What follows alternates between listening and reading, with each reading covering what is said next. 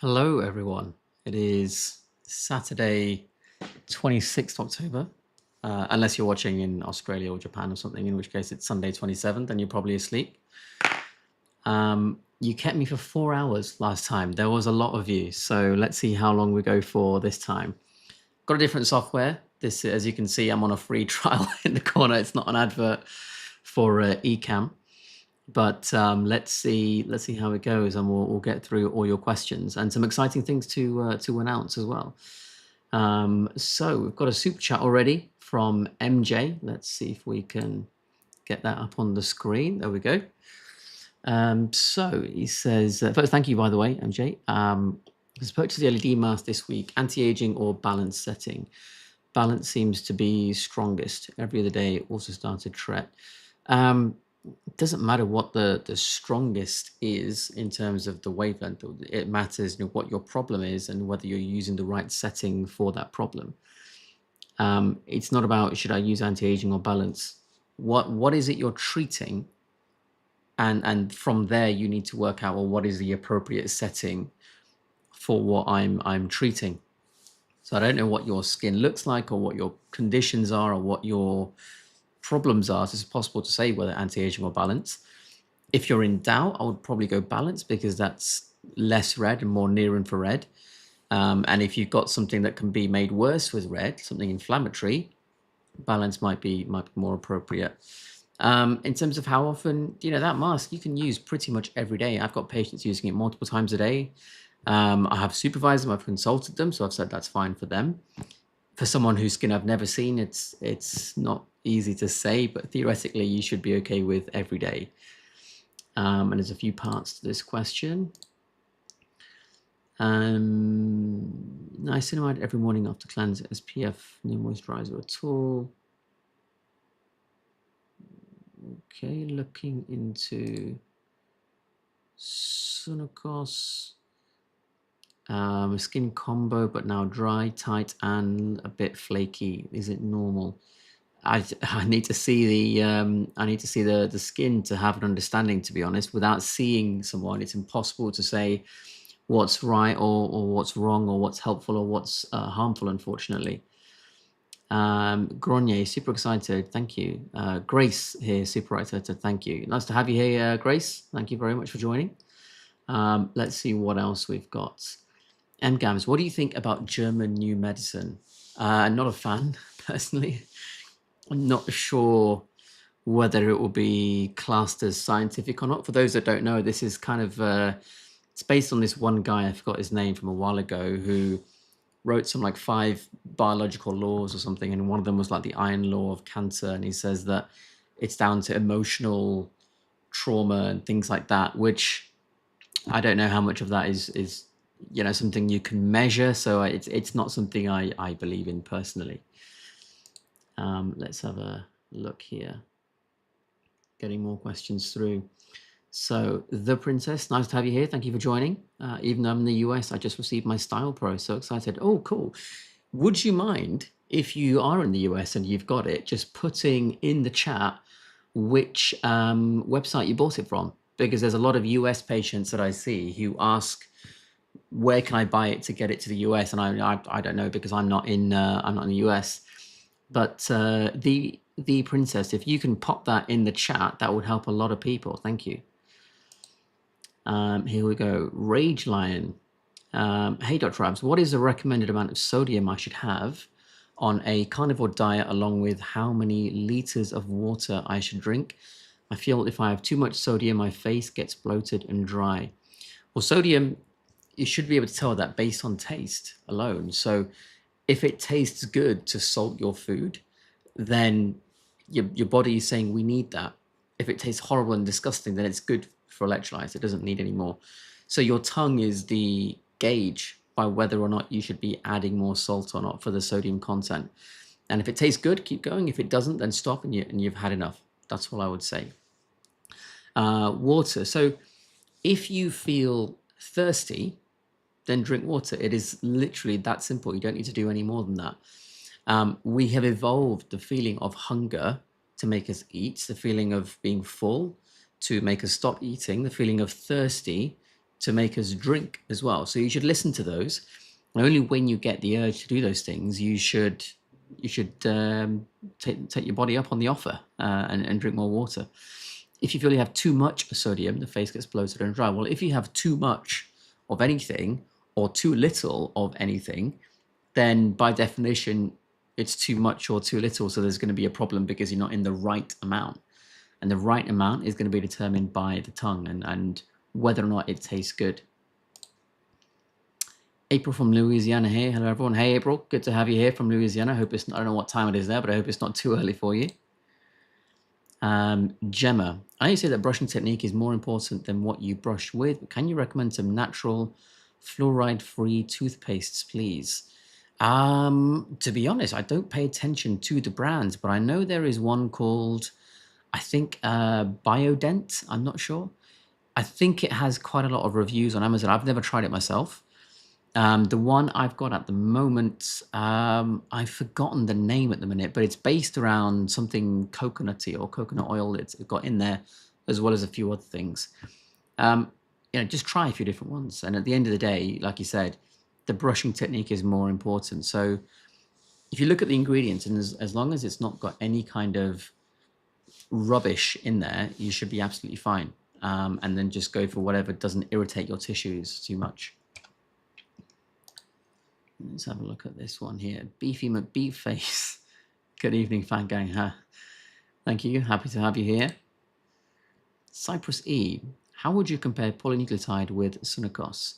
It's a good question. I mean, I personally would prefer Sunakos. I've tried polynucleotides in the past. I just didn't think they were as good. And I've seen many people say the same. Typically, the people who think polynucleotides are better are people that seem to not be able to get any result with Sunakos, which leads me to think or question, is it the technique? Have they actually been injecting it right? I don't know. Personally, I've tried both. I've used Sunakos for years now. I absolutely love it. And the way to compare is to do the following. So you basically ask, what is the protein output in the skin? So which proteins is it actually creating in the skin? And you're going to see that if you look at polynucleotides, it's going to be mainly type 1 and type 3 collagen, which is fine. They're very easy to make. Sculptor does exactly the same thing. Most products in the world do that, which shows you there's really not that difficult at all. But if you look at Sunakos, it produces good amounts of 1 and 3, but it also does other types like 4 and 7, and it does large amounts of elastin. If you want your skin to snap back very quickly, if you want soft, elastic skin, you shouldn't be concentrating on just loads of collagen. You should be looking at a product that increases collagen as well as elastin. And you need to look at the physiological production of this, not by inflammation. You make something by inflammation, you're just creating fibrosis and wound healing. And when you make a scar from fibrosis and wound healing, that's mainly type 1 collagen. So you're not really doing anything physiological. You're doing wound healing. Whereas Sunakos works physiologically because it's specifically anti-inflammatory, which is why you get much more types of collagen, as well as the elastin.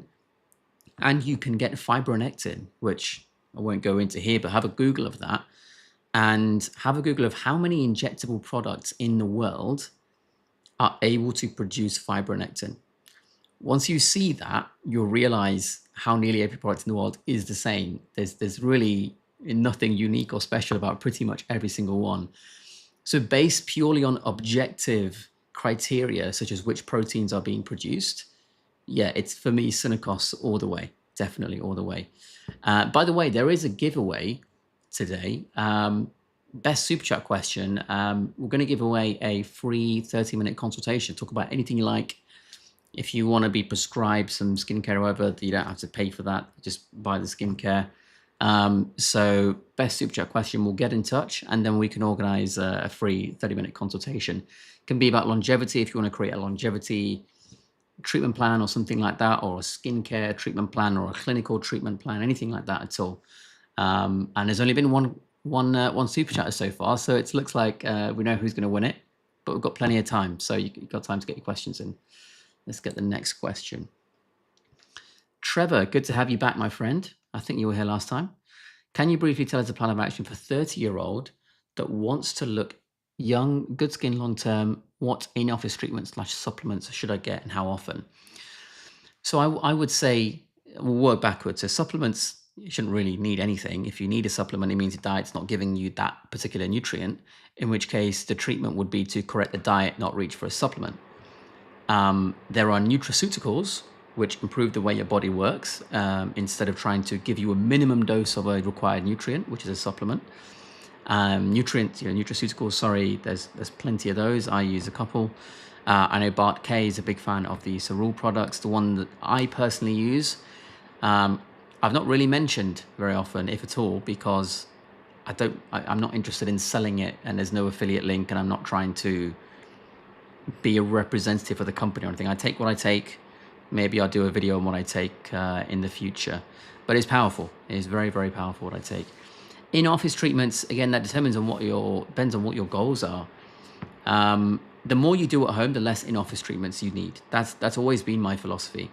Because if a patient comes to me having done a lot of work at home, my work in the clinic always looks better and there's less risk. It's hopefully going to last a lot longer, and it's going to be a better outcome for the patient too. So what in-office treatments, typically if you're going to do it as an average, maybe once a year, once every 2 years, you might look at some kind of laser resurfacing, light laser resurfacing to keep things in check. And then that's pretty much it in terms of in-office treatments. I don't plan things regularly, to be honest, because I get patients to do so much at home to minimize the money they spend, to minimize the visits to the clinic, and to minimize risk as well. And for good skin long term, you're looking at a good diet.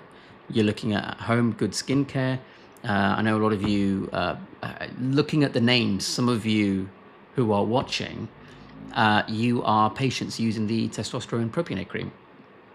This is mine right here. And that is incredibly powerful. And there's an update video coming. We're going to show some blood tests as well that people have produced, take the names out. And then with the blood test, you can see that when people use it, it has no effect on the body's testosterone as well, which I know a lot of people wanted to ask about. Let's look at this one. Yukta Chaurasia. Apologies if I've pronounced that name incorrectly.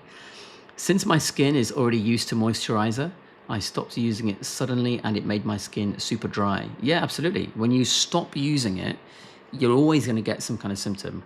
Just like if you stop your diet and switch to another one overnight, you're going to get a lot of problems and symptoms because the gut bacteria is used to eating the old diet. And even if you stop using your moisturizer versus you accidentally forgot to put it on one particular day, it'll still probably feel quite dry, which shows you what it's been doing to your skin to leave it in that state when you've finished using it, which for me is another reason to not need it. My skin never gets dry, and I had never used a moisturizer. I know some of you might think, well, you don't have any skin conditions, and I think, yeah, that's true. If you have skin conditions, and you need to worry about the condition, not moisturize it anyway. And I know some of you may think, well, you're young and everything. Well, I'm 32, and there's people younger than me who have issues, so it's not to do with the age either. If you really want to understand it, I am actually doing a big course on chemistry and biochemistry, and we can talk about things like hyaluronic acid in there. And it is an enormous course, absolutely enormous. And the depth of detail that we're going into is, I haven't seen anyone else do that, especially not for free anyway. But it will be starting probably in November, releasing lesson by lesson, one at a time.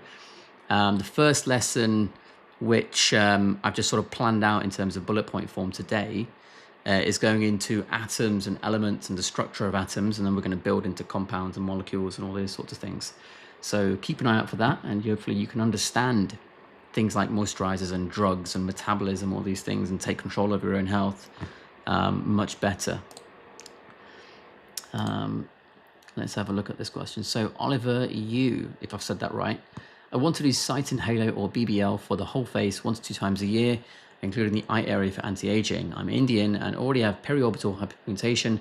Would those lasers be safe for me? So the lasers are safe. Any laser on the market is safe, otherwise it wouldn't have been released onto the market. It's not the laser that determines whether it's safe or not. It's the condition of your skin and your medical history in combination with the appropriate use of that laser. So that is something that is dependent on where you go and who you see. The laser is safe. How it's used is determined by the person holding it in their hand. That's where you get the safety. You know, it's like, for instance, if you look at, sorry, I just lost a comment there. There we go. If you look at, let's say, NAD+, you know, and I'm doing a course on NAD+, I'll get it on screen here. The molecule isn't safe or unsafe. It's just a molecule. Whether or not you understand what it does in the body and how you use it in that context externally, that determines whether it's safe or not. And unfortunately, things like that, no one teaches, hence why I'm actually doing a course if anyone is interested. 1st of December in London, in face-to-face. You're welcome to come along if you wish. Tickets are on my website, but I won't advertise that too much. Let's get this next question. So, Cypress E again. How would you compare injections such as PLLA with Synacos? Same as polynucleotides. Write to the manufacturer and say, which types of collagen do you make? Ask them if they make elastin, ask them if they make fibronectin, etc., and you'll see the answer for yourself. The answer is PLLA just makes type 1 and 3 collagen. That's pretty much it, and 3 will convert into collagen type 1. In fact, I have a video, I think coming possibly next week, basically titled something along the lines of which skin injectable is best. And I don't recommend anything in there. I am just talking about the questions to ask to determine which skin injectable is right for you. And they're all objective questions. There's nothing that relies on anyone's opinion. There's nothing that requires any level of knowledge. And it is just a sequence of questions you can apply to any brand because it is brandless as well. Once you watch that video, it's probably about 20 minutes to give you good levels of detail. You can take those questions, and they are written in the video, and there's a copy and pasting you can send to the manufacturer, and you just wait for their response. And it gives you exactly the right things to ask. Because people always ask questions like this. How would you compare this to that or that to this? And that's why I made that video, to give people the power to answer that question themselves without having to rely on anything else. So good question. What are the best in-office treatments? Oh, hang on. Someone can do for anti-aging, collagen boosting, beautiful skin. In office, for me personally, the injectable Synacos would be great because you talk about collagen boosting, but collagen boosting doesn't have a meaning because there are 28 different types of collagen. So which one are you trying to boost? And so you have to ask yourself that question, what are the collagen types? And again, this video that I'm hopefully releasing next week would show you how to choose that. For me personally, things like powerful LED treatment, Synacos, maybe a little bit of energy-based devices like a laser or broadband light or something, that can be quite powerful as well. And you don't have to be too invasive as long as you look after yourself properly at home. How do I train my skin to get used to no moisturizer routine because I have really dry skin? Well, your skin got used to having the moisturizer by you just putting the moisturizer on every day. So if you just stop using the moisturizer, even within a couple of days or a week, your skin will start to adapt. And if it doesn't, it's not because you took the moisturizer away, because your health is not good enough for your organs to adapt to your environment, which means you've got bigger things to worry about than just skin, I would say. So just carry on as you are, not using it, and see what the response is. And based on the response, you then have your next step of what to do. Louise, thank you very much for being here. I can't use Retinoic. What is a good product I can apply to my face after a dermarolling session? Copper peptide, exosomes? Great question. First of all, Louise, if you're still here, can you... oh, Hannah's there. Hannah, I met Hannah in Kosovo recently, actually. I'll come to your question in a second, Hannah. But Louise, tell me in the chat why you can't use Retinoic, because that actually makes a difference as well. But if you can't use a Retinoic, I would look at something like niacinamide, vitamin B3, because that's really, really crucial for the functioning of the mitochondria and therefore all your protein synthesis and things like collagen, elastin, etc. These are protein-based or protein fibers. So I would look at something along the lines of, let's say, niacinamide powder from The Ordinary, maybe mixed into a little bit of, let's say, squalane oil, also from The Ordinary. Make a little mixture in your hand and then pop it on.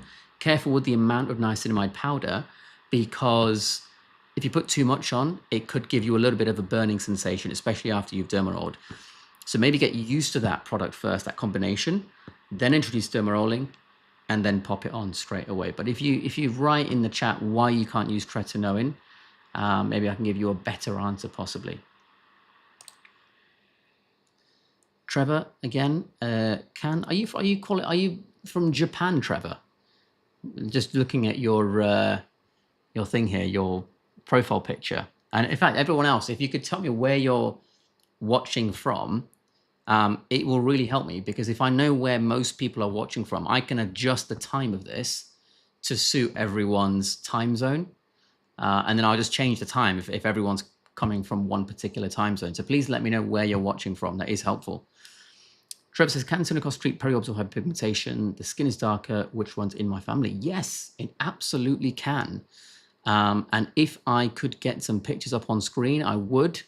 I'm just trialing the software, as you can see from the advert in the corner there.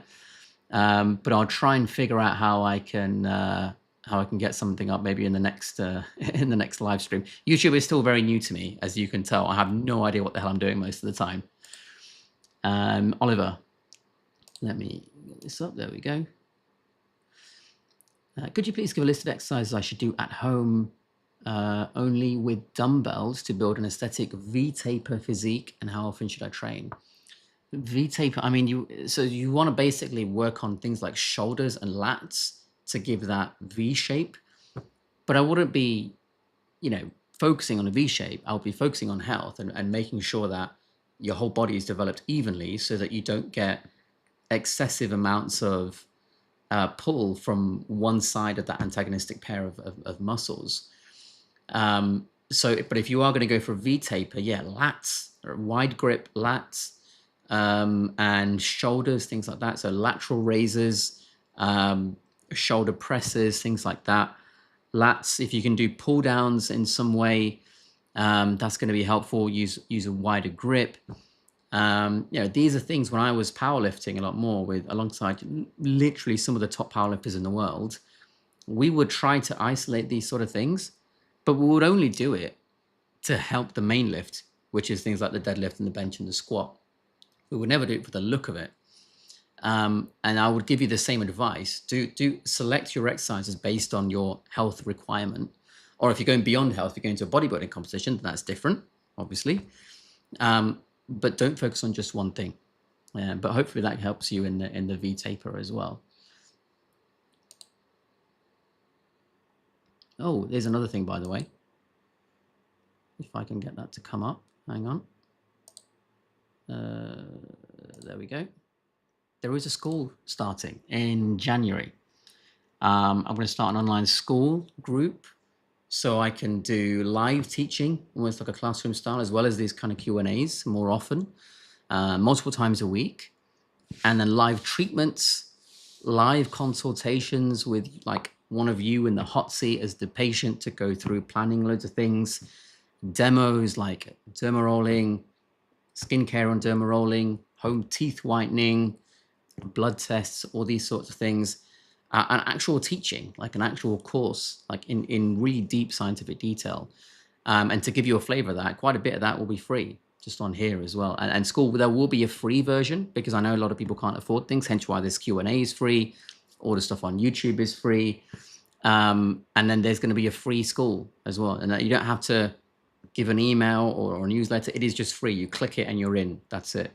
And then there is a paid version with more stuff as well. So keep an eye out for that. That will be starting in January. Hoklas, if I've said that right. Best laser treatment for genetic periorbital hyperpigmentation. You're assuming a laser is the best thing. It's not necessarily the best thing for periorbital hyperpigmentation. It depends on the skin. If your skin can't take a laser treatment, maybe it's too thin, maybe your medical history isn't right, maybe you're on certain medications that makes it photosensitive, a laser could be detrimental to you. So it's not about deciding I need a laser for this. It's about having a consultation to figure out what you can and can't have, and then picking from what you can't have based on the relative pros and cons of each option. Let's go to Kenneth. How is the progesterone trial going? There's no progesterone trial, Kenneth. I don't know if you've got the right thing in your head or not.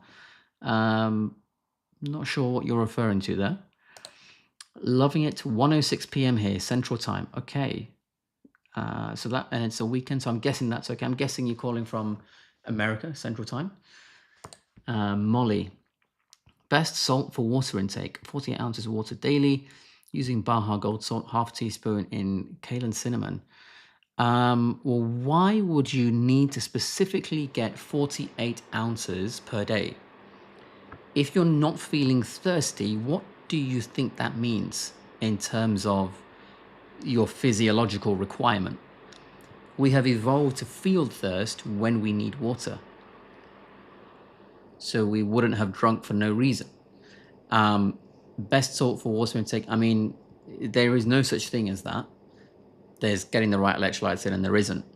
If you're gonna put, if you're trying to get your electrolytes in, I don't have it here. I probably should have brought it with me, but I personally use the Keto Pro, theketopro.com, and that's got my electrolytes. I don't need to put salt in water for that, and that's got good amounts of astaxanthin, a very, very strong antioxidant. It's got molybdenum and selenium, molybdenum, I should say, and selenium. I prefer that to salt. I mean, if I'm gonna have salt, if I've got some here, it's usually one of these two. That's Redmond's real salt, but I also have Celtic sea salt, not right here, but I use one of those two to get my salt in there. Appearance coach. That is, is that Kim or is it Lisa? Let me know. I'll get to your question soon, guys. Good to have you here. Kim and Lisa, I've sent a patient your way, actually. Her name is Jess, and I don't know if she's watching, but she'll get in touch with you pretty soon. Trevor, if you can't use tretinoin, what would be a basic skincare routine you recommend for anti-aging? I mean, the most basic, for now, a lot of the time, what I'm using is just the testosterone propionate, that, when I made that big video about it. I've got patients on it who have been on it for several months now.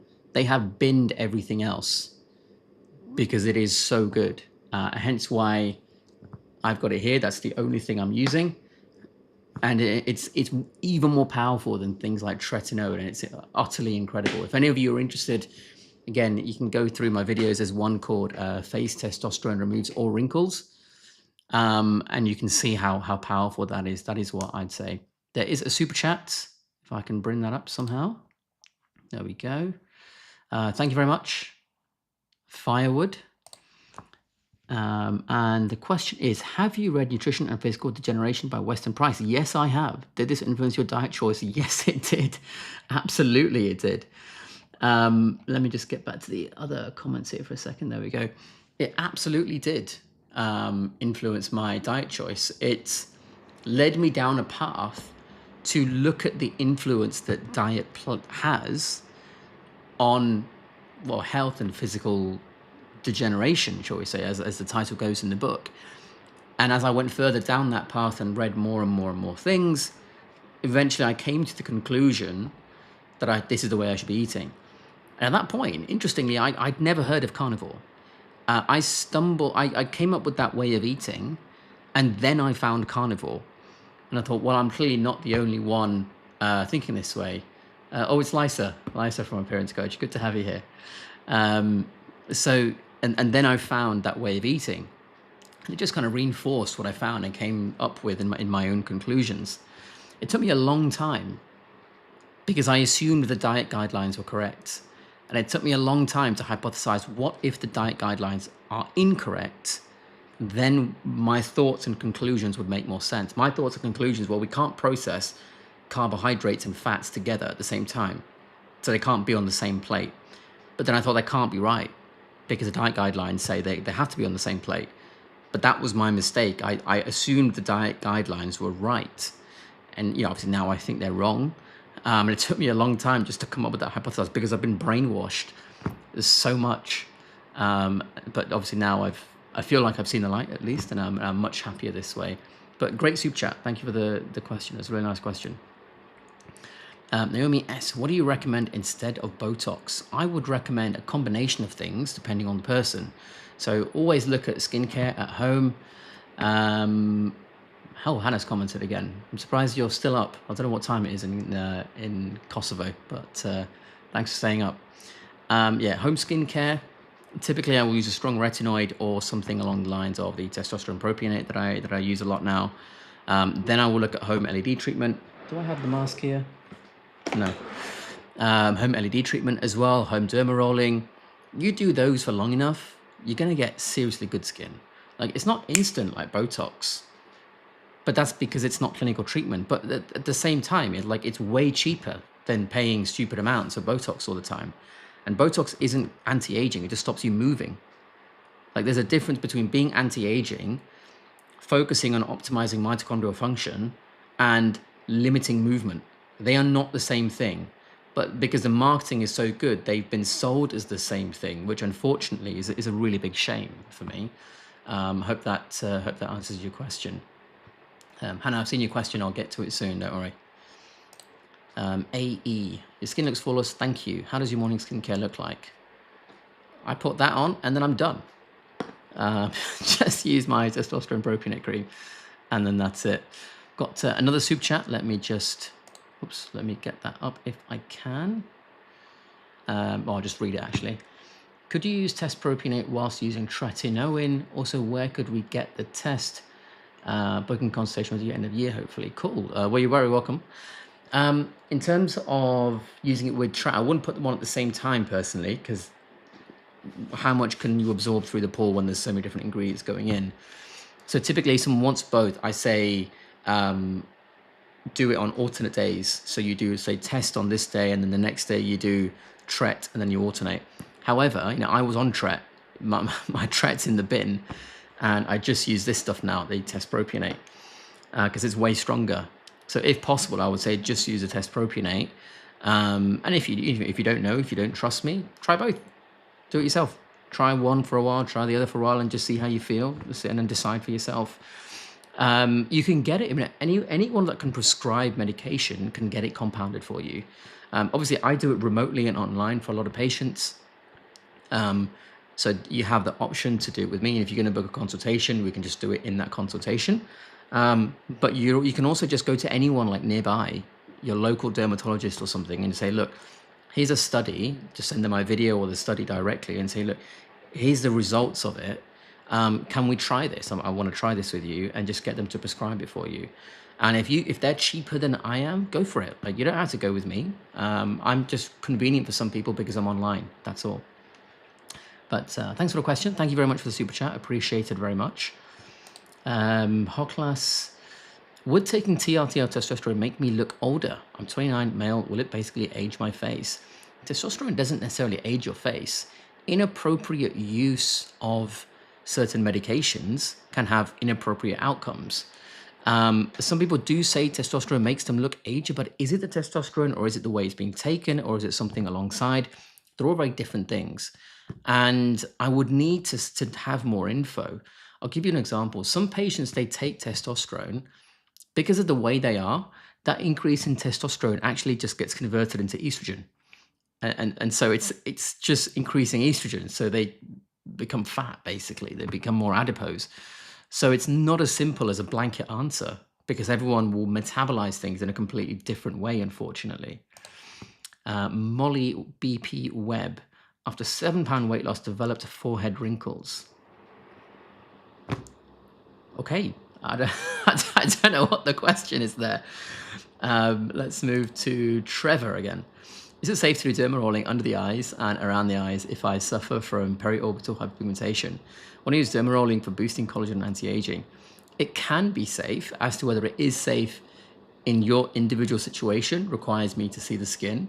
Typically, if someone was going to do it around the eyes, we drop the needle depth right the way down. We go really, really shallow, because the skin itself is only about 0.1 mil thick, depending on which scientific paper you'd like to quote.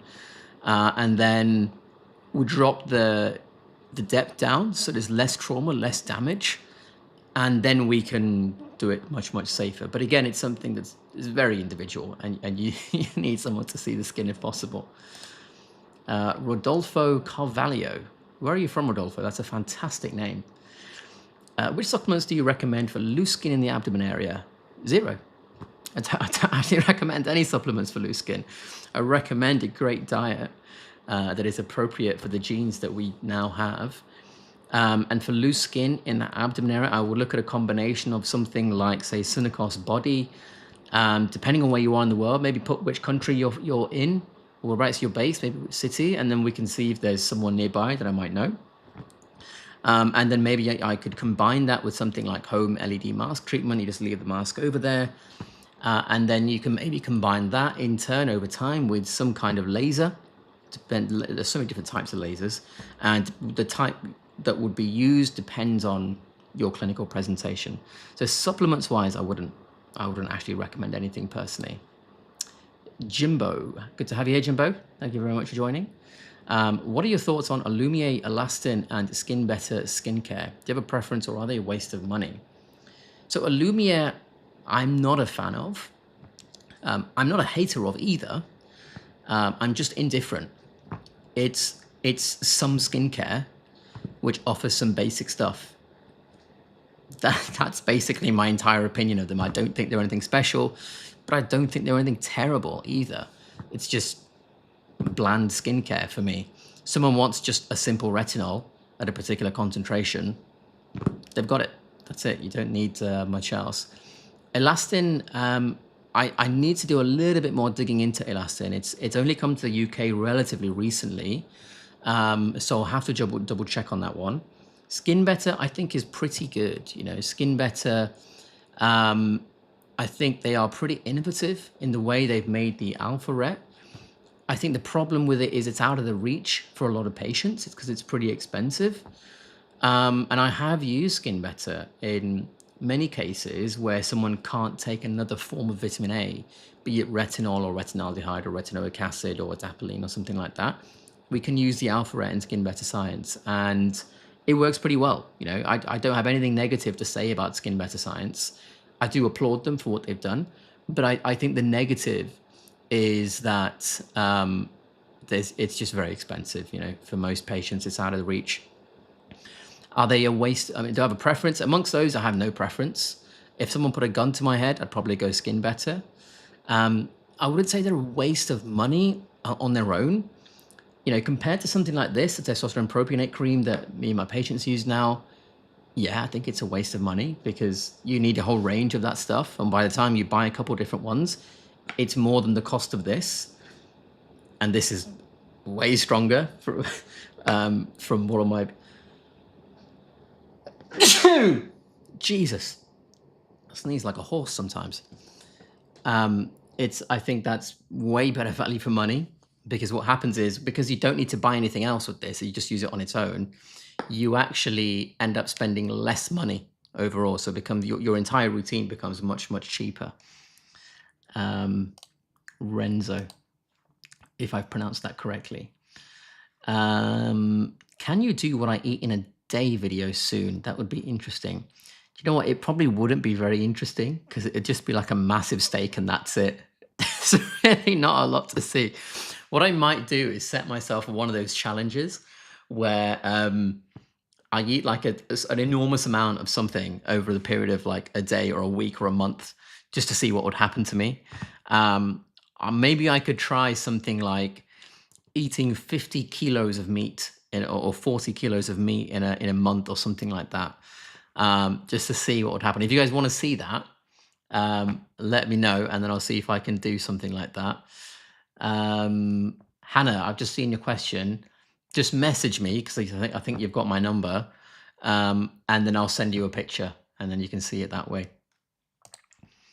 Yukta again, some tips for boys' skincare, someone with a lot of sun tanning and uneven skin tone. It doesn't matter whether you're a boy or whether you're a girl, you know, or whether you have anti-aging or whatever, it's going to be the same. I would still look at something along the lines of good vitamin A, and that can be it. Depending on the age of the person, they may or may not be suitable for something like the testosterone propionate cream that I always try to champion. But typically, something to clean the skin when it's dirty, not by default for no reason, but when it's dirty. You know, something like, let's say, a simple CeraVe cleanser or Cetaphil or something less than like £10 is fine. And then something with vitamin A, even something simple like retinol from Medicate, MEDIK, and then the number 8. They have good retinol creams. The Ordinary has a retinol now. And then a little bit of sun cream if they need it. That's it. You don't need a huge amount, to be honest. Hourglass again. My right upper eyelid is a little bit too open. I don't want surgery. Is there a non-surgical way to lower it a little? Maybe with filler. Potentially with filler, yes. You can use something called the A-frame technique, where I would inject basically all the way across the upper eyelid, like here. Non-surgically, it's pretty difficult to really take out or to take out excess skin and change things like that. So you're probably looking at surgical, I would say, if possible. Beefy McBeatface, that's probably the best name I've seen in this entire live stream. Beefy McBeatface, let me know where you're from, my friend. I would love to know. Hopefully you're from somewhere that's renowned for beef, like Japan or something along those lines, or Argentina. That'll be quite good. I don't think I can stretch financially to the injectable NAD plus, even with the discount code. Are there some other NAD plus supplements that may be more affordable long term that may also work well? Interesting. What I would say in that case, you've got two options. Either go to some kind of oral version, nadplusathome.com. They've got an oral version now, or still get the injectable, but just don't use it as much. Maybe only inject it like once or twice a week and make it stretch months to the point where it lasts as long as buying multiple bottles anyway of oral supplements, and do it that way. Because the issue with the oral tablets is you got no idea how much you're getting and how much benefit there is, because each person digests things slightly differently because the gut microbiome is different. So you've got no idea how much is actually making it into your bloodstream. And because of that, you've got no idea how much is making it into actual workable NAD. And that's what makes it difficult to plan as a clinician as well for my patients. Whereas when we inject, you know, we pinch the fat and then we put it directly into the fat. And if there's 50 milligrams of NAD in there, we know there's 50 milligrams gone into the body. So it's very easy to make dose changes clinically and to actually treatment plan people. So if possible, I would still get the injectable, but drop it right down in the use, so that it becomes the same price for the same period of time as buying tablets constantly. I hope that gives you a good answer. Kenneth, what do you think about rapamycin? Can it be used with topical progesterone? First of all, I wouldn't use it with topical progesterone. Second of all, I think rapamycin is one of the, along with metformin, is one of the most ridiculous ideas for people to start taking or doing for longevity. I mean, rapamycin, I've got a video coming out soon, probably in the next few weeks, about mTOR. It's incredibly misunderstood. And people think mTOR is dangerous, or that you've got to stop it or activate it or something. It's far more complex than that. It is designed to be there. We would not be alive if it were not there. And rapamycin that just goes in and does things to mTOR willy-nilly is just a stupid idea. And I know there's trials that say, oh, it increases lifespan in this animal and that animal, and it's more complicated than that. You know, those studies are so flawed. You know, it's absolutely flawed. Maybe me and Bart K can do a video about this and talk about it after I release my mTOR video. And keep an eye out for that in the next few weeks, because I really go into detail about how mTOR actually works and how we can use it to do things like build muscle. If you want to look at something like rapamycin, if I'm not mistaken, it actually can like inhibit spermatogenesis, so it affects fertility as well. And once you understand more about mTOR, you realize why that happens.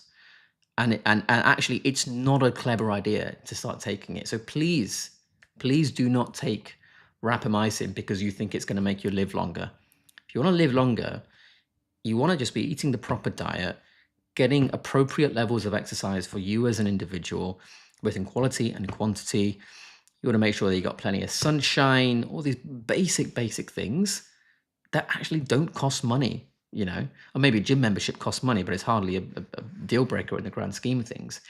Companies make a lot of money by making you think there's a magic pill to buy to live longer. There's a magic treatment to live longer. There are certain things that may help in certain situations in controlled conditions, like NAD+, which I'm a huge user of, and I've seen miraculous things with it. But that can be abused, and that can cause problems if you do it wrong. So don't ever think there's magic bullets, including things like rapamycin. Louise, can you perform filler to help raise the lower eyelid? Lower eyelid retraction. It's a very unique technique. Some injectors know it. Can you perform it also? Yes, I have done it. But the thing is, it depends on the laxity of the skin that's there. I've had elderly patients ask me, but the problem is when the skin is really lax, you put the filler in and it doesn't do anything because the skin is so saggy over the top of it. When there's tension in the skin, then the filler can actually have an impact on the positioning of the skin itself. So you would need a consultation to try and see whether or not it's possible for you as an individual. And sometimes I would actually say it's better to do that surgically. Yeah, I know it's more expensive, and I can't go into it in full detail here, but if I was in that situation, knowing what I know, having done what I've done, I would actually just look at the surgical option. There's so many benefits compared to the filler option, and you know, it's not even a question for me. I wouldn't even think about it. I would just go for the surgery. If you want a good eye surgeon, look at someone called Daniel Ezra, Ezra. I think it's called Ezra Clinic. He works a few doors up from me on Harley Street in London, and he's a phenomenal guy, absolutely phenomenal. Look at his clinic, and you'll find someone to do that for you. Body skincare, arms and legs. I can't remember the previous part of the question, unfortunately. Rage Lion, what do you recommend for rosacea and sensitive skin? Changing the diet, my friend. Every single person that's ever come to me with those issues that I have then used diets therapeutically, we have cleared the conditions. There is a link between skin health and your gut, between brain health and your gut, all these sorts of things. The immune system and the gut. We don't fully understand it, but it's a big deal. And when we correct the diet and the gut microbiome is changed, suddenly the skin is just glowing. Like, I think people call it a carnivore glow, I don't know. But diet's going to be number one, 100%. And you can do it with just diet as well. That's the actual, for me, that's the root cause. Everything else is covering up the symptoms, but the root cause is still coming in to cause the issue. What is optimal in terms of frequency and how many sets a week to build muscle as fast as possible? Hypertrophy. How many times should I work out the muscle a week, and overall how many sets a week? Optimal is dependent on the person and what they're trying to achieve. Different things are optimal for different people with different goals. Frequency, again, I would never go more than every other day. Personally, I never go 2 days in a row.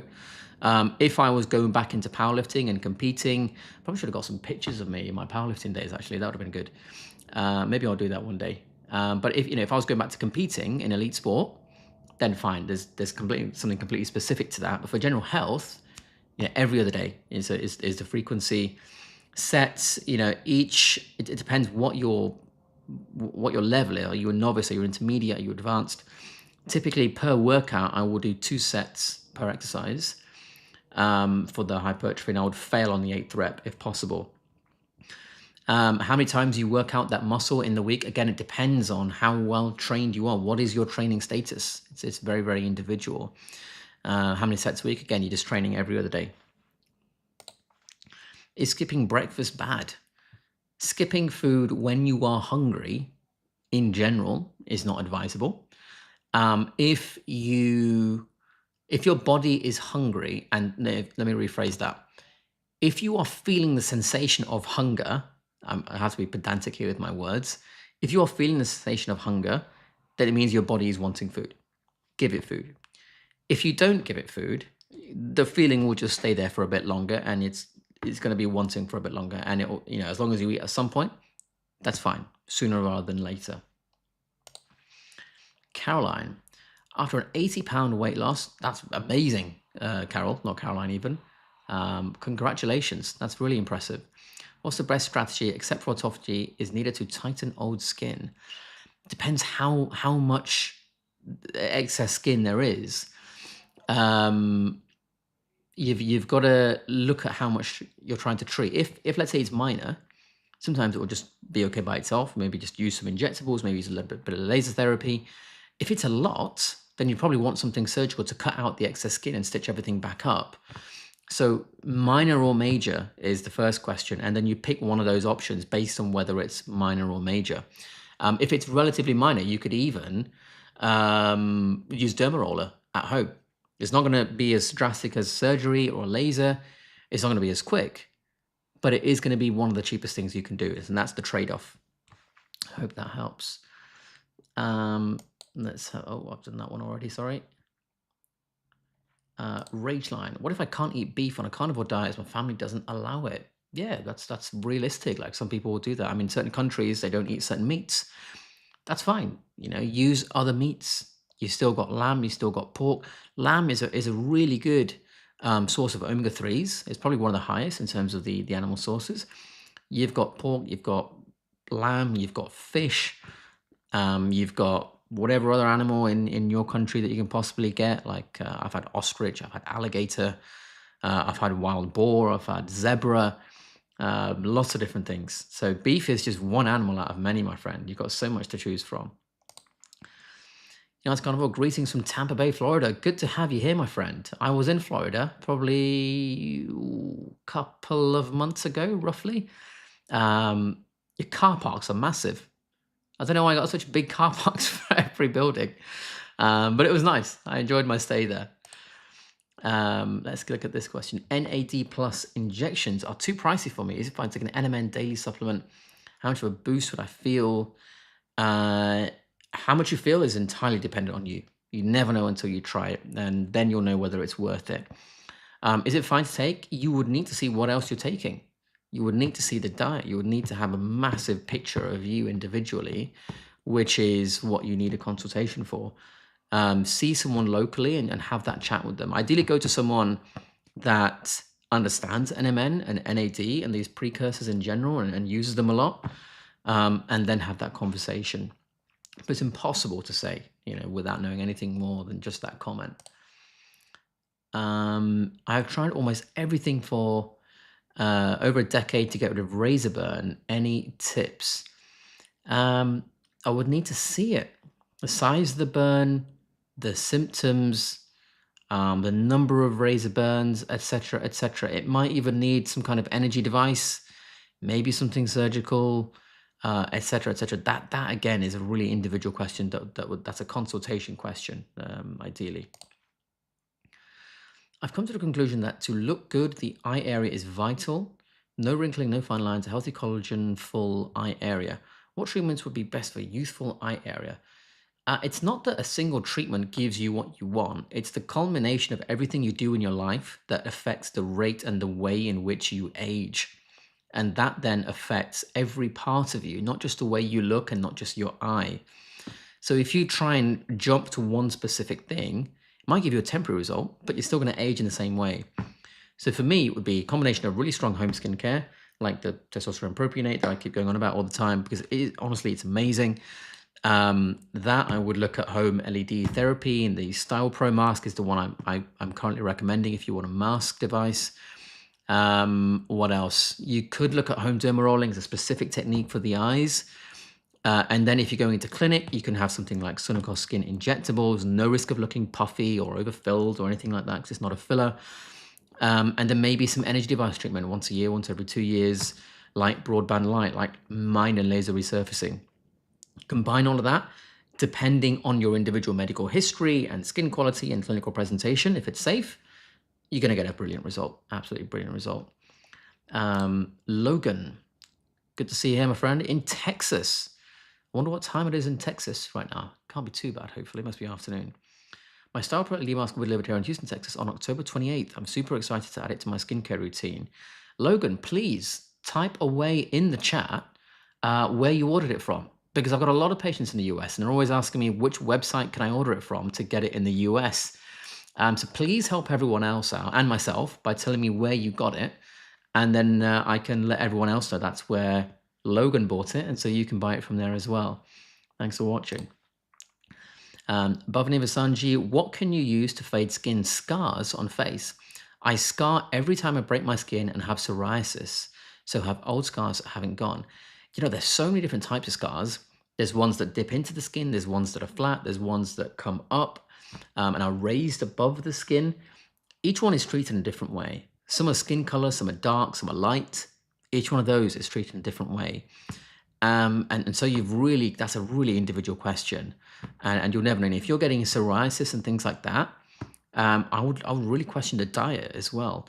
In fact, nearly every time when someone follows my therapeutic diet advice with skin conditions like that, it just self-resolves.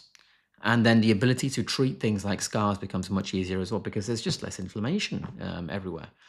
So it's a really individual question, and I can't see your scar, I can't touch your scar, so I can't answer, I'm afraid. Really sorry. Recently read eggs inhibited iron absorption. I've cut down from 10 to 2 a day and feel better. I'm not sure whether eggs inhibit iron absorption. I've not read a study that specifically says that. I think eggs are really nutritious and they offer some great nutrition. I wouldn't discount them. And you know what? You're going to get iron in lots of different things. And if you have your steak, you're going to get iron in that. That's fine. Just if you think the eggs are going to inhibit for you the absorption of it for some reason, just have the eggs separately, and that's absolutely fine. Oliver, how can I improve my sleep? Any supplements or strategies you have? Always wake up in the middle of the night. Depends. Are you in the middle of a diet transition? Are you in the middle of going carnivore, where you may get sleep difficulties? I had that when I transitioned, and then it self-corrected, and then it was fine. Everyone seems to go through the same thing. If you're having difficulty falling asleep, you know, sometimes I do when I'm jet lagged, because I go through different countries all the time. If I'm having a bit of jet lag, what I might do is have a little bit of melatonin, maybe in the region of like 1/4 of a milligram, 1/3 of a milligram, something along those lines, just to help me drift off. But also you can take certain types of zinc and magnesium before bed on an empty stomach to help your sleep be as deep as possible as well. There's 2 little tips that you can try and see how you get on. Grenier, I hope I've pronounced this right, by the way. Grenier, I know it says grain to everyone else reading, but I think it's an Irish name and it's pronounced Grenier. Hello again, Grace here. Oh, it's not even Grenier, it's Grace. Can you explain where on your web how to order your testosterone pea cream? Oh, you didn't order it. You need a consultation. It's a legal requirement to have a consultation, whatever form or shape that consultation takes place in. So on the website, there's a thing, students and patients. You click that, and then there's like a testosterone consultation thing. You can book that. You don't need to have a consultation every time. Like if you want a repeat prescription, you use that once, and then you can get repeats afterwards. It's pretty easy.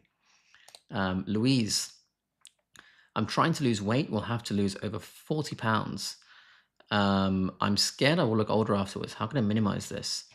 Well, if you lose weight very, very drastically, oh, Flaca's here. That's Hannah's sister. If you lose weight too drastically, then yeah, the skin, you find it sags. Like you find the sagginess in those cases.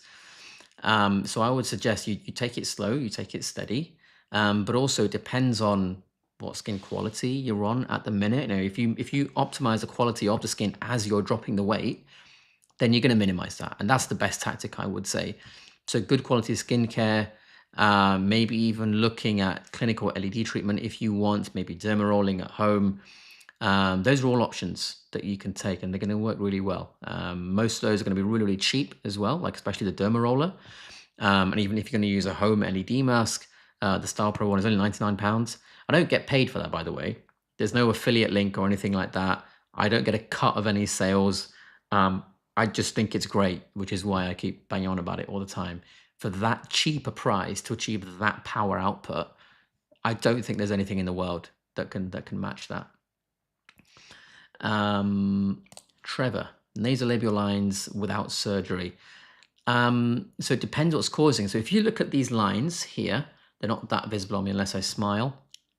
There we go. So a lot of the time, if I was to push my fat down like that, you can see those lines are more visible. So sometimes we have fat here, and as it comes down, the weight folds over the ligament, and then you get these lines here, like that. So sometimes you need a bit of filler up here to pick everything back up, and then a little bit directly into this, what we call a fossa here, the piriform fossa, and together, so there and there, and maybe a little bit here to pull everything back in controlled amounts. Don't overdo it. That can help nasolabial lines massively, for sure. But again, I need to see the skin, feel it, see what the fat is doing, etc., and then we can figure out what's best. So next question, is going to bed late bad to your health a myth? I wouldn't have thought so. You know, if you have poor sleep, you're going to affect yourself systemically, which is something quite different, in which case that can lead to your health deteriorating over time if you do that chronically. But one isolated instance of sleeping late, I don't think that's going to help. That's going to trouble your health too much, I would say. Hannah, a patient with a face full of keloids from treatments in other clinics. Morpheus, Fraxel. Do you think I can use Synacos body, the one used for cicatrix or scars on her face? Good question. Send me a picture of that, Hannah. Like I said, I think you've got my number, and let me see if I can help you out. Theoretically, it may be possible, but if there's keloids, I mean, I treat keloids very differently. I basically take advantage of the power of hyaluronic acid, and I basically cause the body to break down its own protein. I know that sounds really weird. It almost sounds dangerous as well, but it's not, because it's on a localized scale, only in the scar. I've not taught that anywhere, and it's not written in any textbook. That is just something I have created clinically, simply because of my knowledge of HA. So maybe next time we meet, if you're in London, or next time in Kosovo, or if you're at IMCAS, let me know. I can describe it to you in more detail. But put the Synacos body in if you want. But actually, no, if it's in the face, I would use Synacos Performer. And then, yeah, just see what happens, because you can't cause any harm. Worst case scenario is it does nothing. There's nothing really to go on. And I would use the Performer for that. Grace, will Test B help Jules' skin sag? And how can I treat KP on legs? Keratosis pilaris, I think. What do you mean by help Jules' skin sag? I don't quite understand that question, unfortunately. If you could rephrase that, Grace, that'd be good. Let's have a look here.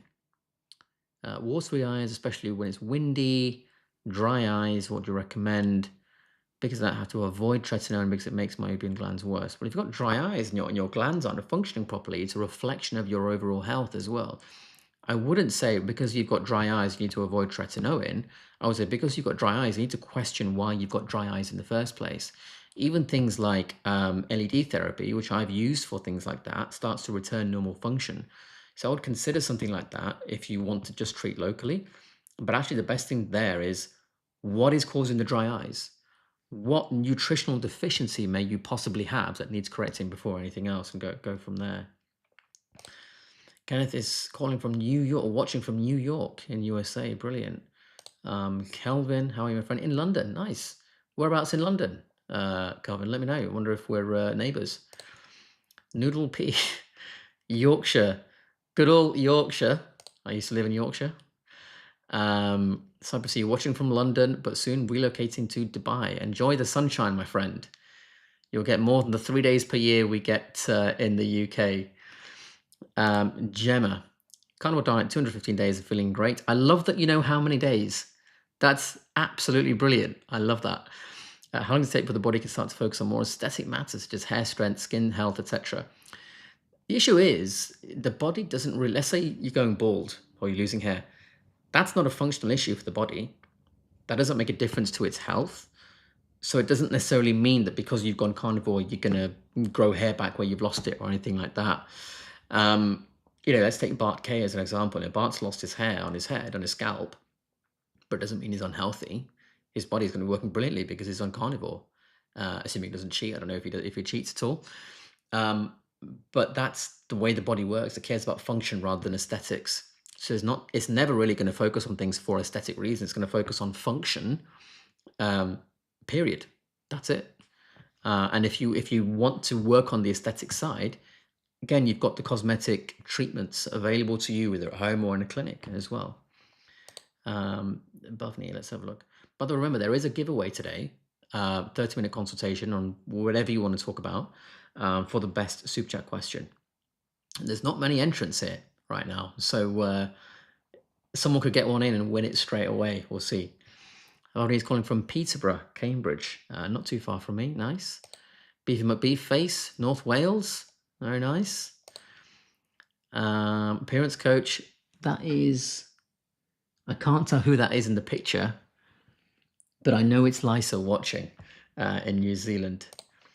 Vitalius from Norfolk, UK, just want to say thank you for everything. Oh, you're very welcome, my friend. Thank you very much for a kind comment.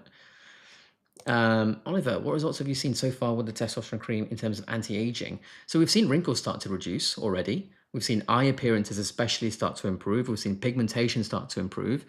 I am waiting for more pictures so I can put them all together, and I've got enough pictures for a video.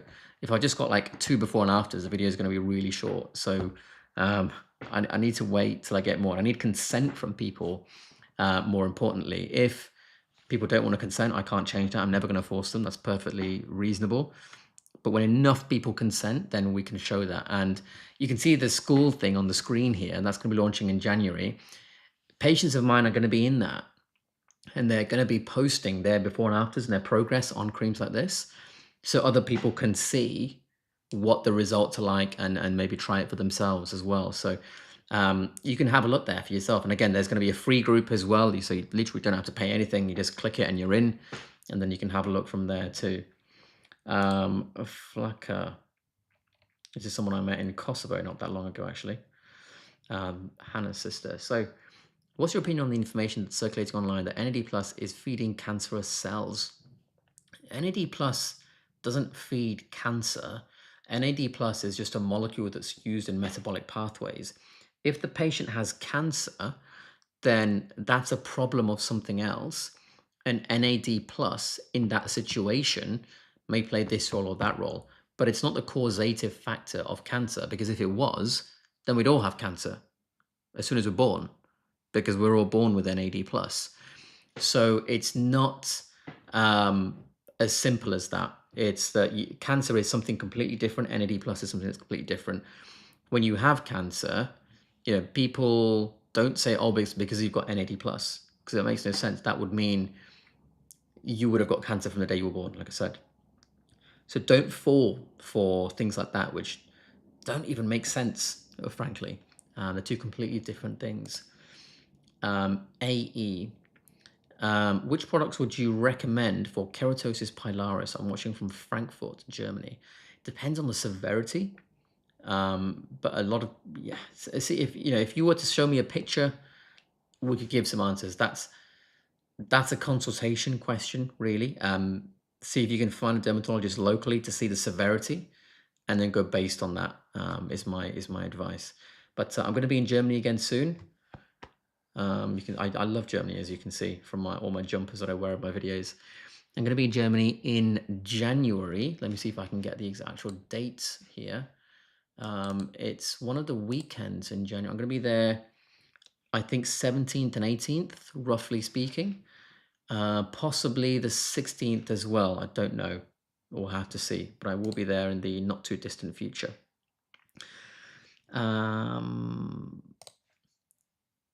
Rachel, moisturizers with HA bad, but what about moisturizers without HA? Why would you need a moisturizer? That's the question. It's not does it have HA or not. Your skin is designed to give itself everything it needs. That's why we're still alive. So if there's something wrong with the skin, doesn't mean you have to reach for a cream that covers up a symptom. It means you need to ask why your skin is behaving in that way in the first place. What are you putting in your mouth that isn't right? What are you doing or not doing in your lifestyle that is irritating that skin? They're the first questions. So I don't really care whether a moisturizer got HA or not. The concept of a moisturizer just makes no sense to me whatsoever. Your fibroblast cells in your dermis, they make hyaluronic acid, and they make it in the perfect molecular way. at the perfect time, in the perfect layer, in the perfect combination with everything else, and they position it perfectly once it's secreted. There is no way rubbing a cream on your skin, on your surface, or the epidermis, not even the dermis, can create the same hyaluronic acid output as good as, if not better, than the fibroblast, which has had 4.5 million years of practice. So for me, it's an invalid question. I don't care whether it's got HA or not. For me, it's in the bin. Get the skin healthy so you don't need a moisturizer in the first place, is my response. What are your thoughts on eye patches? Are they effective? Do you recommend any? I never recommend any. Just get right skincare. Doesn't matter whether it's for the eyes or the cheek or the forehead or the nose or the chin. Skin is still skin. Mary, watching from New Zealand. A lot of people from New Zealand. I don't know what it is. Quite a few from there, actually. I was there. I've been there twice this year. Wonder if I'll be back next year. Mary so watching from New Zealand.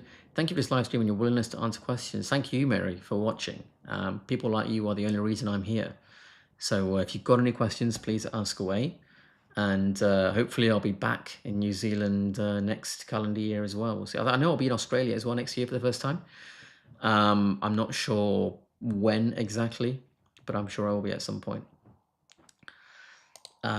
Logan, Star Presley mask in the US. Cosmetry. So I think that's where Logan's bought the mask from. So if you're in the US and you want to buy that mask, which I have no affiliate links for, again, I want to remind people, that's the website, I think, to buy it from, Cosmetry. Let me see if that actually is a website. Cosmetry. Yeah, cosmetry.com. Interesting. Thank you for sharing that, Logan. That's helpful. Jiraji. Dosage for D3 and K2. Take 60 IUs of D3 twice a week. 60? Surely you can't get a dose as low as 60. And I consume around 100 grams of beef liver per week for K2. I mean, I probably wouldn't have constant liver. You've got a lot of risk of toxicity, my friend. But again, it depends on you as an individual. What are you missing? What do you need? And then we can plan a diet based on that. It's impossible to answer. Also, 60 units. I will double check that because I don't think it'll be 60 units. I've never seen a dose that small before. Fades, guys, we've had that question already. Watching from Toronto, Canada. Wow. Thank you very much, my friend. Would there be any concern with testosterone potentially causing cancer? Basically concerns as HRT for women in menopause. So there's no evidence to suggest that HRT in women in menopause causes cancer at all. And there's no evidence that the male equivalent causes cancer either. If the patient is already on their way to cancer, then this is a coincidental association, and that's all it is. But there is zero evidence for it.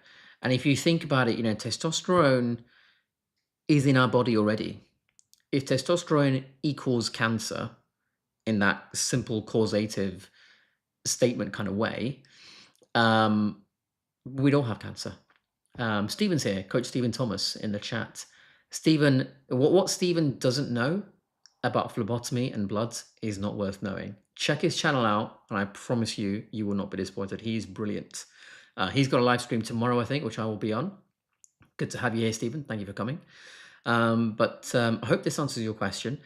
I do not think there is any evidence whatsoever to connect directly or causally HRT to cancer in women and TRT to cancer in men, for sure. Can you please recommend any good jawline injectors for men in London that are affordable? I wouldn't go for someone if they're affordable.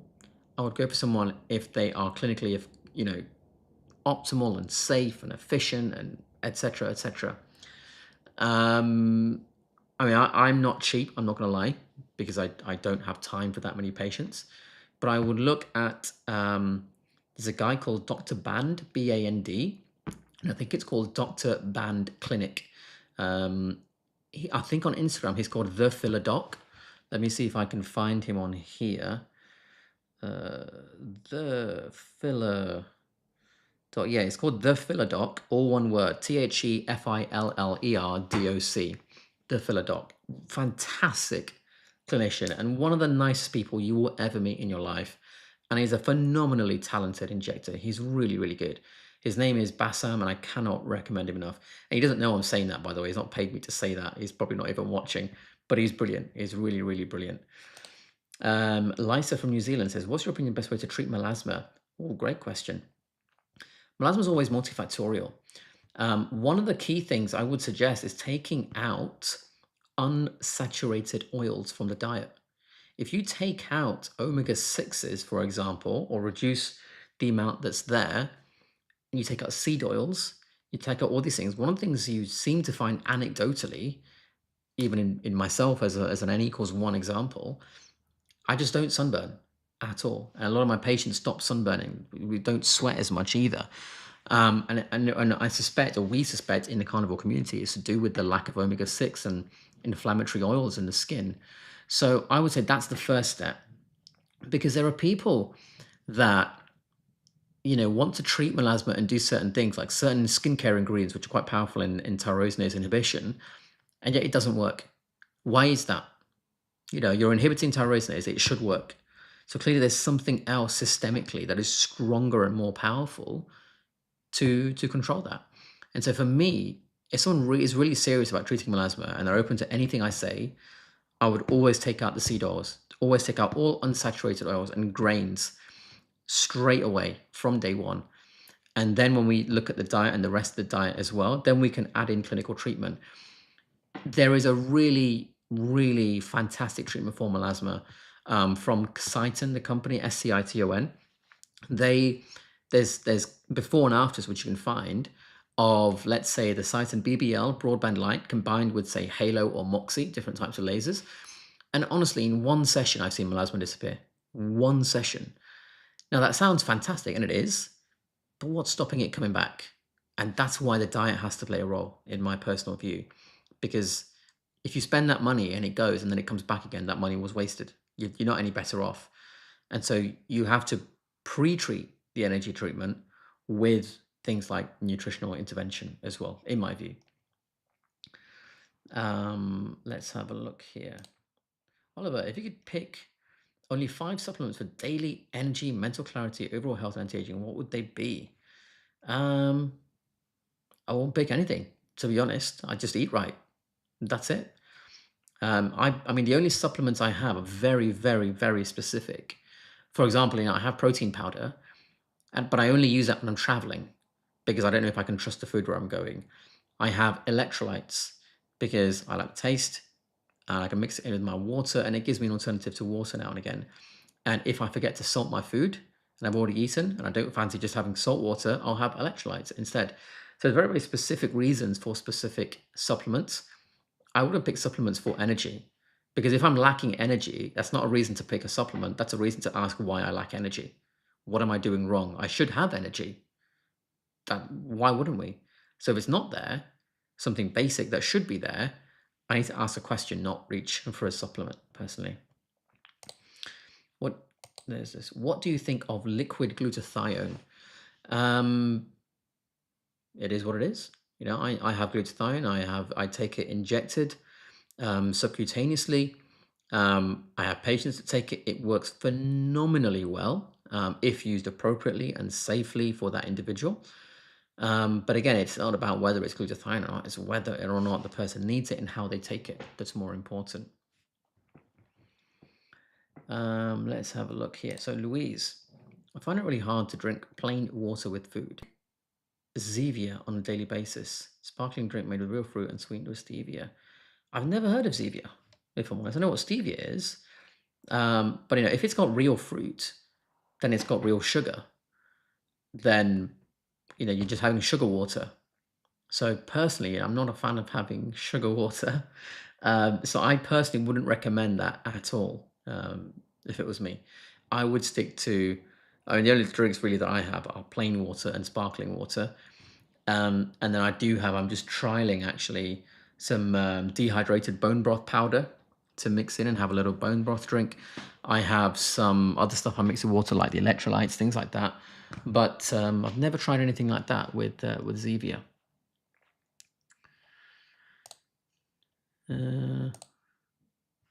It's Lysa. Kenneth got progesterone mixed up with typical testosterone you're mentioning. I've forgotten what the question is now, unfortunately. Joy. How to get Star Pro mask in Canada. Can't seem to look at anyone that ships. What do you think of current body mask? Can't recall if compared to other masks. I don't know where Style Pro can ship to Canada either, unfortunately. If you know someone in a different country, maybe you can order it to them and then get them to send it to you and pay them back for their shipping, something along those lines. It will be a while. The trouble with US and Canada is very difficult to get products in there because people, basically the regulators charge so much money. It's a money-making opportunity to allow people to sell their products in there. And so that's why you've only got like 5 or 6 dermal fillers in the US. But let's say in the UK, you've got hundreds and hundreds, maybe over 1,000. Even in a small country like Jordan, there's probably about 70. But the US is something like 5 or 6. That tells you something about the FDA. It's not that they're overly cautious. It's that for me, they're pretty terrible, frankly. Current body mask. Now, current body mask, I've got to be careful with my wording here. Someone once told me that the current body mask and the Omnilux mask and the Dermapen mask are exactly the same, with only the logo that's different because they come from the same factory and they just stamp the logo on because the companies buy them in. I haven't seen it happening with my own eyes, but that's what someone told me. Take that however you will. Hannah. So the patient that I mentioned, if you're still here, Hannah, patient that I mentioned, she started medication for getting pregnant and got a hormonal imbalance. She first got 3 to 4 keloids, but after the Morpheus and Fraxel, her face is covered in keloids now. Next part, what do you think I should do? I'd need to see the patient. I'd need to see the pictures. I'd need to know what the medication was. This shows you every medication is going to have some sort of side effects. Okay, you interfere with nature, you push something one way, and that's then going to affect the thing next to it, and that other thing is going to get pushed as well. So you've got to know what the medication is. You've got to know the dosage. You've got to know the medical history prior to the medication and go from there. I wouldn't jump into this case, not just because it's not easy, but also because you're taking a big responsibility. As clinicians, people in the public won't know this, but clinicians will say no to a case simply because they are afraid of complaints. They are afraid of things going on in a patient trying to sue them, even if they can do it. When you go to a consultation, it's not just you weighing up the clinician. Do I want them to treat me? The clinician is weighing up you. Is this person going to be a headache for me? Is this person going to be a nightmare? Can I be bothered treating them? Are they annoying me just sitting there? In which case, I don't want them here, and I'm going to say I can't do it and refer them somewhere else, probably to someone I don't like. That happens all the time. All the time. And so when you've got a patient like this, Stephen's talking about Zevia in the chat. Thank you, Stephen. That's really useful.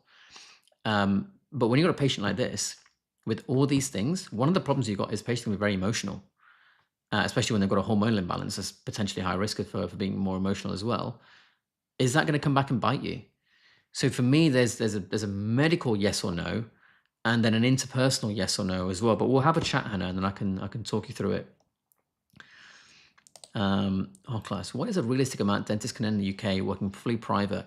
Here are a lot of mixed figures. I plan on offering Botox and filler also. I only would like to work 3 days a week. That is dependent on how much effort you want to put in, my friend.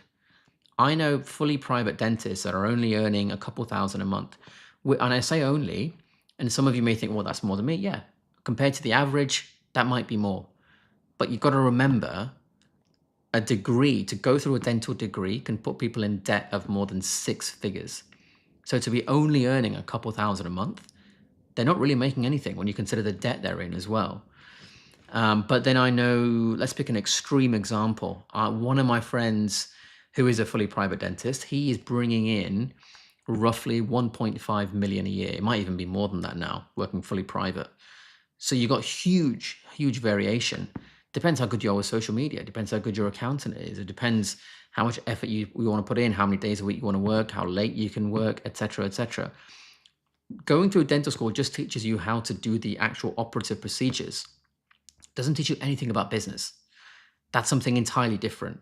My advice to young dentists is, yes, learn the stuff. Go on courses to learn how to straighten teeth better, how to do veneers better. Great. But even if you don't do that, if you're a fantastic businessman, you're going to make more money than someone who's a great dentist, but has no idea how to turn it into a business. And so do business courses as well. Do sales courses, not just the actual clinical courses. Do both together, and then you're going to get a much, much better outcome, I would say. To what extent might be the cognitive benefits of nootropics surpassing those of essential supplements like vitamin D and magnesium in terms of enhancing brain function, focus, long-term mental clarity? Stay the hell away from nootropics. Complete load of BS, in my opinion. If you are lacking focus and clarity, that doesn't mean you should go and reach for a mushroom. It means you should ask yourself, why am I lacking focus and clarity? What am I eating that's not giving me what I need? And so the solution is not to go and reach for a supplement. The solution is to question why you're not having a diet that gives you what you need. And so it's back to the diet for me. I don't think there's any extra benefits of taking those compared to a diet that gives you anything at all. And I feel really strongly about getting everything from the actual diet rather than using supplements if possible. Tori, I have to say you are so dumb. Thank you. Which Sunnicos treatment is best for under the eyes? You don't choose a Sunnicos. There's just ones that you use. So if it's a body problem, you use Sunnicos body. If it's a cellular problem, you use Sunnicos cell. So if it's a face problem, you use Sunnicos Performer and 1200. Like, you don't choose. There's a set thing for that. And whoever you go to, they should, if they've been trained properly, know exactly which one to use. Louise, so when eating animal foods like red meat or chicken, is it crucial that it's grass-fed organic? Does that really matter a lot? Or is factory farmed and supermarket bought also completely fine? Supermarket bought, factory farmed is still better, in my personal opinion, than eating a load of salad, eating a load of sugary fruits and donuts and whatever you have you. And if that's all you can afford, that's better than the alternative. Factory farmed is better than eating apples all day to give you constant glucose level rises and insulin releases. If you can afford fully grass raised and grass finished organic stuff, great, go for it. And you know what? It's not that expensive when you buy in bulk, and then you can freeze stuff. If you buy direct from the farm in a big meat hamper kind of box, you're going to get a much better deal than anywhere else. And so I would suggest you just Google for farms not too far from you, or even in other parts of the country, because they'll deliver now in cold chain packaging. But look at the cost of one of those big hampers and then compare it to constantly buying stuff at the supermarket. You'll be surprised at how much you can save by actually just buying from the farm. I hope that helps. Joy, how to get test prop cream from you? I can't get into Derm in Canada until May 2025. Wow, that's a long time. Yeah, Joy, just if you want to do it remotely, we'll see if we can help. Go on my website. It's in the corner of this live stream there somewhere. And then just send us an email. The email's on the website, and just say where you are, what your skin condition's like, maybe photos if you like, etc., etc. And then we can see if we know someone that can help. Carnivore 3.5 years, huge benefits in well-being, etc. Yeah, completely agree. And I wouldn't go back to the way I used to eat. What do you think about topical or rapamycin? Put it in the bin. Absolutely no problem whatsoever. mTOR is meant to be there. Wait for my video on mTOR coming in the next couple of weeks for the full answer for that. Can anything be done to remove / lighten pigmentation from sensitive and dry lips? I'm POC, but my lips also darkened after using cheap cosmetics during my teens. It depends on the pigmentation. I'd need to see it. I'd need to understand why it's sensitive. Why is it dry? All these things play a factor in the choice of treatment as well.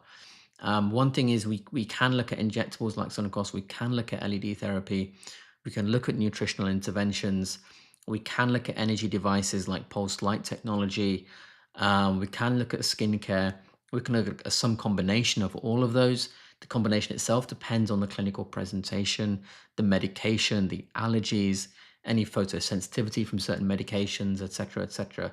That's a really personal consultation-esque answer, unfortunately. Just going to do a quick shout out, by the way. If any of you, I know people have asked about NAD. If people really are interested, you're welcome to come on that course if you're not too physically, geographically far away. And on there, I'm going to show you how we can use it to manage things like Alzheimer's, for things like that. There are protocols for things like that. If people your family member have or has Alzheimer's or Parkinson's or any kind of issue that we know NAD starts to help, and you're looking for alternative therapies, consider using NAD+. It's genuinely incredible. I've seen phenomenal things with it. And I'm not doing that course again in person, well, as far as I'm aware anyway. So you're welcome to come and have a look at that. But I'll also be teaching that kind of stuff like in my school, like on the advert you can see, which will be starting in January as well. And that'll be for members of the public as well as professionals to learn about all sorts of things scientifically. But let's go back to the questions. So 00. If retinoic acids make skin regenerate faster, same as blue light, there could be long-term complications such as skin cancer or not, and why? Why would regeneration cause cancer? If you look at mitochondria in terms of cancer versus mitochondria in terms of health, there's a big difference in the level of crystallysis. Regeneration does not induce crystallysis, for one. We have CD34 adult stem cells, which replace cells that have become senescent, or cells that have reached the end of their telomere length, and that's not cancerous. If that was to cause cancer, we would have cancer many, many times over, from going from a baby to a toddler to a child to a teenager to an adult, because we've had huge amounts of regeneration all that time. So I think maybe you've just misunderstood a lot of the science there, because there's no connection there whatsoever.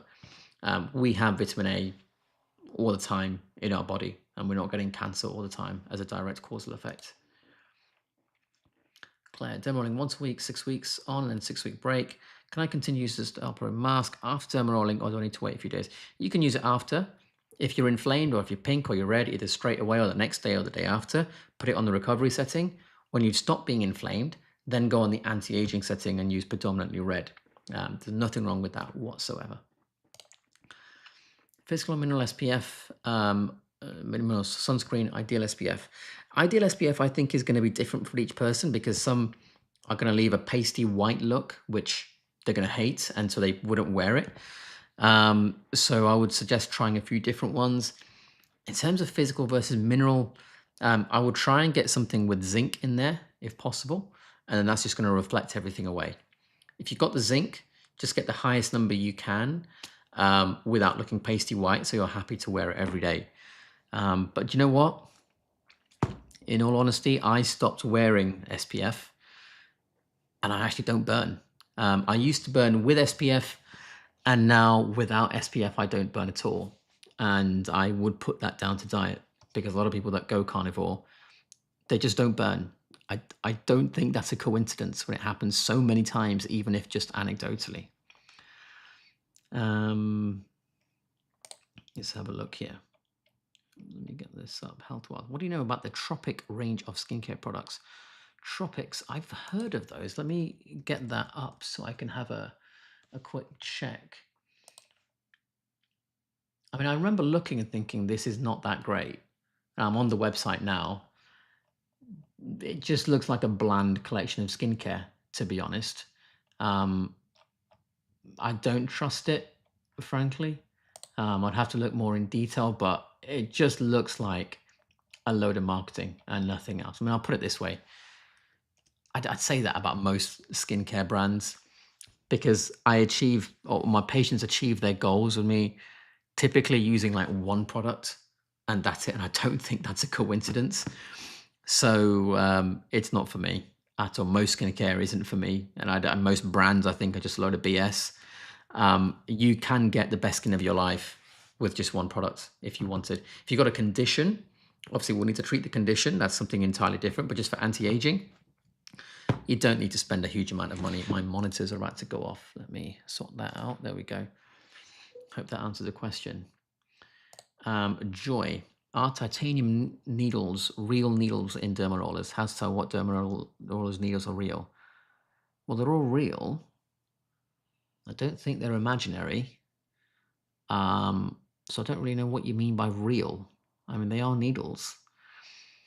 Little P, fasting got rid of my loose abdomen skin.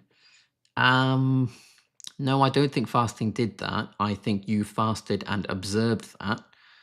And there may be processes in between those to make you think there's a direct connection. But fasting does not cause skin to tighten.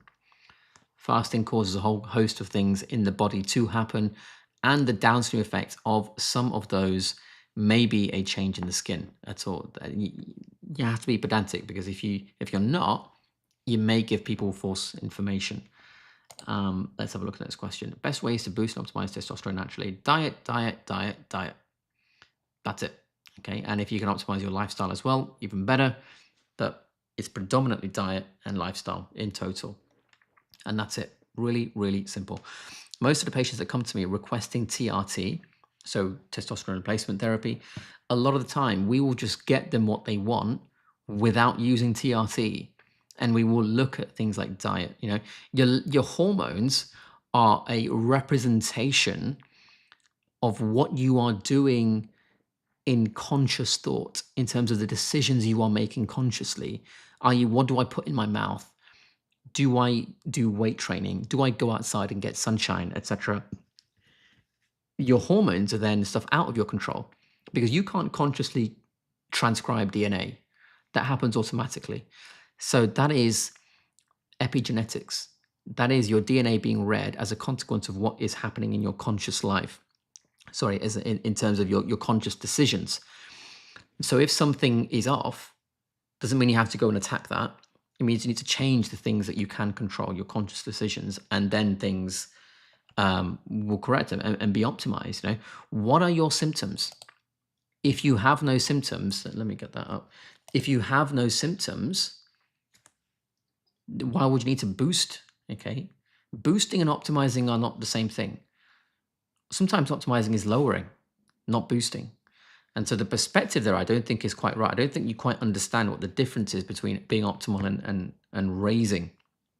Sometimes we have to lower, because if you put too much in, it gets converted to estrogen. So why would you want to do that? So you have to be very careful with understanding what a boost is and what an optimization is. Best dentist for composite bonding. Depends where you are. Every place is different, unfortunately. Let me know where you are, Gemma, and ask the question again, and maybe I can I'll help you out. How can I improve my blood flow down there? That's a very individual question. Very, very individual question. And there's a whole host of things to look at. Again, diet and lifestyle. You correct those things, my friend, and I doubt you'll have many more issues after that. I am in Dublin, Ireland. Do you know anyone here to do Sunacos? If you can get to Belfast, there is a place called Face Therapy Northern Ireland. And I think it's Lisa that works there. Have a look there and see if you can get an appointment with Lisa. I trained her personally, so she should be knowing what she's doing. Hair product for hair loss in 26-year-old male. More than likely genetic, as dad bald young. Diet and lifestyle. That's it. If you want to add something else, look at things like vitamin B7, maybe look at NAD+. People take NAD+ and they come back to me, we use it for something else. They come back to me and they say, I have to get a haircut more often now because my hair's growing so much more. I have to clip my nails more often now because my nails are growing more. My skin is looking smoother. And it just seems to have this side effect of everything else working much better as well. So it shows you the consequence of aging, because when you age, you lose the correct ratio of NAD plus and NADH, and then you look different as well. So when you replace the NAD plus to NADH ratio and get it what it should be, all these things start to improve as well. But again, it depends on you as an individual. If you're not willing to change diet and lifestyle, there's only so much you can achieve. I mean, I'll put it this way. Patients of mine that aren't willing to change that, that's the moment they stop being patients of mine. I'm not wasting my time, because if you're not willing to change that, I can't help you, even if I wanted to, because you are in charge, not me. You are the one in control over whether or not you improve this about yourself or you improve that about yourself. And you're not willing to make those changes, I can't help you. That's the unfortunate thing. And that's why I don't see that many patients compared to other doctors. I am in clinic a lot, but I have more time with my patients, so I can have more conversation and really talk to them. And I spend my time with the patients willing to make those diet and lifestyle changes. Do you recommend MGAMS? Do you recommend a beef tallow moisturizer even with inflammatory acne? If you've got inflammatory acne, then it's not about beef tallow moisturizer, because that's not going to be a cure. It's about understanding why you've got acne in the first place. Look at the lectins in your diet. Look at the grains. Look at the unsaturated fatty acids in your diet. Let's clear that out, and you can have whatever you want on your skin. Beef tallow moisturizer isn't really going to help or hinder the acne. It's just something that's going to be there. It may slightly help, but it's not going to cure the problem. And I'm sure what you want is for the problem to go away, not to have a thing that's moisturizing the problem. So again, I would look at the diet and lifestyle if possible. Stephen, do you still recommend Dermalux Flex MD for home use? If you can afford it, yeah. I don't know of anything that has more power in that particular category of products at the same time as that level of accuracy in wavelength reproduction, of peak tolerance, that 4/8 max, that level of heat dissipation, etc., etc. If you can find one that beats it in all those categories at the same time, fine, go for it. But right now, in its category, yeah, I would say that's the best one, but it's very expensive. Now, you do get what you pay for. It's worth that money, but I fully appreciate that it is out of budget for the vast majority of people, which is why I also look at the Style Pro mask, in a completely different brand, but I respect it for the same reasons. It is factually and objectively extremely good in its metrics, and it's only £99. So if you can't afford the Flex, I would go with the mask, personally. Anna, thank you. I don't know what that thank you was for, but you're welcome. Let's have a look. Sun cream. Are you insane? Insane for what? Taking it or not taking it? I don't know. So Noodle, what is the best for mid-face lines? I'm wondering if sunglasses would be good. At age 55, they're the one thing that makes me look tired and old. So sometimes the lines come because of the skin. Sometimes they come because of the fat underneath the skin being lost. If you're losing the fat, the skin caves in. Treating the skin itself is different to treating the fat and replacing the fat volume. So it may be that you need a combination of things deep to the skin, like volume replacement with small amounts of double filler, maybe skin treatment itself, like, for example, Sunacos, then combined with some kind of laser treatment to really tighten everything up as well. And then maintenance of all that and preparation for all that by using home skincare. And if you want to do a cherry on top, you can buy LED therapy at home and then really optimize that cell function all at the same time. All of that together is a possibility. The exact treatment plan would depend on your actual clinical presentation, seeing where the actual sort of fat is lost and not lost, and then making a plan based on that. It is close to 2 hours, and the questions are not stopping. Honestly, I'm very, very humbled. I said this last time, I'll say it again. I'm so humbled that people are willing to just sit and listen to me drone on for this amount of time. And I finished at midnight last night for 4 hours. If you guys are still asking questions, I will stay, and that's not a problem. I know a lot of people can't afford private treatment. London is very expensive. Sometimes it's close to £1,000 an hour just to hire the room to actually treat someone in, to give you an idea of what it actually costs just to work. And that's why treatment prices are so expensive in London. And knowing that people can't afford that is why I do a lot of free stuff like this to try and help you guys out. So if you're willing to listen to me, I'm willing to be here. So if you've got questions, I promise you I will do my best to get to them, even if it takes me all night. That's not a problem. Ramona. So 55-year-old postmenopause female started hormone replacement therapy a month ago, including 10 milligrams testosterone. Can I use this as anti-aging on my face, or will this promote hair growth on face? I probably wouldn't use that on face. I don't think it's designed for the face. I would use that in exactly the way you have been prescribed to use it, and no other way whatsoever. Because that person who's prescribed it in that way has clinically consulted you and decided that's the best way. I haven't clinically consulted you, so it's impossible for me to give you any advice. And it would actually be inappropriate and unprofessional, I think, to just interfere with another clinician's treatment plan without even consulting you. If you wanted to improve the face and you want to do it with testosterone, speak to the same person, send them the study I made the video about, or just send them my video if you want, and then have a conversation to see, look, can I use this as well, and see if it will interfere. That would be the best way to do it. That would be the safest way to do it. How long until you start seeing the effects from test propionate? Oh, good question. I will say on average now we're looking at 2 to 4 months. I know in the study it was 6 months, but you've got to remember they were close to 90 years old and they were in a nursing home, so I don't know how much sunshine they got. So vitamin D, I don't know how much vitamin D they got, which is very essential for overall health, not just skin health. Because my patients aren't all 90 years old and they're not all stuck indoors and they can go outside, it's not the 6 months. I've got patients saying that even after like 8 weeks, 12 weeks, they're noticing improvement. And that's from using it every day, twice a day, and also not eating stupid things like McRoyale sandwiches or whatever they are from McDonald's every day too. What do you recommend to heal the gut in addition to carnivore diet? That's it. You don't need anything else to heal. If you eat right, your body is going to do the right thing. It's going to function in the right way. And if things need repairing, it will start to do the repair work. Not a problem. So I would just eat right. Make sure you're exercising appropriately for you as an individual. Make sure you're getting decent amounts of sunshine. Make sure that you are electrically neutralized if possible by grounding and earthing, things like that.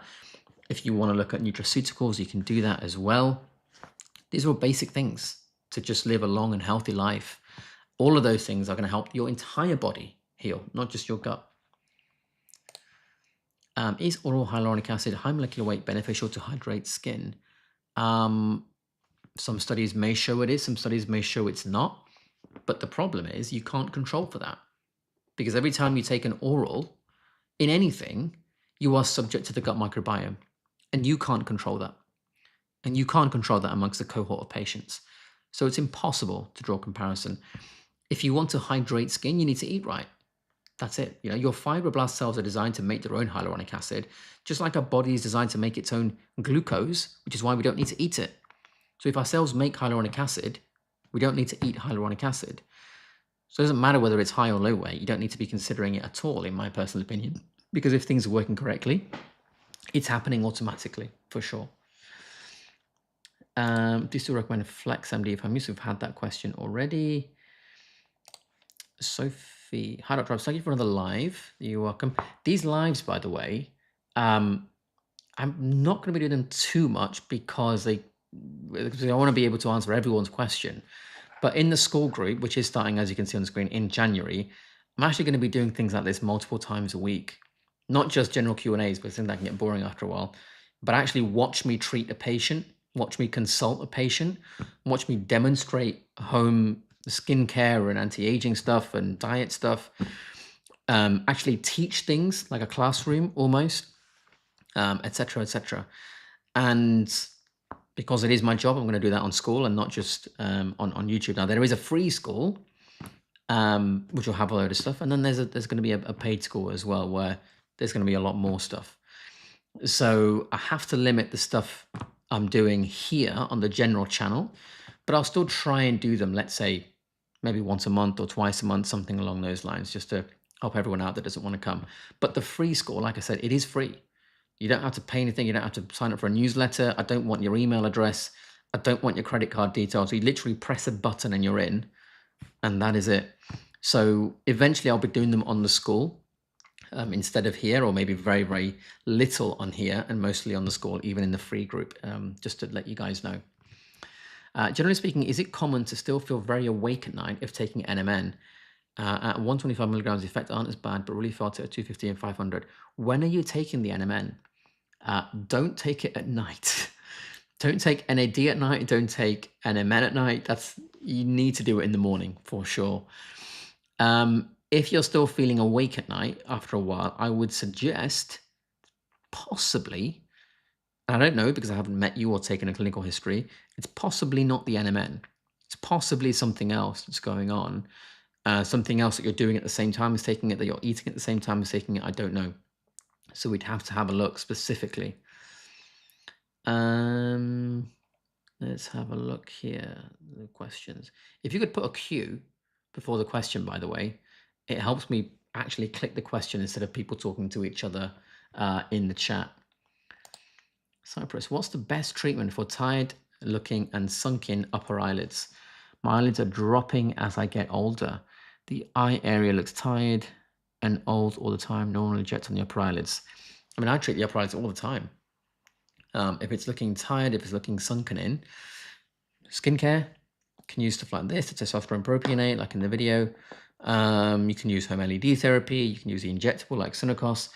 I've had patients who, we've done the Sunacos in the upper eyelid a few times, and they feel like they don't need to go for surgical therapy anymore because the appearance has improved that much. So for me, that's phenomenal. There's not many injectables that can actually do that, especially in this really delicate area. Because if you get it wrong there in terms of risk, you're going to look terrible. But there's no risk in the Sunacos if it's done right. Even swelling, maximum an hour. That's it. Never, ever, ever, ever get anyone with prolonged swelling or bruising of any kind. So I don't know if you're moving to Dubai or that was someone else that said it, but if you get a lot of this done before you go and then carry on when you're in Dubai, and there's people there that do it. As to whether to do it here or not, I don't know. I'm one of very few people that can. That's going to help for sure. And once you've done that, if you want to put in some filler to improve the sunken in look, to give it some padding again, that's perfectly reasonable. Let's have a look at this question.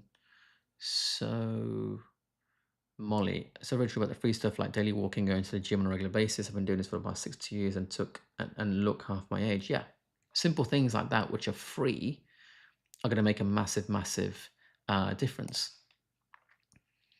It's Terry. Terry, how you doing, man? I saw you at a brain health conference, managed to get a chance to say hello as you had to go early. How great was that day? Yes, I did have to go early. I was going to Jordan actually in the Middle East. Luckily, the bombings and things in the Middle East wasn't there, so I wasn't affected.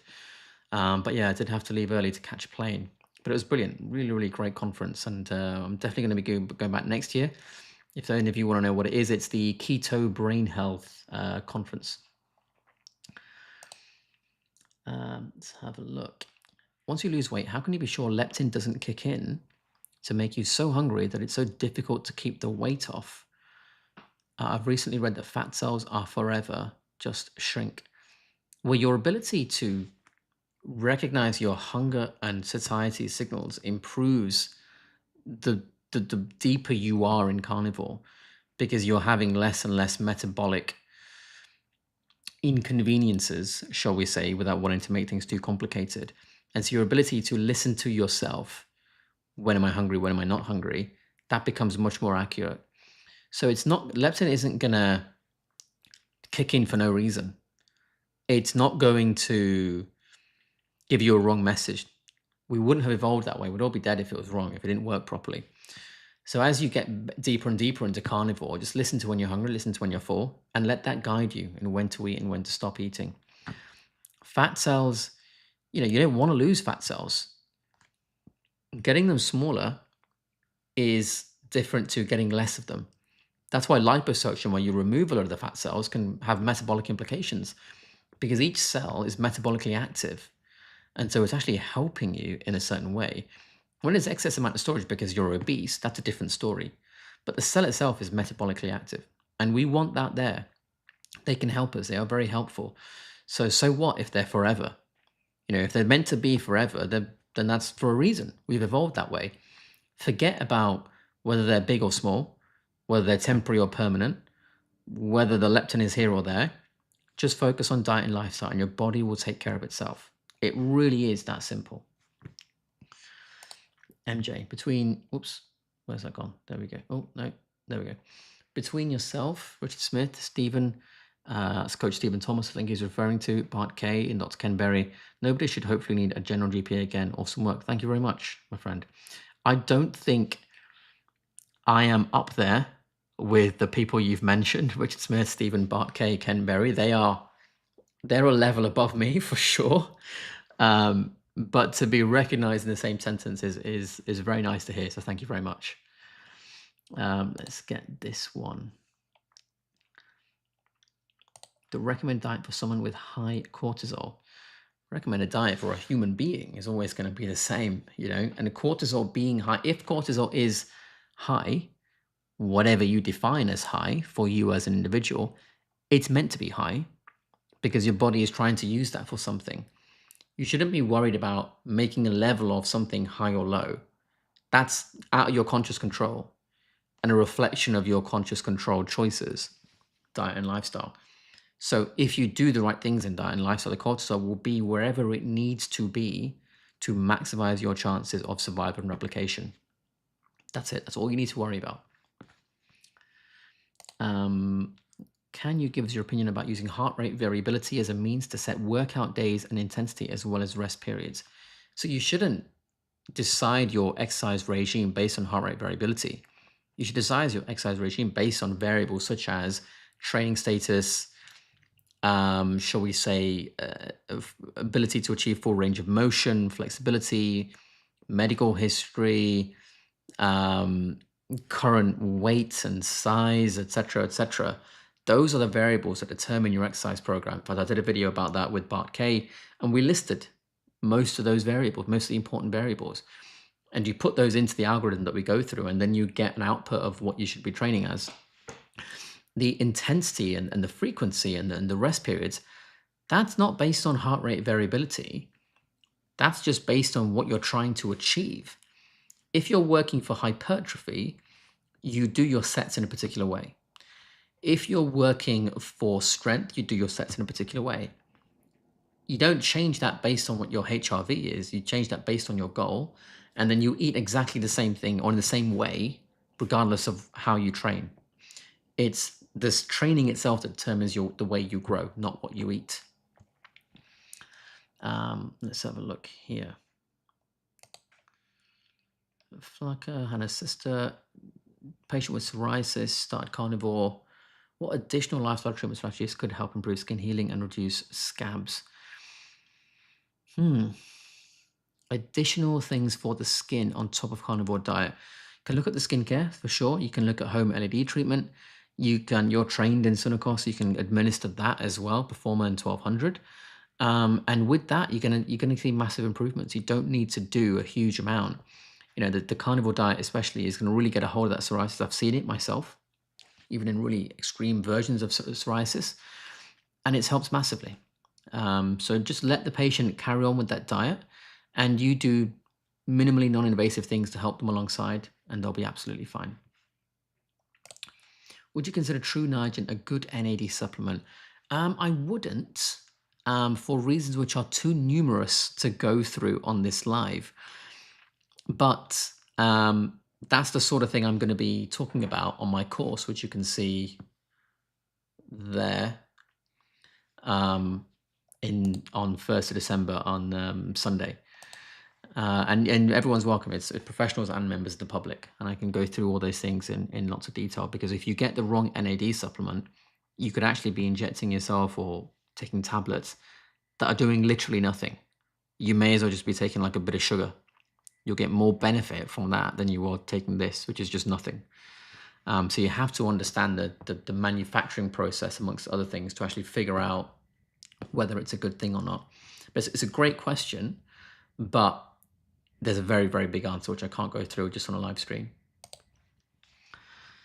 Great idea with the school. Greetings from Sweden. Thank you very much, Diana. You're very welcome to join. Like I said, there is a free one. So you don't have to pay anything. You don't have to sign up for anything. You don't have to give me your details. You just click it and you're in. Terry's got a super chat here. Let me just read that off the screen. Someone was recommending castor oil for the face. Is this safe and or effective? Don't they make ricin from castor oil? Slightly concerning.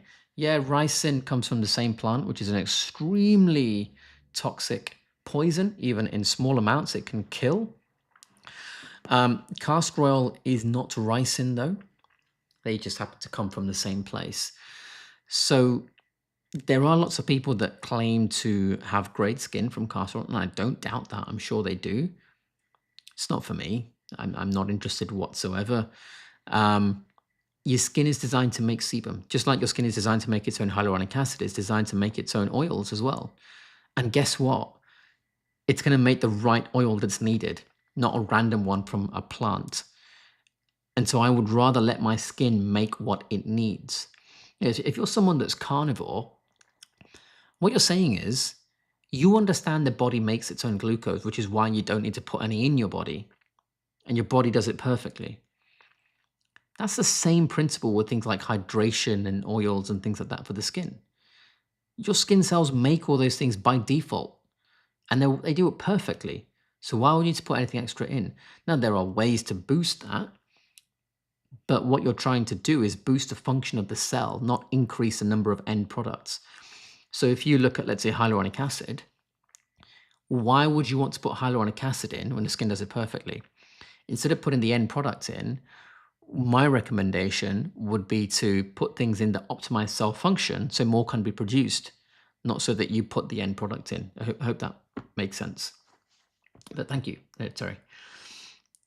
Dermarolling for the body, and which do you recommend? Yeah, you can do it for the body. I treat a lot of women who have given birth with loose skin around the sort of belly area, and they roll over it with a derma roller. I wouldn't recommend a pen of any kind. I just use a simple derma roller. If you use a pen, you're going to get way more trauma because it goes in thousands and thousands of times in, let's say, a minute, whereas a derma roller can't do that level of damage, which is why clinically they say you can't do microneedling like more than once a month or once every 6 weeks or something. Yeah, that's true, based on if you're achieving that level of trauma and inflammation. If you're using a roller, when you don't have that many punctures in the skin and you are creating much less trauma and much less inflammation, your recovery is quicker, so you can go again quicker. There's a big difference between the two. So I wouldn't use a pen. I would just use a roller. Depending on the length would depend on the person, depend on the skin. If I had to pick an average might be like 0.75, 1, something along those lines. It depends on the individual. Stephen, have you researched beef tallow for skincare? Have I researched it? Not particularly. I don't know many studies that have looked at that. But in terms of the constituents, yeah, there's fat-soluble vitamins like A, D, E, and K, which is fine. Like we know those things are needed already, which is why it seems to work very well as skincare. It's fat-based. Our cells are made of fat, so no wonder it feels great on the skin. If people want to use it, go for it. The one that I tried is by a company called Fierce Nature. And I bought it from the Real Food Company based in the UK. So that's, as far as a Real Food Company, I buy quite a few things. So I just bought some lamb fat in there just to put on food and things, just to give it a bit more fat if I need it. Deborah, Dr. Labs is too. Thank you, Deborah. Hannah, Accutane 7 years ago for 6 months. Dry eyes ever since. Last time I consulted my Dr. Sherma test for dryness was 6 ml. I used Icavis for 4 months. There's the second part to this. Last year it was okay for 6 months, but now it's gotten worse again. All right, Hannah, try the LED mask. And again, message me if you need, and I'll have a chat with you. Because I've had patients with eye issues like dryness of the eye use the LED therapy and things have normalized again because the radiation is going into the cell and physically normalizing the function. So I think that could probably help you pretty well. I know you wear glasses as well. I don't know if maybe it's affecting your vision or anything like that. Let me know.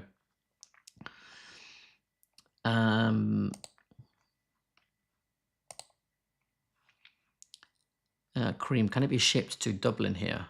Well, Dublin, I believe, is still part of the UK, and that's just classed as domestic shipping, so it's absolutely fine, I think. That'll be South Africa. Fantastic. Someone from South Africa. That must be the same time zone, I'm guessing.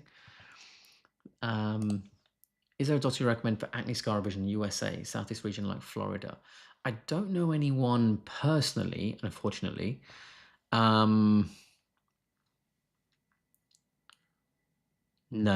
I don't know. And it's not that I'm saying they're all terrible. I just don't know which ones are good, unfortunately. Sorry.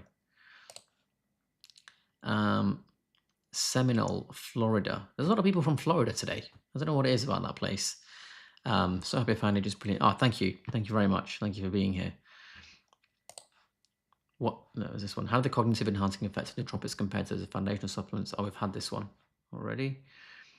Heard that methylene blue as a supplement will increase the absorption of red light therapy. What are your thoughts?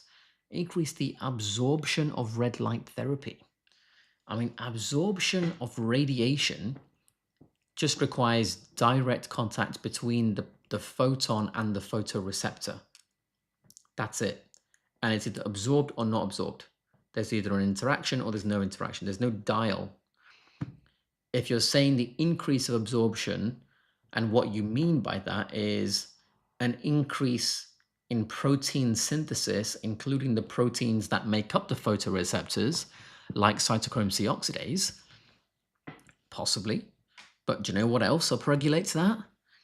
Things like being in ketosis, things like just having the right diet and lifestyle, which is free, by the way, and you don't need to buy methylene blue for that. You see how many of these companies make you think there's a magic trigger to pull for these magic benefits, and you don't need it. Longevity, most of the things that are seriously responsible for longevity are either free or extremely cheap or don't cost any more than what you're already spending on other things. That is the truth of it, in my opinion. I'm very much against this marketing nonsense to make you think you have to spend money on this magic thing or that magic thing, like metformin and rapamycin and all that nonsense. Diet and lifestyle is the vast, vast majority of longevity and health and being disease-free and health span and wellness and focus and clarity and all these things. Don't fall for magic supplements, people, please. Deborah, can I use trap my face or can I apply light oil after? You can apply light oil afterwards, not a problem at all. Personally, I do recommend things like the squalane oil because it's very, very similar to what we produce in our skin anyway. And also it's very, very cheap on The Ordinary. In fact, in the school group in January, which is launching in January, I should say, one of the things I'm going to be doing is going through things like skincare routines, and I'm going to be doing them live. So people can see how to do it, and then people who are watching, I'm going to put them in the hot seat and come up with a routine for them, and then maybe someone else, and then we go through so you can learn from each other. So look out for that in January, like I say. There's going to be a free one, and then obviously a paid one as well, for those that want to go a little bit further. So do still drink plant-based tea and coffee on a carnivore diet? I don't. I've never had tea and coffee in my life anyway, at all, even before carnivore, so it's a dead no for me. And last year my eyes were pretty good after the therapy, but now my eyes have gotten pretty bad again. Yeah, message me, Hannah. Let's have a little look, and tell me what your vision strength is like as well. Let's have a little look at that. If you're still awake, you might have gone to bed now. I think it's a bit late for you. Liz, I'm using IPL at the moment for hyperpigmentation. It's been very good so far, 3 treatments. Last weekend I decided to treat the lip lines, smokers lines, and I softened them considerably. Yeah, IPL can do it, but you'll get even more benefit, Liz, if you combine it. So you combine it with home skincare, you combine it with home LED therapy, you combine it with home dermarolling, all these sorts of things. You combine it maybe with some injectables. Yes, I know that there may be a little bit more cost involved, but you look at a dermaroller, that's, I don't know what country you're in, but in the UK, it's probably about £10. It's nothing. And then you look at an LED mask like the Style Pro wavelength mask, that's £99. It's not even in triple figures. And that's going to last years and years and years and years. So with minimal investment, you can get huge amounts of longevity in your devices and home treatments and quality of outcome as well. Just those little tweaks is what gives you so much more from the clinical treatment that you do. And that's why I get my patients to do as much as possible at home, because if they're doing loads more at home, I look better in clinic because they've done so much prep work already for me to look good, which is really good. Like, they're more loyal. They love the fact that I'm saving them money, and I love the fact that I have like no risk to worry about because I know everything's going to be fine because of how much prep work they've done. Soup chats. Thank you very much, David. Thank you for this live stream, Coach. You're very welcome. And I will go to bed when everyone is satisfied and their questions have been answered. I did that last time, and I'll do it this time. I know it's very expensive to see me because it's very expensive for me to work in London. And I'm always happy to do things for free, and that will never change. So if people have questions, I want to be there to help them and answer it. And like I said, I'll be doing it much more in the school, and there is the free version of the school as well, where I'll be doing these. Once that free school starts, what I'll probably end up doing, I'll do these live streams maybe for like 30 minutes, 45 minutes, and then switch over to the school one, which will still be free, just so that I've got better control over everything in there, and I can give more information, more detail, follow up on the live stream and post information and things like that at the same time, which I can't always do in things like this. And it helps me just keep the community together. And if people can say and make posts and say, look, can you do a video on this? Can you do a video on that? It's much more easy for me to know what the audience wants and actually make that. So for instance, one of the things I'm going to be doing in the school is just teaching a classroom. I'll be at the front, I'll have a whiteboard or my iPad plugged in and start drawing stuff. And we'll go through things like what the Randall cycle is, what mTOR is, what a fatty acid actually is, how we break down glucose, how a drug works, how a medication works, why a statin may not help you in terms of what it atomically looks like and what it does in the body, so you can take control over your own health. And some of that will be in the free school group, but also there is going to be a lot of stuff in the paid as well, because it takes a long time to do a lot of this stuff. This is my job. So when the school groups start, most of it will shift to there, but I will be doing this now and again.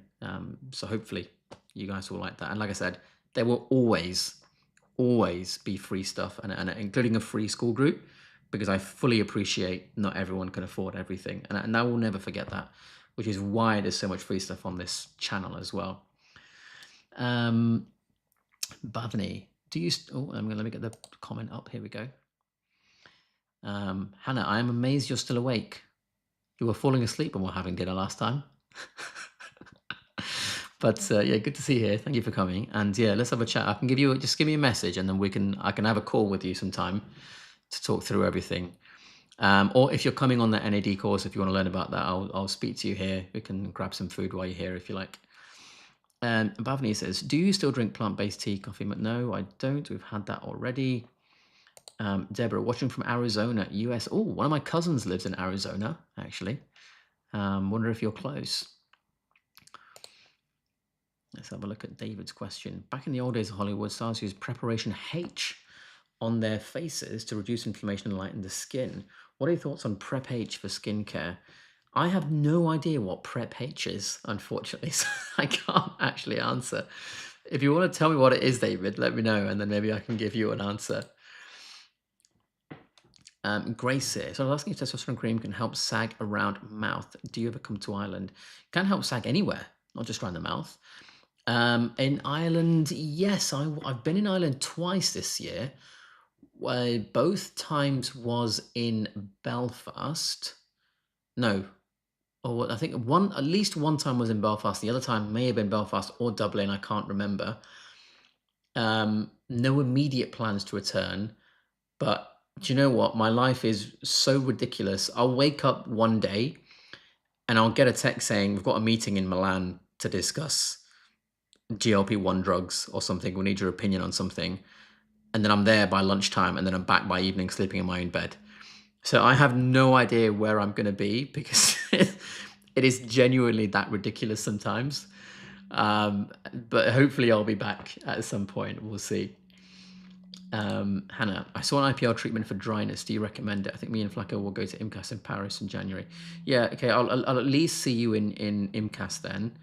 Come to the speak to Hannah. Speak to Milden and see if you can come to the dinner on, I think, the first day. We're actually having dinner pretty much very, very high up next to the Eiffel Tower. So we're almost parallel to the top of the Eiffel Tower. It's amazing. See if you can come to that, and we can have a little chat there with you and your sister. It's not as complicated as you think, but just message Milden and see if he can arrange that for you. And tell him I said hi as well. MJ, it says in Style Pro booklet not to use more than 3 to 5 times a week, but you say multiple times a day. You know your stuff, so I'll take your advice. Yes, here's the thing. What a company tells you in the booklet is just what they have to tell you so they don't get sued. It's not actual medical advice. For example, when you look at a dermal filler, what many people don't realize, the only license indication for a lot of dermal fillers is to put it here in the nose to mouth lines. That's it. When you treat it on the cheek or the jaw or forehead or the nose, you're using it in what's called an off-label context, in off indication context. And it's very normal to think, well, of course you put filler in the cheek and the jawline and all these things, but technically you are actually treating off-label, and it's not indicated for that. It's only indicated for here. So in the official license, it says it's for that. So in the booklet for things like AD mask, it will say 3 to 5 times a week. And I know because I consulted them on that. And that was what has to be put in there, simply to minimize complications so people don't get annoyed and write bad reviews. When I consult people, I couldn't care less what that booklet says. I care about, oops, that's gone. I care about their clinical presentation. And my knowledge will outweigh what's in that booklet, especially considering the fact that I wrote that. And I have invented protocols in LED therapy, protocols that are used around the world now. So when my patients come to see me for things like that, they are getting, without wishing to sound arrogant, they're getting great advice, because I literally wrote quite a lot of these protocols, especially that particular one. So I tell them to listen to me and not the mask. And touch wood, never ever had any negative outcome whatsoever. Paul. You are saying that you don't have a moisturizer and your skin, if designed to have everything it needs by itself, is designed, yeah. But what if I get really dry skin from using Retinoic? How can I hydrate my skin? Good question, really good question. It's not that it's getting dry per se, it's that it's getting used to tretinoin and there is transient dryness during the getting used to the tretinoin process. That's very different from having dry skin. Having a symptom of dryness temporarily because of a reaction is not having dry skin. However, if you're having that issue, one thing you can do is apply plenty of squalane oil. So put the tretinoin on, cover it with squalane oil afterwards, and then during the day, just apply little bits here and there. If you can afford that LED mask, when you've not got anything on your skin, apply the recovery setting as well, which is mainly near infrared, and that's gonna reduce the inflammation massively as well. And that will really, really allow the transition period to you getting used to tretinoin to be as quick and as painless as possible. But you know what? This is another reason why I prefer the testosterone propionate that I use a lot for my patients now. There's no getting used to it period. You just go for this, like, literally day one, morning and evening, twice a day, straight away, and it works brilliantly. With tretinoin, there is that getting used to it period where you get the dryness, you get the soreness, you get the flaking skin. You might get more breakouts, for instance, which is really annoying. Whereas with this, you don't. But there are pros and cons to both, which I offer a consultation and offer here as well. MJ from Wales, UK, same town as Richard Keto Pro. Oh, from Cardiff, nice. Got some people from Cardiff in the house. Stephen Thomas, great idea to do a live stream. Yes, thank you very much, Stephen. Just like you do a live stream, and I'm sure I'll come say hello on yours tomorrow. Coach Stephen, by the way, absolutely brilliant guy. Like, his knowledge to put 2 and 2 together on blood tests and figure out what's going on in that person's body, phenomenal. Like, if I want blood tests interpreted, this is the guy on screen that I would go to. No one else. And he has a channel. It's called Coach Stephen, I think. I I should know that really. But check it out. It's brilliant. Is genuinely brilliant, and he's really, really worth listening to. If you've got any questions about bloods and you want them interpreted, book a consultation with him. Don't book it with me because he's better than me at this, way better. Book it with him, send him your blood test and have a discussion about all these things. And he's treated you over 1,000 clients. He's really bloody brilliant. Give him a watch, give him a subscribe. And if you ever want any blood interpretation, book a consultation with Stephen. He's way better than me. You know, I'm very happy to hold my hand up and say, yeah, I'm not as good as him. Nowhere near as good as him. Jimbo, thank you very much for answering my question. I very much appreciated.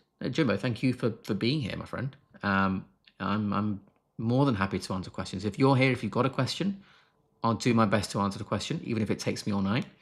You can see it's pretty much pitch black outside. It was like there was some daylight when I started, but it's pitch black now.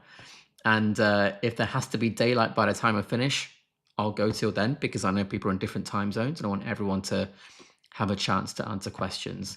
And again, actually, going back to it, this is why I made the school, because people can make posts and then I can reply in good time and put links to other things and things like that. So hopefully with the school, I can help people way more often than just doing a live stream like this. AE, oh, you can also purchase Style Pro from Purish. They ship as well to non-EU countries. Well, thank you very much. If you're interested in the LED mask, there's another retailer where you can buy it from, and they ship to non-EU countries. Brilliant. Also been using HA to plump skin and superfine lines. Yeah, it will plump. You know, but then at the same time, if you get punched in the face, that'll make you look plump. Doesn't mean it's a good thing. HA can be pro-inflammatory. In fact, I haven't mentioned this, but I have a course on hyaluronic acid in January, open to the public and professionals, and it is going to be extremely detailed. I don't know of anyone that's put out as much detail on hyaluronic acid ever. If you look at my 5-hour HA video, and in the course, I'm going to show you why HA plumps and why it can actually be a sign that something bad is happening. Something pro-aging is happening, even though it looks good, and why companies take advantage of it looking good so that you think it's good, but actually you don't realize the reason it looks good is because something bad is happening. Anyone is welcome to come to that course. And again, I'll be teaching things like that in the school so that you can get past marketing BS and choose for yourself the perfect cream or not, in whatever case it may be. Carnigoth, good to see you again. I think you were here last time. I think you were on Stephen's live stream as well. There's no correlation of cancer risk and bioidentical HRT for women. Yeah, I completely agree. No cause and effect at all. Correlation, I don't know, but cause and effect, I would say there's no connection here whatsoever. How you doing? People with high B12 levels, is it safe to start carnivore? Yes, it is. It's safe if you are a human being to start carnivore diet, because that is what we're designed to eat. It's a good question, but it's not a reason to stop carnivore diet or stop considering carnivore diet if your B12 is high. It's a reason to just eat the carnivore diet, because then your levels of everything will auto-correct to whatever they need to be. For example, a hormone like testosterone. You eat the carnivore diet and it's just going to self-correct to wherever your body requires it to be, compared to a reference range. It may be considered high or considered low, but it's perfect for you. That's your perfect, even if it's someone else's high or low. And that's very different. That's where personalized medicine comes in nowadays. And this is where I think medicine should be going, personalized medicine. But the thing is, there's so much BS in personalized medicine. People think what it means is take a load of blood tests and DNA tests and, oh, you'll function better on this diet than that. No, every human being functions the best on the same diet. There's nothing personalized about diet in terms of the principles. There may be something personalized about the ratio between protein and fat, the preference of certain meats over other meats, preference of terrestrial animals to aquatic animals in the diet based on your genetic history, etc. But there's no major difference in terms of, oh, you function better on meat, you function better on salad. That's never going to be there. So it's always going to be safe to start the carnivore diet. In fact, it's unsafe to eat any other diet in the long term, in my opinion, in my controversial opinion for some people, shall we say. Let's have a look here. David, on Naked and Afraid. Well, that sounds like a great TV show. Sounds like you caught someone in the shower. Contestants often lose 30 pounds surviving on fasting in the wild, and they don't have loose skin. What about fasting or dry fasting for loose skin issues? Well, you're right. People do survive on that because we've got the tools in our biology to be able to survive like that. I think there was a video a while ago that Bart Kay put out where a guy did 5 marathons in 5 days with no food. Like that shows what a human being, what our physiology is capable of. Shows we're capable of extraordinary things. For loose skin, yes, fasting or dry fasting may have an indirect benefit. But do you know what? Why not just get the Dermarolling anyway? It's 10 pounds. Why not just get the mask? It's 99 pounds and it lasts years. And if you can afford the clinical treatment like lasers and injectables, go for it.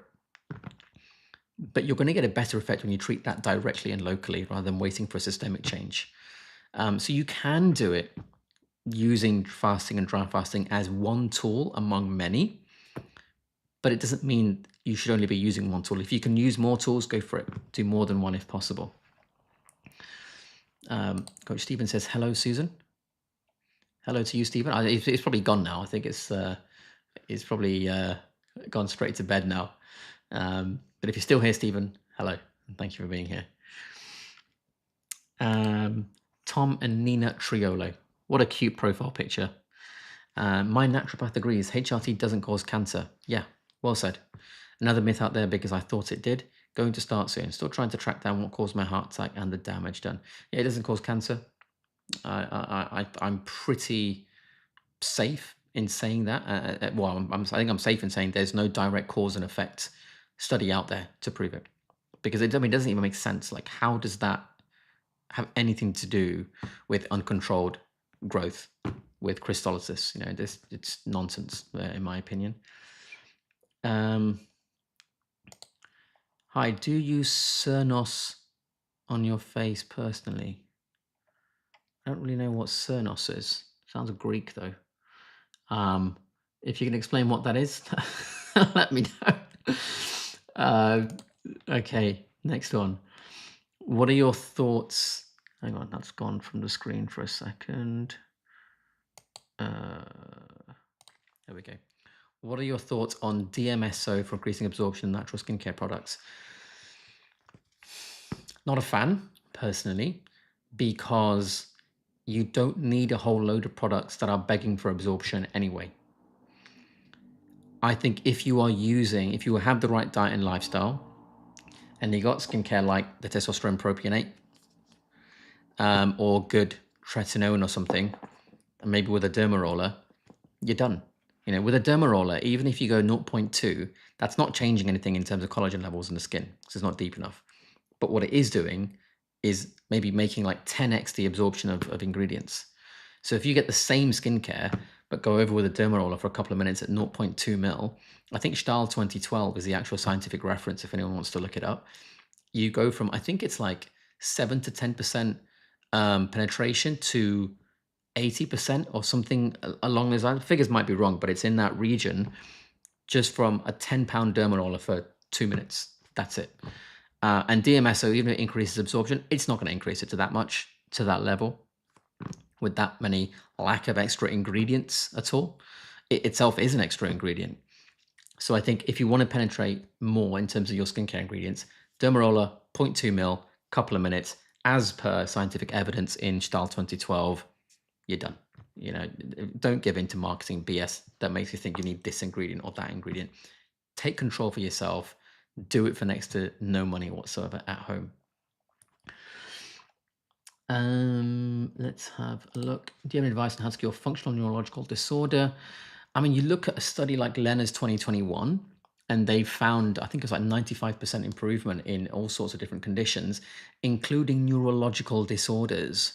So it shows the importance of diet, and possibly I would look at NAD+, because I have seen, you know, places like Springfield Wellness are using that to literally try and treat, well, not even try, to literally treat things that we are told can't be treated.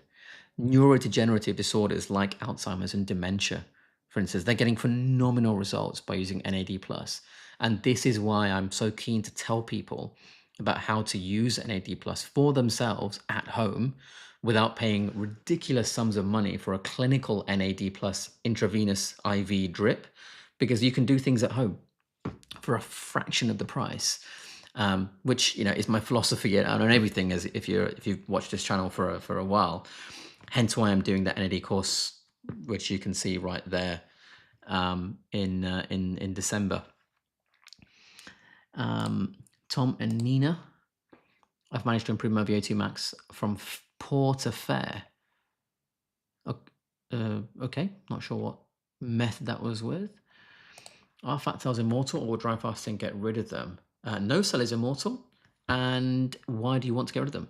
If your body determines they need to be gotten rid of, it will do it. If it determines that it's best to keep them there, it will keep them there.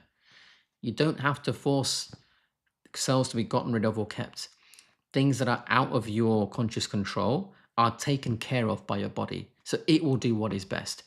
You don't necessarily just want to get rid of the cells because they are metabolically active. They are metabolically useful. Hence why patients that have had a load of cells gotten rid of in liposuction, they have tremendous metabolic difficulties afterwards. It's never talked about, or generally it's never talked about, but it's really important and really crucial. So I would suggest don't try and get rid of them. Try and have the right diet and lifestyle and forget about things that you can't consciously control, like DNA transcription and autophagy and mitosis and all these sorts of things. Just focus on diet and lifestyle and being as healthy as you can. Some comments between each other. Carol, Carnivore's great. Inflammation now gone after being chronic for the last 3 years. So many things have healed. Brilliant. Yeah, so many stories like that when people go carnivore. Stephen. Zevia can be carbonated, have caffeine, and natural flavors. That term has been in the news recently. Yes. Natural flavors means nothing.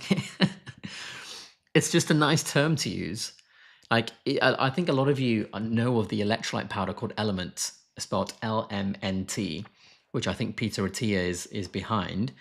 And it turns out that's just full of sugar, disguised as the phrase natural flavorings on the ingredient. Well, allegedly, I should say. It's allegedly, I've got to be careful here legally, but it's allegedly just full of sugar because of the sucralose content that they've hidden as natural flavors, which is just BS. That's why the electrolytes that I use are from the Keto Pro. I trust that man, Richard Smith. I trust him with my life, and I trust that product. There's no crap in that, and I would take it a million times over. Cherry flavor, if you can get it, is the best tasting. If you're really strict carnivore, go for the unflavored. It is quite salty because it's got sodium in, but that's the one to get. Absolutely, that's the one to get. David DeSimas, how to know how much meat protein to eat in a day to avoid it turning into glucose? Great question. If you wear a CGM and you eat a load of protein, if there's no rise in the glucose, you could have had more. If there's a slight rise in the glucose, like a speed bump, excess protein is being converted into glucose, and that's too much for you. So for me, that might be around 1.5 kilos of meat. When I have about 1.5 kilos, then I see a slight rise in glucose because I can measure on a CGM, and I know that is the right amount for me well, not the right amount, that's the too much point for me, I should say. So if you wear a CGM, you can actually work it out by eating fixed amounts and then watching the glucose, and then increasing the fixed amounts to see what amount is required to start to see that glucose rise. And that's your line of what separates enough and too much. Hannah, I'll send you the pic. Cool. Yeah, send it over and I'll have a look. Stephen says, Zevia uses a blend of stevia leaf extracts, erythritol, and monk fruit extracts to sweeten its drinks. Interesting. There's quite a few different things there. I personally would prefer just stevia if you're going to use anything. Not a fan of using things like sorbitol and xylitol and erythritol, things like that. Let's have a look here. Any other questions?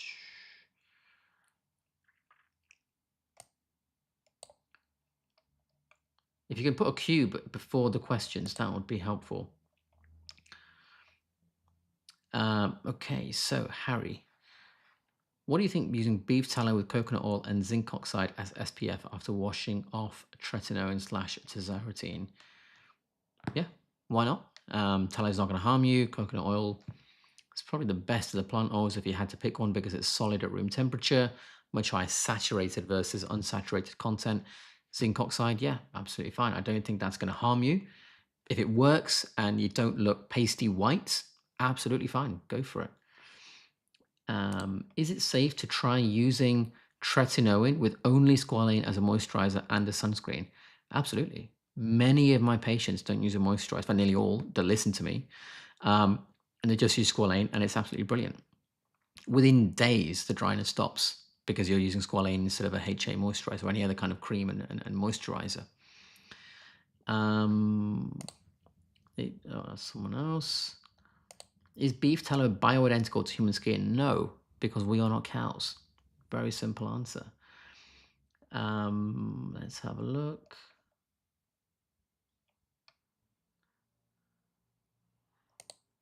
I don't think this is alive, and he's not answering the questions that people are asking here. Am I correct or not? It's a live stream, and there have been hundreds of people. So if I don't answer the question, it's because I'm working my way through everything, because I want to answer people's questions properly. David, but all the hormones and steroids they put in supermarket meat is going to affect your own health.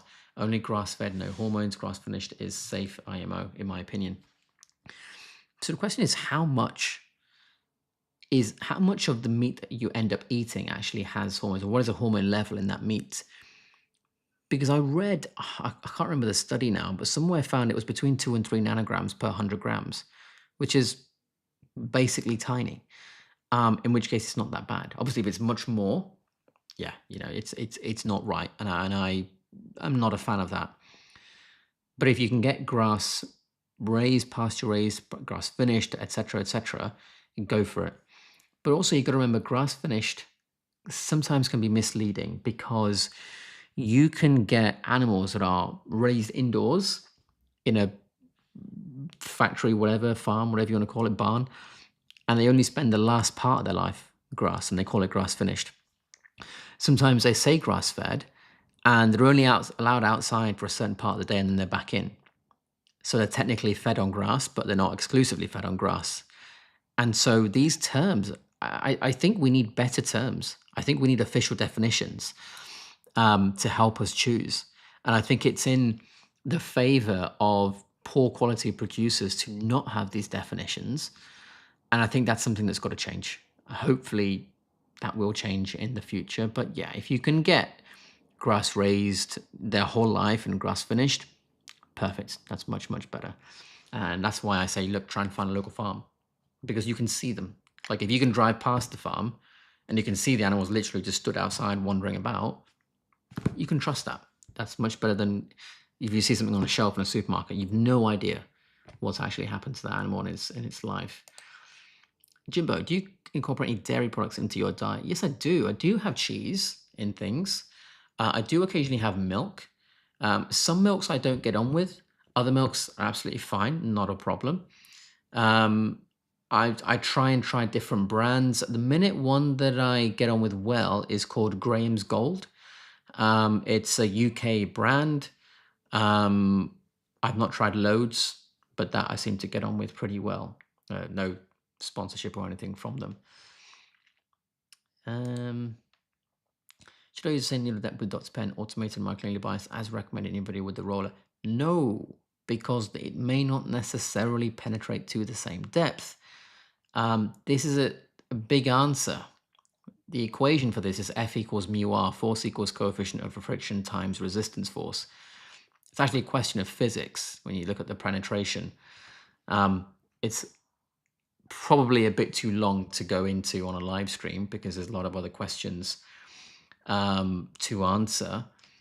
But the short answer is no. If it was me, I would bin the pen and just get a Dermaroller. I would never use a pen. And I haven't done for 12 years on patients. And I've never, ever, ever had any complications whatsoever. ever. And I tell you what, even the person that invented microneedling, who has more experience in it than anyone in the world, guess what he uses? A pen or a roller. A roller. Des Fernandez. He does and has answered one of my questions. Yes, it absolutely is live. I don't know. I'm trying to find the people with the questions and they're not popping up. I think it could be because there's quite a lot of people tuning in from all around the world, asking a lot of questions. What do you recommend for my acne if Carnivore and different cream didn't work? Carnivore does work in 100% of cases. If it didn't, it's not Carnivore. It's how it was done and whether or not it was done well enough with other things. Because acne, you know, when you look at lectins, for instance, we don't produce lectins. They're only in us if we put something in our mouth that has lectins in them. So if they didn't work, you need to revisit that, in my opinion, and you need to do that under supervision. A lot of people say they've gone Carnivore, and I'll say, okay, describe to me how you did it, and it was appalling, the way they transitioned into, or the way they didn't transition into it. So it needs to be done properly. You can't just say, oh, I tried Carnivore. How? What did you do? Over what period? How? What did you drop first? What, etc., etc. It's a very, very big suite of things that could have gone right or wrong in there. And so to say that it didn't work is meaningless, unfortunately. It has to be more information there. This is live, but these questions were asked a while ago. You'll see them if you scroll up in the chat. Yes, someone with some common sense here. He's live, Jed. He's just catching up. Let's have a look for some questions. Here we go. Since it's not all about calories, how do you all plan or calculate how much to eat on Carnivore in a day? Try not to lose muscle mass or even gain muscle. Yeah, so the amount you eat, so you've got to remember that we have evolved, let's say, a tongue, which tells us whether we need salt or not by making it taste good or not to influence our behavior. We have evolved to gain feelings of hunger and feelings of satiety, feeling full. And so when you're feeling hungry, that means you start eating. When you feel full, it means you stop eating. And that's it. It's not any more complicated than that. And why would it be more complicated than that when our ancestors didn't have calorie trackers and all these things, and yet they maintained body composition perfectly for 4.5 million years? All they had was a feeling of hunger and a feeling of being full. And that's it. And so that's all we need. So for me, when I get hungry, I start eating and I feel full probably after about 1.5 kilos of meat. I don't know why I feel full after such a large amount of meat. It's a bit strange, I think, but I'm not going to argue with my physiology. That's what I need to feel full. And it only just gives me a slight glucose rise, so I know that's about right for me. I can't explain why. I don't know anyone else my body mass who eats that much meat in one go. But there we are. You know, that's me individually. If you compare me to daily reference intakes of the average person in the population who isn't Carnivore, they'll say I'm doing the wrong thing. But actually, I've got no symptoms and I feel fantastic, and I'm gaining muscle mass and bone density, and I'm optimizing fat distribution around my body, making sure that there's little to no visceral fat and all my fat is subcutaneous in a healthy amount. If I was eating wrong amounts or type of things, how would that be happening? It wouldn't. And so just listening to your body is the best way to go, Davey. And I wouldn't recommend anything else. Deborah, what do you think in the upstage of cancers? I can't say that word in case I get shadow banned. So I can't answer that. Ask me in person, I can tell you, but I can't answer that on here. We've had that question already. What are your thoughts on fistin supplementation? Don't need it. Just need the right diet and lifestyle, and you'll be good to go. Simple answer. I know it sounds flippant, but there's no other way to say that. That's my answer for everything, every kind of supplement, really, until you get to nutraceuticals, which are different to supplements. Let's have a look. Can you recommend dermatologist in Germany? Yes, I can. I would look for a clinic called Forget About Age Cosmetics. It's run by someone called Astrid, long brown hair, based in, is she based in Munich? I'm not sure, or near Munich. But Forget About Age Cosmetics, or just Forget About Age Clinic, I can't remember which one it is. That's the place to go to.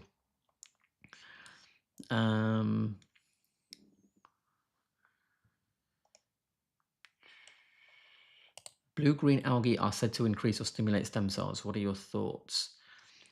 Yeah, I think there is a substance.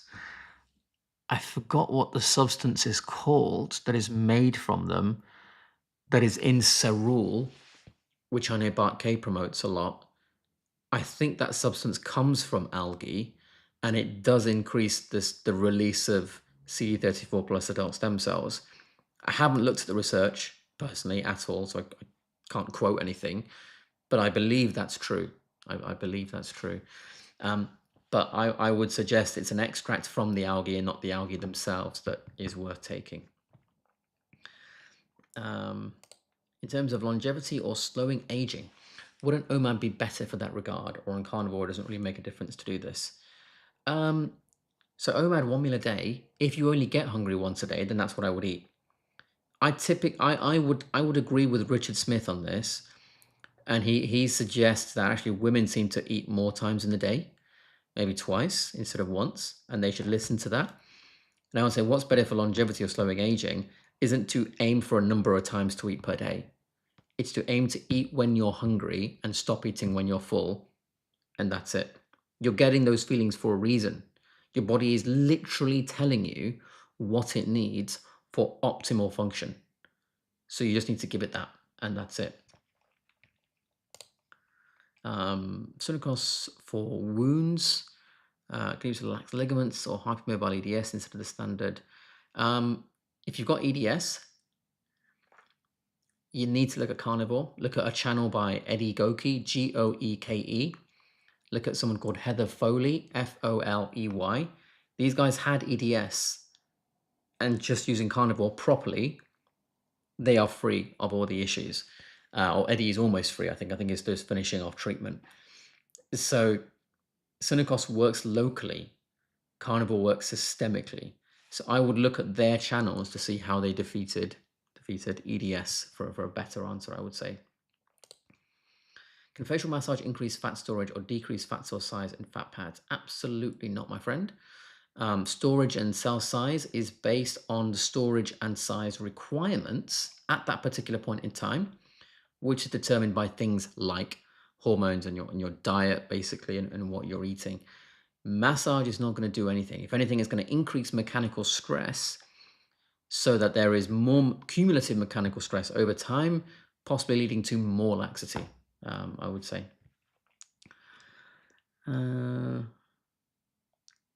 Let's have a look at these questions. Have you seen, wait, I've lost that comment.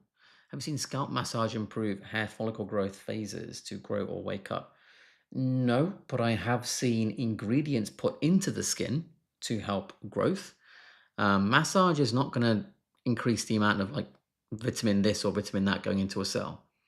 It's just going to give a massage. They're completely different. I mean, do you massage yourself to feed yourself, or do you just feed yourself? It's the same concept, really. So massage is not going to replace nutrition, because they're two completely different things. Oops, I've lost that comment as well. Oh, there we go. What books on diet do you recommend? I'd like to understand more about Carnivore. So what do you think about some Carnivore folks now adding fruit? If you're going to buy a book, I don't think there are any.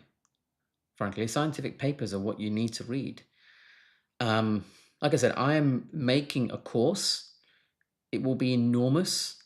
Just plan the first lesson today. It will be out in a few weeks' time. The first course with lessons in it is going to be chemistry and biochemistry.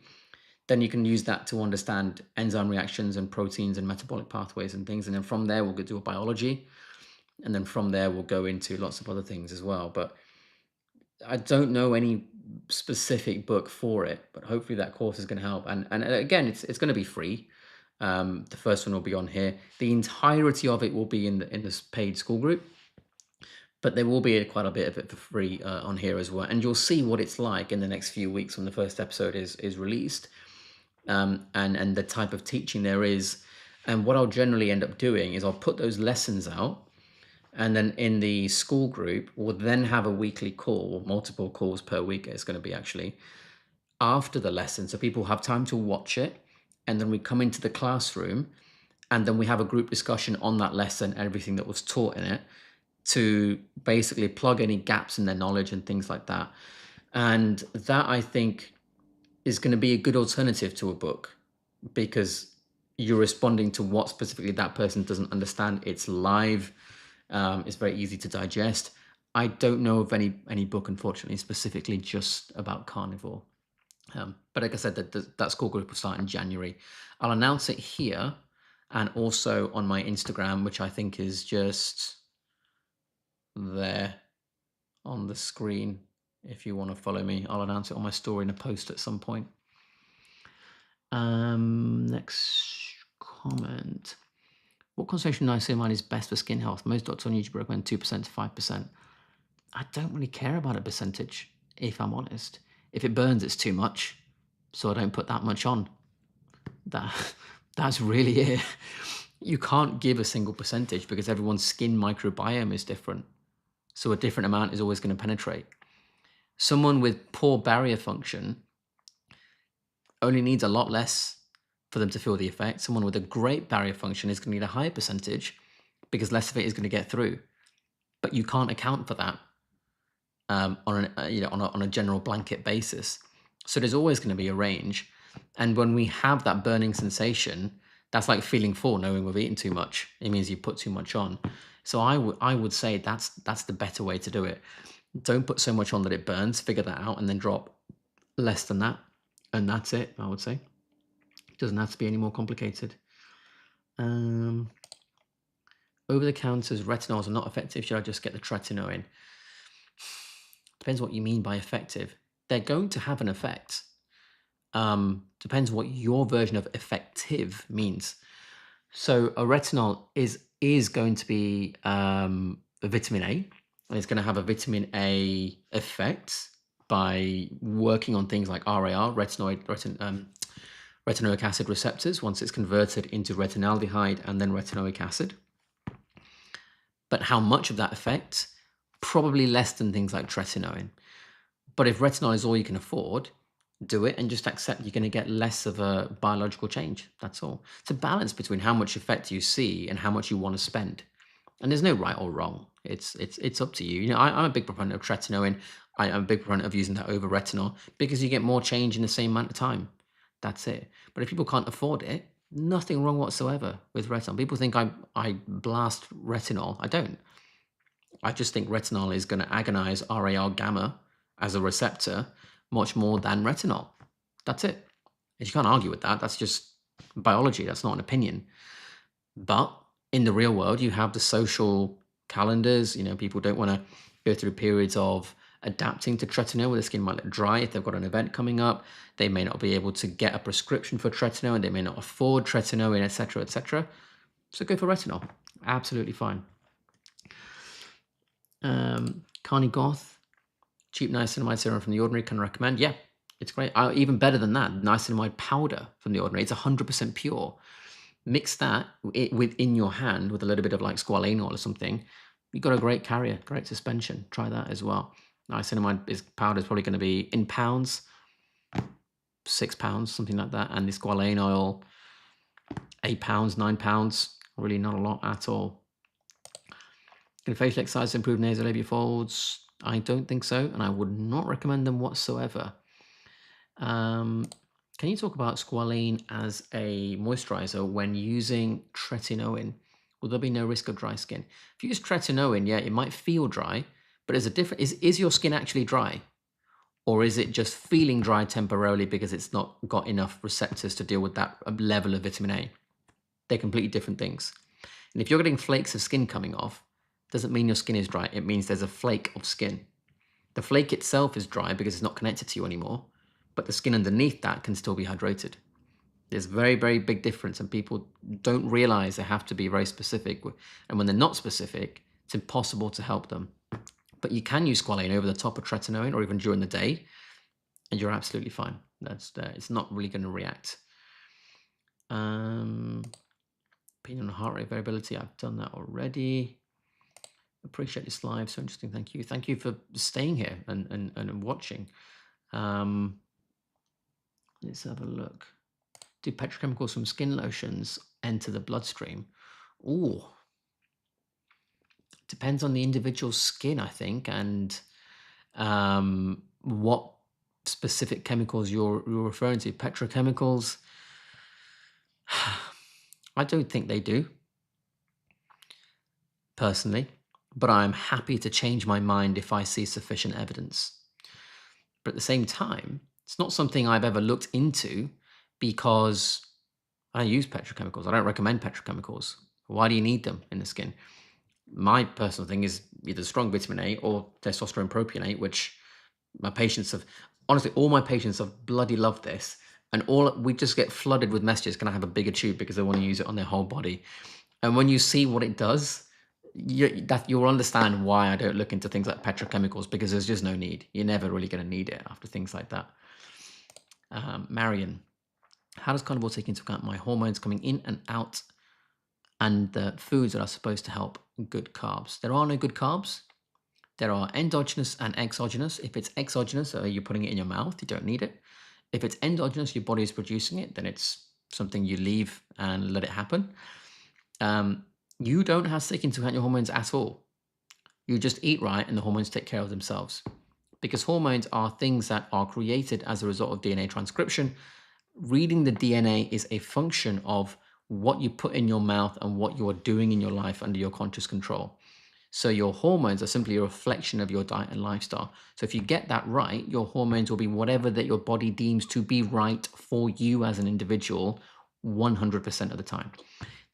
Well, maybe not 100%, let's correct that, almost 100% of the time, because there will be exceptions where maybe someone has a genetic problem. Or in fact, I was doing TRT for a patient a while ago, and he was a professional rugby player. And unfortunately, during one of the tackles, he really painfully, he took some massive trauma to the testicles. And so even if he eats right, his testosterone production is not going to be there, because the Leydig cells, which produce testosterone, they're physically traumatized and he can't do it. So in that case, yes, he needs a right diet and lifestyle, but he needs physical exogenous hormones as well. That's a rare case. That's why it's not 100%. But for the vast majority of people, you just get your diet and lifestyle right. Your hormones will take care of themselves. You don't need to do anything else. Most patients, the vast majority of patients that I see clinically who come saying, I think I need more testosterone, or I think I need HRT. After a conversation, they realize how poor that statement is to make. No, you don't. What are your symptoms? If you have no symptoms, what are you trying to mess with your hormones for? Why do you think you consciously know better than your body, which has had 4.5 million years of practice in terms of the genes? And so I don't recommend messing with hormones ever.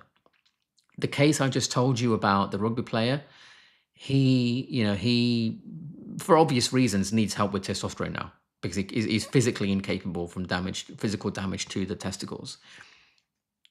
In those cases, I think it's appropriate to use TRT. And he's going to be on it for life because of the damage that's been done. But other than that, don't worry about it. Get the right diet and lifestyle. You'll be fine.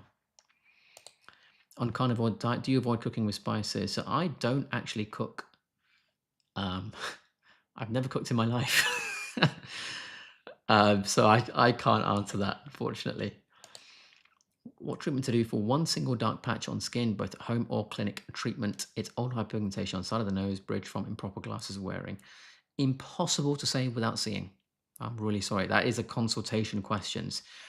You can look at certain skincare, you look at home LED therapy, all these kind of things, but it may not do anything if it's not right for that individual clinical presentation, which I can't see over a comment, I'm afraid. And that's in general, by the way, guys. If you want a specific thing for your individual skin that requires me to see it, and I can't see it because it's a comment, there's not really a whole lot I can do, unfortunately, just based on a comment. Stefan, 0.025 Tret for everyday use. Yeah, you can work your way up to that. Absolutely fine. Not a problem at all. David, thank you for putting a Q in front of the question, David. That helps a lot. Beef tallow for skincare, your thoughts? It's fine. I wouldn't recommend it if you want something powerful and can afford something more powerful. But if you want something cheap, something natural, absolutely fine. I've got nothing bad to say about it at all.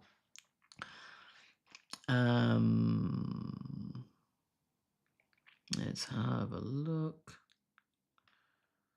Some of the questions have come up more than once, so if there's the same question, I won't repeat it. Does the body create, where's that gone? New fat cells as an adult, or is obesity just existing cells just getting bigger? The body can create new fat cells, and you shouldn't worry about that. And you shouldn't worry about cells getting bigger or smaller. Your body will do whatever it needs to in order to help you survive as much as possible. You can create new fat cells anytime. That's never a problem, and you can make existing ones bigger.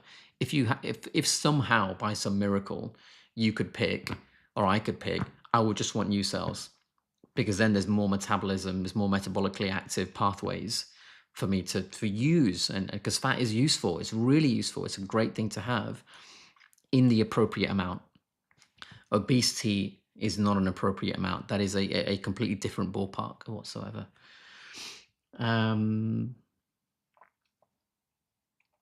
Let's have a look. What do you think about Adipo, the cream that claims to replace fat lost in the face? Yes, I've seen this cream. My issue with it is how long it takes.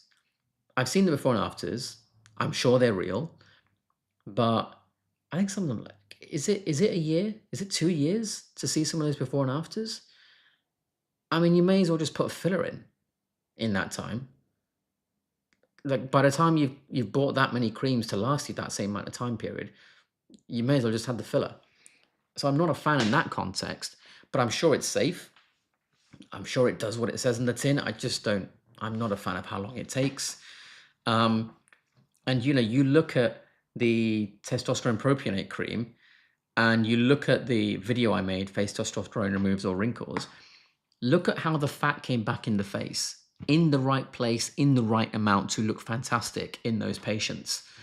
So I'm not fussed about Adipo. I would rather just stick to this stuff, and I use it myself. This is actually my one. I use it myself, and hopefully the update video will be coming. And actually, I don't know if I mentioned it earlier, but in the school group, the patients using this stuff with me, they're going to be in the group, sharing before and afters to let you guys see what kind of fantastic results you can get. Let's have a look at this one. School, are there any great ideas you discovered from Alex Hormozy that would apply to skincare, crossover ideas? I don't really know who Alex Hormozy is. I've heard the name, and I know he's something to do with school, but I've not looked into him at all. I'm using school because it just seems to have the right stuff. It's convenient. It's a place where I can do teaching, upload videos, have posts, and do all the stuff that I want to do, like having a live consultation, doing live treatment, demonstrating devices, giving things away, posting videos of my lectures that I give to doctors, making courses for things, etc., etc. It just seems really convenient. I've not looked into it too much, I would say. How do you make your bone broth? I don't make it. I actually buy dehydrated bone broth powder, just put it in hot water, and then I drink it hot. Actually, I'm not a fan of having it cold personally.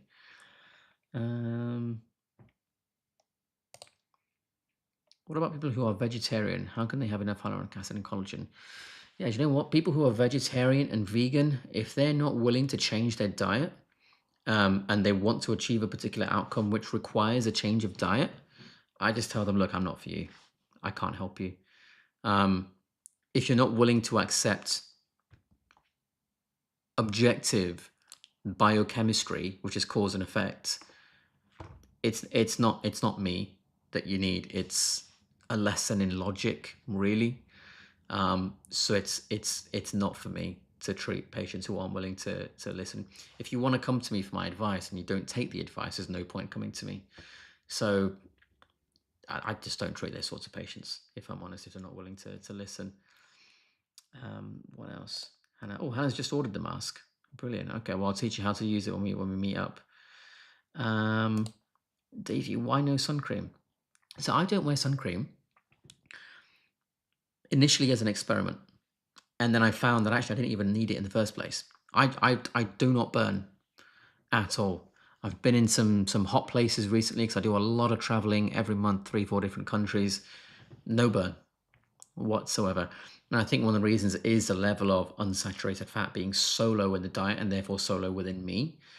And so the inflammation level just is just not there. I'm thinking, I don't know how many evidence for this, but that's what my impression is. But we'll see if it changes over time. Right now, I'm very, very happy with not wearing sun cream, and I have no signs of sun damage even without sun cream, amazingly. But we'll see how it goes over time. Thank you for your answers. You're the best. We appreciate your no BS answer. You're very welcome, David. Thank you for being here and asking the questions. I'm just as grateful for you as you are for the answers. So there's no need to thank me. I'm very, very grateful for the opportunity to speak to you guys. And like I said, I can't do this too often, but my plan is to make school almost a full-time thing. So we're going to do this multiple times a week. Demos, consults, teaching, live Q&A, all sorts of things. And I'm really going to put everything into it, including massive courses, which you'll see on here for free as well. If you want to see what it's like in the next couple of weeks, the first lesson will be out. Let's have a look. Does plasma pen really work for skin tightening? It can. As to whether it will or not depends on you and the person using the plasma pen. Now, plasma pen can work. It's for me, it's really only worth it in places like the eyelid. There's not a huge amount you can do there. But even then, I've seen some horrendous results. I've seen patients just, their entire patch of skin has just fallen off because a plasma pen has been done so badly there. So I just do Sunacos there. No risk. If it's done right, no risk. No prolonged swelling, no bruising. Goes back to normal in about an hour, 2 hours. And you get massive tightening results at the same time as pigmentation and texture and all these sorts of things. So for me, I don't need a plasma pen because I've got Sunacos. Chrissy Yankee, I'm guessing American, just started following you and thank you very much, Chrissy. That's really kind. Feel free to ask any questions here, and feel free to join the school in January as well, even the free one. Hannah, I'll message you. Thank you so much for your answers. I'm sorry the questions are coming later after you're explaining everything. Just ignore the other. This is the problem when you're trying to catch up on questions and you have to wait for the next part of the question. But you're very welcome. You're very welcome. This how long will we be going now? 3 hours, I think, and I'm sure there'll be plenty more because there's still quite a lot of you. I'm amazed that there is still a lot of you watching and still asking questions. I'm very flattered. I don't know any other way to put it. I am so flattered that you're happy to sit with me for this amount of time and listen to everything. It's thank you very much. Joanne, did you hear any more from the fellow that reported you? That complaint was quite amusing. No, I didn't. So do you know what? After I got that complaint from that guy who said he was going to report me, I actually rung my regulator in the UK who holds my medical license and registration. And I said, look, just so you know, I think you're going to get a complaint about me because I had this weird email and the guy said he was going to complain. I gave them the details and they said, okay, fine, just put it in an email so we've got it in writing and we can expect it. But also, what was it? What was the complaint? And I explained to the guy on the phone and he's almost laughing. And he said, so let me get this straight. He's making a complaint about you to say that you're not on a medical register, even though the person he's complaining to holds the medical register that you are on. And I said, yeah, That's the complaint. And I mean, they didn't laugh because they have to stay professional, but I could tell that was what he was almost doing. So no, nothing happened. And even the regulator said nothing would have happened even if he did complain. I don't know if he did or not, but yeah, that was funny. And I'm glad I had the perspective to not be annoyed by it, but actually to turn it into content, which did nothing but help me actually even more. So probably did the opposite of what he wanted. Sophie. I need help with diet and minor skin issues. Can I need to contact from the website to see if I'm a suitable patient and what program, if any, would be suitable? Yeah, Sophie, if any of you ever want to see whether it's even possible for me to help you, you're very welcome to go to the website, which I think is there, which is, yeah, there. And you can just send some pictures and a question and say, look, is it worth me booking a consultation? At times, we've replied and said, look, it's not worth it because that's not part of Dr. Ab's expertise or my expertise. But you should. I recommend this person. Now, I've actually recommended Coach Stephen before, because people have asked things about bloods, and I said, look, I can talk to you about it, but Stephen's so much better than me, so why not speak to him? So feel free to just send in some info, basic rough info, with pictures if you want, and then we'll just let you know. If we can help you, we will, and you can book something, or if we can't, we've saved you a booking fee and we can recommend someone else instead. So feel free. Just be great to hear the school is in the works. Is Suncost Cell injectable primarily for cellular or is it useful for other concerns? Cell is only for cellulite, body is for everything else in the body, and then Performance 1200, which go together, face, neck, top of the chest, and hands, so sun exposed areas. At least you get an hour extra in bed tonight. Oh, do the clocks go back today? Good thing I made this time today and not tomorrow, in case that would have confused people. Interesting. Let's have a look at this. Love your videos, Dr. Abs. Thank you. I'm a cosmetic scientist. I still always find these videos better than other YouTube videos. I'm ready to follow. Keep doing YouTube. Love from India. Thank you very much, my friend. Let me know whereabouts in India you're from. I wonder if it's near where I was born, actually. Chrissy is from Vermont. Never been there. But you look very happy in your picture. I hope you are. Do you drink raw milk on a carnivore diet that some other carnivore advocates on Instagram do? Do you know what? I'm trying raw and not raw. I've tried both. Sometimes I've taken it well raw and taken it normal from a supermarket. And then there have been times where certain raw milks, it doesn't fit with me very well. And then certain supermarket brands don't fit with me very well. I don't know what it is. Maybe it's a difference between A1 and A2 protein in the milk. I haven't separated between those to really test it out properly scientifically yet. But I don't have a preference because I'm still at the stage where I'm trying out different milks to see what fits best for me. And then hopefully I'll know at some point in the future. Difference between squalene oil from olive and sugarcane. I have acne-prone, oily combo skin, so which one would be better? Good question. If it's pure, I doubt there's much of a difference. If you go to The Ordinary, I think they sell it as 100% squalene oil. I don't know the chemical differences if it's pure from different sources, because the fact that it's labeled as pure means it must be the same whether it comes from here or whether it comes from there. So I don't know. It's a good question. Good question. There is a super chat, actually.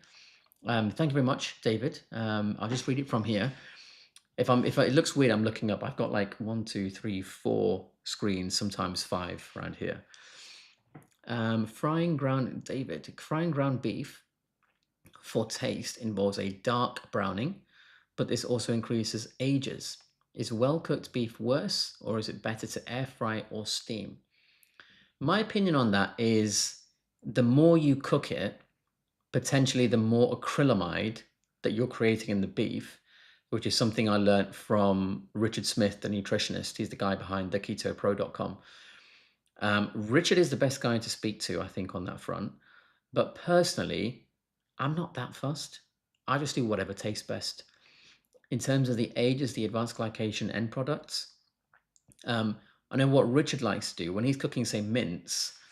He will put it in a pan, let it cook in its own juices and fat, but he'll put the lid on so he traps the heat and then the moisture so it doesn't burn too much, and then he gets a good result that way. So For me, I just go by taste, and that's it. I don't really worry about anything else. I'm not that, um, what's the word, specific or pedantic, I think, in the diet. But I know some people are. Um, this person's called iPad.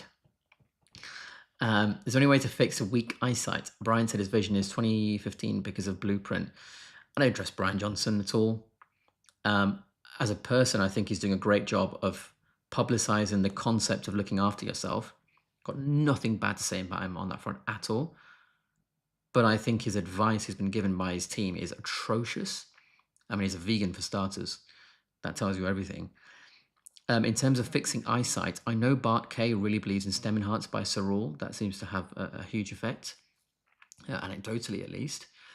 But again, you go carnivore, look at nutraceuticals like that.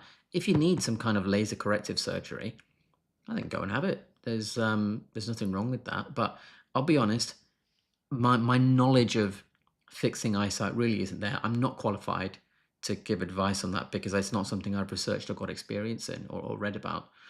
The other stuff, that is what I do full time. But eyesight, I'm really not good enough to give you an answer on that, if I'm being completely honest. Stefan, why no coffee? Because of loss of collagen? Nope, because when I was a kid, I thought that smells disgusting and I don't want any of it. And that was it. I never had any after that. How does one even get testosterone cream prescribed at fan dermatologists in Germany? Pretty uncooperative. So for this stuff, which is like the skincare version of the testosterone propionate that I made the video about, I get this made. You just have to find someone that does it. I know in Germany it is pretty strict, but if you want some help, feel free to send us an email. There's a contact email button on top of the website, and the website is there. And maybe we can, without even you booking anything, maybe we can help and just give you some information if there's someone we know. You're very welcome to do that. Let's have a look here. What do you recommend when sleeping on the side, forming wrinkles? Do not try and change the way you sleep based on whether you think wrinkles are going to be there or not. Focus on your sleep. Better quality sleep and health is going to be more reductive for wrinkles than trying to force a specific position and getting poor sleep chronically. Just try and get good sleep is my advice. Let's have a look. Preparation H is a hemorrhoid cream. I remember using to make my nose look smaller. Yeah, I don't recommend hemorrhoid cream on the face. Possibly controversial in that, but I don't think putting hemorrhoid cream on the face is recommended, and I don't recommend it. Robin, glad you're here. Thank you. I'm glad you're here. They're asking questions. Any thoughts on making cell functions better for helping with Barrett's esophagus to help with longevity? Improving cell function or cell function itself is a function of diet and lifestyle. I know I sound like a broken record, but yeah, that's what you need to focus on. If you want to optimize cell function even more by replacing lost NAD+, as on the screen there, my course, then you can do that as well, and it will help restore cell function. I've seen people's brains in dementia and Alzheimer's start to repair themselves. Conditions which we were taught, like you can't repair that. That's neurodegenerative. That's it. You've had it, you're gone. It's just a downhill slope. But now we're starting to climb back up. So it depends on clinical presentation. Diet and lifestyle is always going to be the most important. And there may be bonuses like NAD+ potentially afterwards as well. Depending on where you are, how easy it is to get it, and that you can take it, all these sorts of things. Collagen is mainly cysteine protein, and we have hair care proteins on very low molecular weight, which are cysteine majorly. So can I use that protein for anti-aging serum? Collagen is not necessarily mainly cysteine. If you look at the triple helix portion, it's mainly glycine, proline, and something like hydroxylated proline, hydroxyproline. Cysteine is present in hair because there's a sulfhydryl group in cysteine at physiological pH. You drop the hydrogen and the sulfurs can create a disulfide bond. I know we're getting a bit technical here, but that's me. I love being technical. I love deep science. I can't help myself. But that's why hair is curly. You have disulfide bonds. In fact, this is why I'm doing these courses. You can explain things which seem big scale, like hair, by looking in tiny, tiny atomic structures. And if you know how atoms interact, you scale it up and you can see how hair interacts. So things like, for instance, sulfur, it changes the functionality of a molecule, of a compound, like an organic compound, which is based around carbon. And when you have that sulfhydryl, which is sulfur and hydrogen, and hydrogen comes away in the body at physiological acidity levels or alkalinity levels, the sulfurs have electrons that still need to pair. And so they pair with each other and they create this strong attraction, like a north and south magnet. And when you have different points of hairs with cysteine residues, they try and bring them together so the hair loops up on itself, which is how you get curly hair. So if you understand science deeply, technically, fundamentally, you can explain so many things, like why hair is curly, why Botox spreads in your face when it's injected, how you can cause tumor cells to die from radiation without focusing it and just injecting it to find the cancer cell by itself, how you can date rocks in mountains, how you can tell what our ancestors ate. These are just extrapolations of deep, deep, fundamental, basic science. And I'm really excited about this, but when I release this first lesson of the biochemistry course, which, like I said, will be out in a few weeks, if you're really interested in science, if you're really interested in knowing more than your doctor in terms of the fundamental sciences, so you can look after yourself and your health and your family and know which medications to say no to and things like that, then I think then you're on the path to longevity and being disease-free and good health span and looking beautiful as possible at the same time. And that's why I'm really passionate about this course. That's why I'm doing the school. I really, really want to teach people how to look after themselves. So things like this, if you were to do that course fully and understand it, in fact, just watch my amino acid biochemistry video, which is on there already on my channel, you'll realize that you shouldn't worry about single amino acids because there are so many pathways for each amino acid to go down. You can't control which one it goes down. It's impossible. So putting it in an anti-aging serum is useless because you can put it in, but what makes you think it's going to be used for hair as opposed to something else? You've got no idea. And so you have to just focus on diet and lifestyle and everything will take care of itself again. I know it's a long answer, but I get really passionate and I love deep, deep science, so you can probably tell. iPad asks, which LED mask do you recommend for face and which LLLT cap for hair? So LLLT, low level light therapy or low level laser therapy. I don't recommend a cap for hair. The mask I would recommend is Style Pro Wavelength, STYLPRO. And instead of a cap, just leave that on your head. That's going to be better, frankly. And it's only £99. Like you can't go wrong for £99. No one's ripping you off there. It's such a good value for money mask. Stephen's still here. Stephen, good to see you. You're still here, Stephen. I'm impressed with that.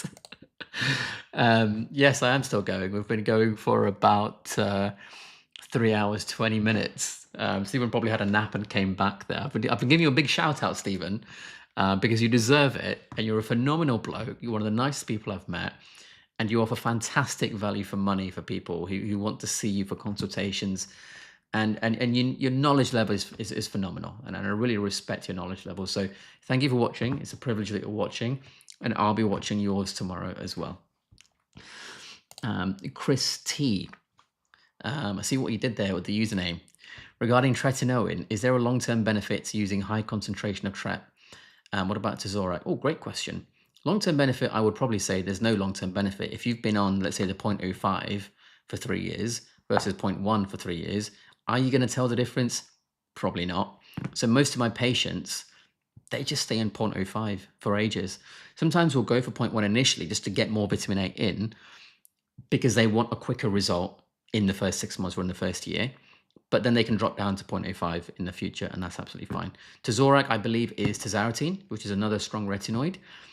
But again, if you're looking at 3 years down the line, or 2 years or 5 years or whatever, whether you're on Tezorac or tretinoin, 0.025, 0.05, whatever, it's not going to make that much difference in my view. So no, not necessarily at all. David Stephen, wow, that school platform you mentioned, which allows you to respond with links, sounds brilliant. Is school for teaching anything?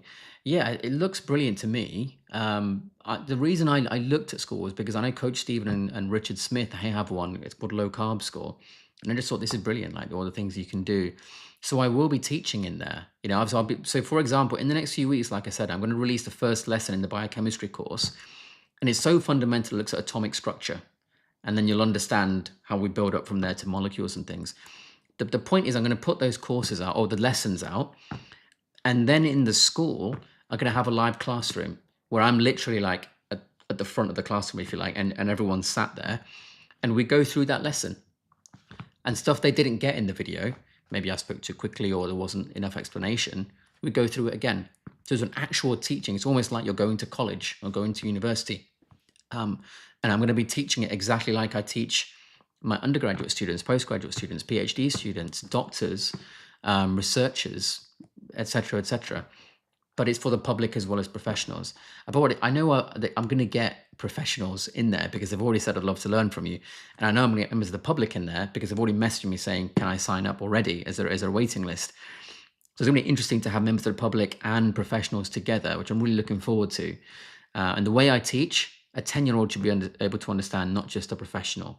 So it'd be nice having both. And the point of it is to bring everyone who wants the same thing together. People that want to be disease-free, live as long as possible, and to look as beautiful as they can for the rest of their life by giving them the tools to understand science for themselves. We'll be going through scientific papers to understand how to read a scientific paper even, and going through it together. So I might post a paper in a post and say, look, we're going to have a group discussion on this next week. Here's the paper, have a read. Let's meet up and see what we all think of it. And then I'll critique you guys on whether you looked at the right thing first or second, what you found useful, what you didn't find useful, and then I'll go through it again. So it's about empowering people to take control of their own health and lives, and that's why I want to set it up. And again, like I said, I know money is an issue for some people, so there will be a free version as well. iPad. What do you think about supplementing glycine and NAC for skin health? NAC, for those that don't know, is the N-acetylcysteine. It's just a way of getting cysteine in there. My personal view, and glycine's an amino acid as well, is just eat right. If you've got the right... Stephen's just said, is this a 24-hour live stream? So the first ever Carnivore 24 live stream was done by Coach Stephen and Richard Smith, which is where I first came across them, actually. It's looking that way. But you know what, Stephen? If people want help and I'm able to help them, I will be here for as long as it takes. No problem at all. I will stay up. I will take a raspberry bomb ketone powder with caffeine from the Keto Pro to keep me awake if need be, just to make sure people's questions are answered. But getting back to the question, yeah, glycine and cysteine, if you've got the right diet, you've got enough of those anyway. So it's not an issue for me. If you really want to understand amino acids, you can check out my video, Amino Acid Biochemistry 101 or something like that, just to give you a rough idea of all the different amino acids, how they work, the structure. It's important to see the structure. Once you see it, you understand why something can be converted from one to the other. For example, you look at, let's say, phenylalanine and tyrosine. They look almost identical. The only difference is one oxygen and one hydrogen.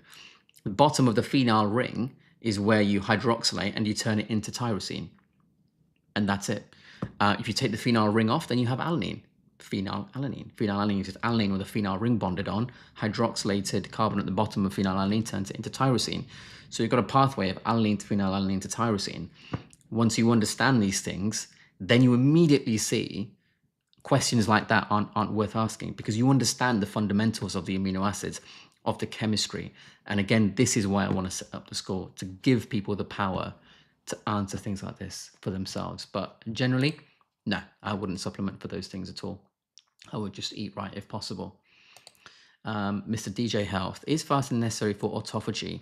Is fasting worth the risk of muscle loss for any benefits? Oh, really interesting question. Muscle loss occurs when you're starving, not when you're fasting. There's a difference between fasting and starvation, which is why weight loss drugs, GLP-1 agonists like Ozempic, Wegovy, Mounjaro, etc., they can give muscle loss because it's starvation they're creating. Fasting is not the same as starvation. And so fasting can be worth it if you, I personally think fasting is worth it if you're on a standard Western diet, because there's so much crap inside you, you need to get into the autophagic process.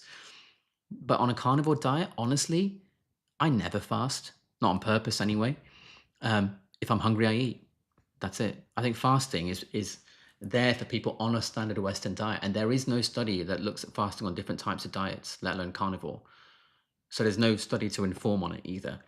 But surprise, surprise, it shows an improvement because everyone that's doing it is on a standard Western diet. Doesn't mean it's good for you. It means it's good if you're on that standard Western diet. So I think on carnivore, my personal view is it's not necessary if you're on carnivore. If Stephen's still here, I'd love to hear Stephen's opinion on that. Maybe he can mention it tomorrow in his live stream, which I think is a more reasonable time of something like an hour to an hour and a half. But we'll see if he's got time to answer it either today or tomorrow. Let's have a look here. Pavel. He asked what to do with dryness from Tret. What about getting used to Tret is not the case for me. I've been using it for a year. Okay. And it still dries me. I'll try squalane. Yeah, try squalane. Try even mixing the tretinoin with the squalane in your hand and applying it as one. And then halfway through the day, try the squalane as well when the tretinoin is kind of worn off a little bit too. And then also try getting enough water and electrolytes during the day, if possible. What do you think of gua sha and face exercises? Put it in the bin. Simple as that. It's complete and utter nonsense.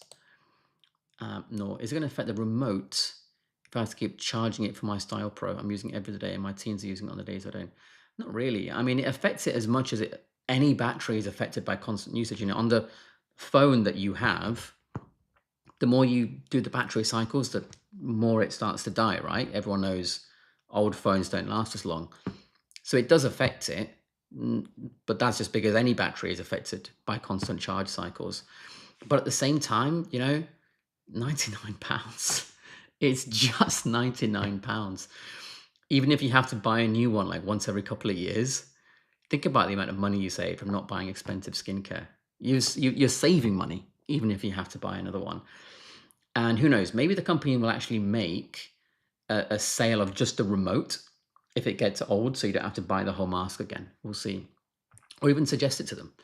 I'm sure they're open to that kind of feedback. B12 is low due to prescription metformin. You're convincing me of the carnivore diet. I'm glad I'm convincing you of the diet. Metformin is horrendous. I bloody hate metformin. I've had arguments with my own father about him taking metformin. You should not be taking metformin. No one should need metformin. Why would you force glucose into the cell when the body has told you it's too dangerous to let any more in, hence we're not responding to insulin anymore?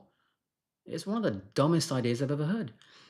I've heard actual doctors who teach the concept of so-called longevity, say they think metformin is good for longevity. Are you mental? Why would you force glucose in the cell? If the cell is saying it's full and any more is dangerous because of its glycating qualities that are inherent within it, what makes you think you should force even more in? It's honestly one of this, that and rapamycin. Put them in the bin. Just put them in the bin. Eat the right diet and lifestyle. That's all you need, frankly. Stefan, opinion on face exercises? Never. Don't do them at all. Very simple answer. Any suggestions where to get if blood work to look at deficiencies, etc.? If GP won't do it, can't always get to London and use Randox Health. I would just get a blood test any way you can and then do it online with Coach Stephen Thomas. Or if you want, email Stephen or go to his YouTube channel, Coach Stephen Thomas. You'll find his details there. Email him and say, look, I'd like you to check my bloods because I've got this problem. Can you recommend where to get the blood test that I can then give it to you? And then he can do it for you. That'd be great. And in fact, what I'm going to be doing in the school group, sorry to go on about this, but what I'm going to be doing in the school group is actually having live blood testing analysis. So there's going to be like a post where I say, okay, who wants their blood tests reviewed live for them? And people can just post their blood tests, and then we'll have a call that's scheduled. And I'll get people like Stephen in, who's a pro at looking at bloods. Stephen will be there. He'll pick that person. We'll get the bloods on screen. Everyone else can watch the actual live analysis of the blood test and how a professional actually does that. And then maybe we'll finish that and I'll get someone else in. And then people can see how blood tests are done and learn from each other. Obviously, if they're happy to have their blood tests shared and things like that, if they want to do it privately, they can pay for a consultation, etc. The reason the school is there is because people can't afford private treatment all the time. And I get that. But if they're willing to allow their treatment to be seen by others so that they can learn as well, we can drop the price and everyone wins in that way. That's why it's there. So either wait till January, where you can get it for next to nothing because people like Stephen will be there to do it live for you, or you can pay to see Stephen privately as well. Laksha, so collagen has many glycine, proline, protein. Not glycine and proline protein, glycine and proline amino acids, and the protein is collagen. So we have hair care proteins of very low molecular weight, which are glycine majorly. So can I use that for anti-aging serum for collagen boost? Very low molecular weight what? Hyaluronic acid or protein? There's a big difference between them. In terms of collagen boost, that's not going to come from necessarily hair care, because you put something on the hair, it's not necessarily going to absorb in the skin. If you wash something in your hair with something in the shower, it's going to be washed off. It's not going to be absorbed in the skin. So a lot of that is just marketing rubbish. If you want to get something like a boost in the skin, look at injectables for the scalp. Look at direct stimulation like dermarolling or dermastamping on the scalp. That's going to be much better than paying for supplements which are made by companies wanting you to think that you have to buy a supplement so they can make more money from you, which at the end of the day is basically how the industry works, frankly. And I don't know why more people aren't saying it. David Stefan, do you think it's worth using a topical pain gel to reduce pain when dermarolling? Absolutely not, because you don't want a risk of that being absorbed. If it's painful, just don't do it as much or put less pressure, that's it. And you won't get much effect, but that's fine. Next time you'll go even further and your pain tolerance will increase over time. There's no need to use a pain gel, just do it less and then do it more over time. That's all you need to do. Grenier, what type of dermaroll do you recommend, or is there things we should look out when ordering? So if you go to my video about dermarolling, I think it's like best home anti-aging device or something in the title. You can see in the pinned comment, I've actually put they are affiliate links to specific dermarollers, and they're the ones I actually have, which I don't think are here because I'm generally too lazy to do it anyway. But they're the ones I've actually bought myself. So that makes it easy for you. 35-year-old female, Kybella for jawline. Kybella is a dermal filler, for those who don't know. Your thoughts? I don't think it's a good dermal filler. That's my thought. Can I do dermal on my neck? Yes, you can. Jawline and fat chin is my biggest insecurity. Okay, so Kybella is a dermal filler that is made in the city of Casablanca in Morocco. It is exactly the same, apart from the lidocaine, to a filler called Maili, M-A-I-L-I. So it's made by an independent, and then it's just the gel is just sold for someone to put a label on. That's it. The only difference between Kybella and Maili is lidocaine. Maili has lidocaine, Kybella hasn't. The branding looks different, but the actual gel inside, the actual hyaluronic acid dermal filler, exactly the same. This is the level of BS that goes on in the industry. You look at them and you think, well, they're two different brands. They're exactly the same. It's just a lidocaine, which is an anesthetic. That's it. And yet these companies compete with each other, making you think that one's better than the other. They're exactly the same. How can one be better than the other? And this is, again, why I want to do the school. I want freedom of speech to tell people these things, to speak out publicly and to say, avoid this or ignore this marketing for this reason. It's complete and utter BS. For fillers, for me, the best filler in the world is Revanesse. Revanesse. It's made by a Canadian company called Prolenium. I'd never use anything else. I used to use different fillers for different parts of the face, different properties. Now I just use Revanesse. Beautiful, beautiful chemistry. Hands down the best filler I've ever used. If you can't get that, possibly look at something called Yvoire, Y-V-O-I-R-E. Again, brilliant filler. If you can't get that, look at something like Teoxane. Also pretty good. If your chin is fat and you can't see the jawline, it's not necessarily that you need to put filler in, it's that you need to reduce the amount of fat so you can see the bone. If you're chubby and obese and you can't see the jawline and you just put more filler and you're just going to look more fat, it's not actually going to help you see your jawline. Getting to the right body composition, body weight, etc., that's sometimes the best thing to do. It's the hardest thing to do compared to shoving in an injection, But do you want to just put dermal fillers in because you think it'll work, but you just end up looking chubbier and fatter and makes your chin fatter? Or do you actually want to treat the root cause of the problem? It's a difficult conversation to have with patients because they come in saying, I want a jawline, but actually the truth is you just need filler. There is, sorry, do you know what? I'm thinking of Kai Sense. Kai Sense is the filler. Kai Bella is the lipolysis fat dissolver. But everything I said was still true about Kai Sense and Miley. They are the same thing. That Kai Bella, I personally use Adipo Forte from BCN. But the thing is, it doesn't necessarily matter too much which fat dissolver you use. It matters what you do afterwards. So for example, if you do that dissolver and then you just sit on the sofa all day, nothing's really going to happen. If you do that and then you go to the gym and you do interval training fasted, not by eating a load of spaghetti and carbs before you go, fasted, and you do proper interval training, sprint, rest, and you are properly sweating, and then maybe go to the sauna after, then you're going to lose it. And that's the best way. You can use Dermaroller, but I would probably leave it while you're doing the lipolysis treatment and do it afterwards, if possible. Chrissy, good to see you again. I've raised my 3-year-old Carnivore. Brilliant. That's absolutely brilliant. I'm glad you did that. I'm as close as my willpower allows. Mostly 6 out of 7 days a week. No problem at all. That's brilliant. 6 out of 7 days is better than most, Chrissy, honestly. Wish I was raised like I'm raising her. Yeah, same. I wish I was. I really wish I was. But you know what? I don't blame my parents because I didn't know any better. I don't think I've ever admitted this on video, but I come from an incredibly poor background.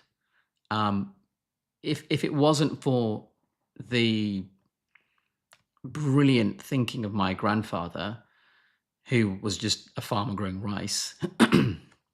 Yeah, he was just growing rice. To tell my dad, look, my dad went to study to be a farmer as well, just to grow rice. And he said to my dad, look, I think you need to go do this thing called medicine. And, you know, my dad did it and eventually became a doctor. He came to the UK, etc. And we came out of that sort of impoverished area where, you know, most of the houses are still made of mud and cowpat, not even bricks and mortar. I wouldn't be here. And so my dad did everything he could, and he still does, for me to have everything that I need in life. And unfortunately, that didn't include the correct diet, simply because he didn't have the knowledge. And so I never blame him. He did the best he could. But now that I know, I'm trying to get him to live like this instead. So I'm really happy, really, really happy to see that you're doing that for your 3-year-old, your daughter. So stick with it. Ignore people that tell you you're harming her or whatever. You are doing absolutely the right thing. Props to you. I take my hat off to you. I really do. Stefan, testosterone cream versus test cream for sure. This is mine, and my tretinoin is in the bin because this is way better. And you know what? I've got patients who had the tretinoin, and they are using this now, and even they say the same thing. This is much better. They get more effect with this than the others. Molly, NAD plus sounds convincing. In mid-70s, need to get a head start on Alzheimer's prevention. Thank you. If you want to get a head start on Alzheimer's prevention, it's diet and lifestyle first before NAD. Definitely, definitely. Chrissy, so I have minor melasma and acne scars. Also, I'm almost 44. Need to start anti-aging routine. Do you suggest... I'll tell you what, Chrissy, you do not look 44 in that picture. You look about 19.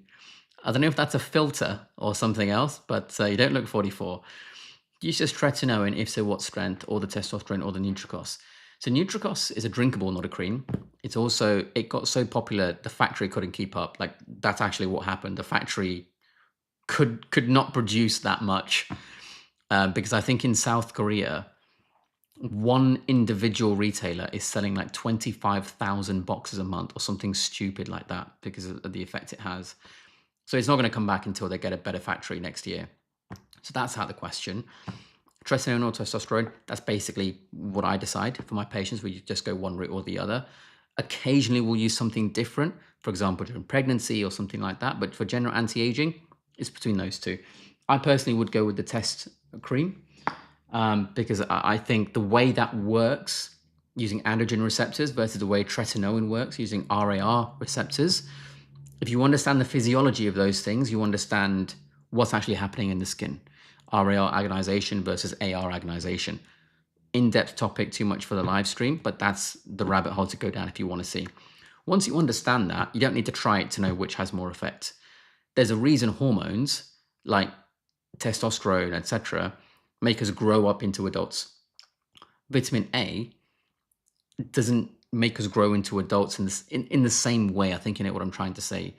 And so this is going to be way more powerful, and that's what I'm seeing clinically as well. For me, that's what I would choose. We've had that one already. Might be easier if you ask that questions are in all caps. No, I don't want to do that because it looks like everyone's shouting at me in the chat. So please don't put it in all caps. Dermarolling and Tret on my neck. Good idea, Benade. Good idea, Sue. But in terms of how you do it, depends on your individual clinical presentation. British Columbia, Canada. Nice. I've always wondered, is everywhere in Canada cold? Or is there a warm bit? The thing that puts me off Canada is the cold, because I just see it as a freezing cold country. But I'm guessing I'm just being incredibly ignorant and offensive when I say that. And I'm sure there are warm parts. If you are from Canada, let me know which are the warm bits, so I know which bit to avoid and not avoid if I ever visit in the future. What do you think about Sculpture? I think it's a pile of crap, and I would never ever use it personally. Wait for my video, I think, coming next week, which is roughly titled Which Skin Injectable is Best, or How to Tell Which Skin Injectable is the Best. And you can work out for yourself, without anyone's opinion, including mine, which skin injectable actually is the best for your individual skin. Sandra, hello all. Hello, Sandra. Let me know where you're coming from. I'd love to know. Would eating carnivore help or cure multiple sclerosis? Any suggestion on treating this disease? Thank you. I suspect it would help multiple sclerosis for sure. Stephen Thomas, I don't know if he's still in the chat or if he's gone to bed. He's probably gone to bed because he's a normal human being. I'm pretty certain his video is still up of someone who had a wheelchair thanks to multiple sclerosis, and now they can walk again. Fine. Have a look at that, and that will answer your question, my friend. Melissa Lopez, can carnivore and keto bring out weaknesses in your gallbladder? No. Had a coworker told me his wife had to have hers removed after they just finished keto. I don't think that's related. I think that's something else going on prior to keto, or they weren't actually doing keto even if they think they were. I mean, I've had patients tell me they're keto, and then I ask them what they eat, and then just talking about donuts and random crap like that, and say, how much do you weigh? And one of them said like 102 kilos. You're not weighing 102 kilos if you're a middle-aged woman, if you're keto. It's ridiculous. So when people say that, I don't listen anymore. What I do for my patients, for the patients whose health I manage personally, but when they are a patient, they come to see me, we give them a list of things prior to the first consultation. And one of those things is a diet history. So for 2 to 4 weeks, I want a list of every single thing that they eat, and the time and the quantity. And if possible, pictures as well. That tells me what to eat. I don't want to ask them the question and for them to say, oh, I eat this or that. Your recall isn't perfect, but if you write it down and take pictures, I can trust that. And that's what I go off, not what they say.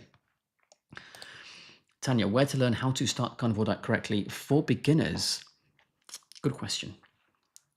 The issue with that is everyone will need to do it differently, because everyone's got microbiome is different, medication is different, food preferences is different, family, even the people you live with, that makes a difference.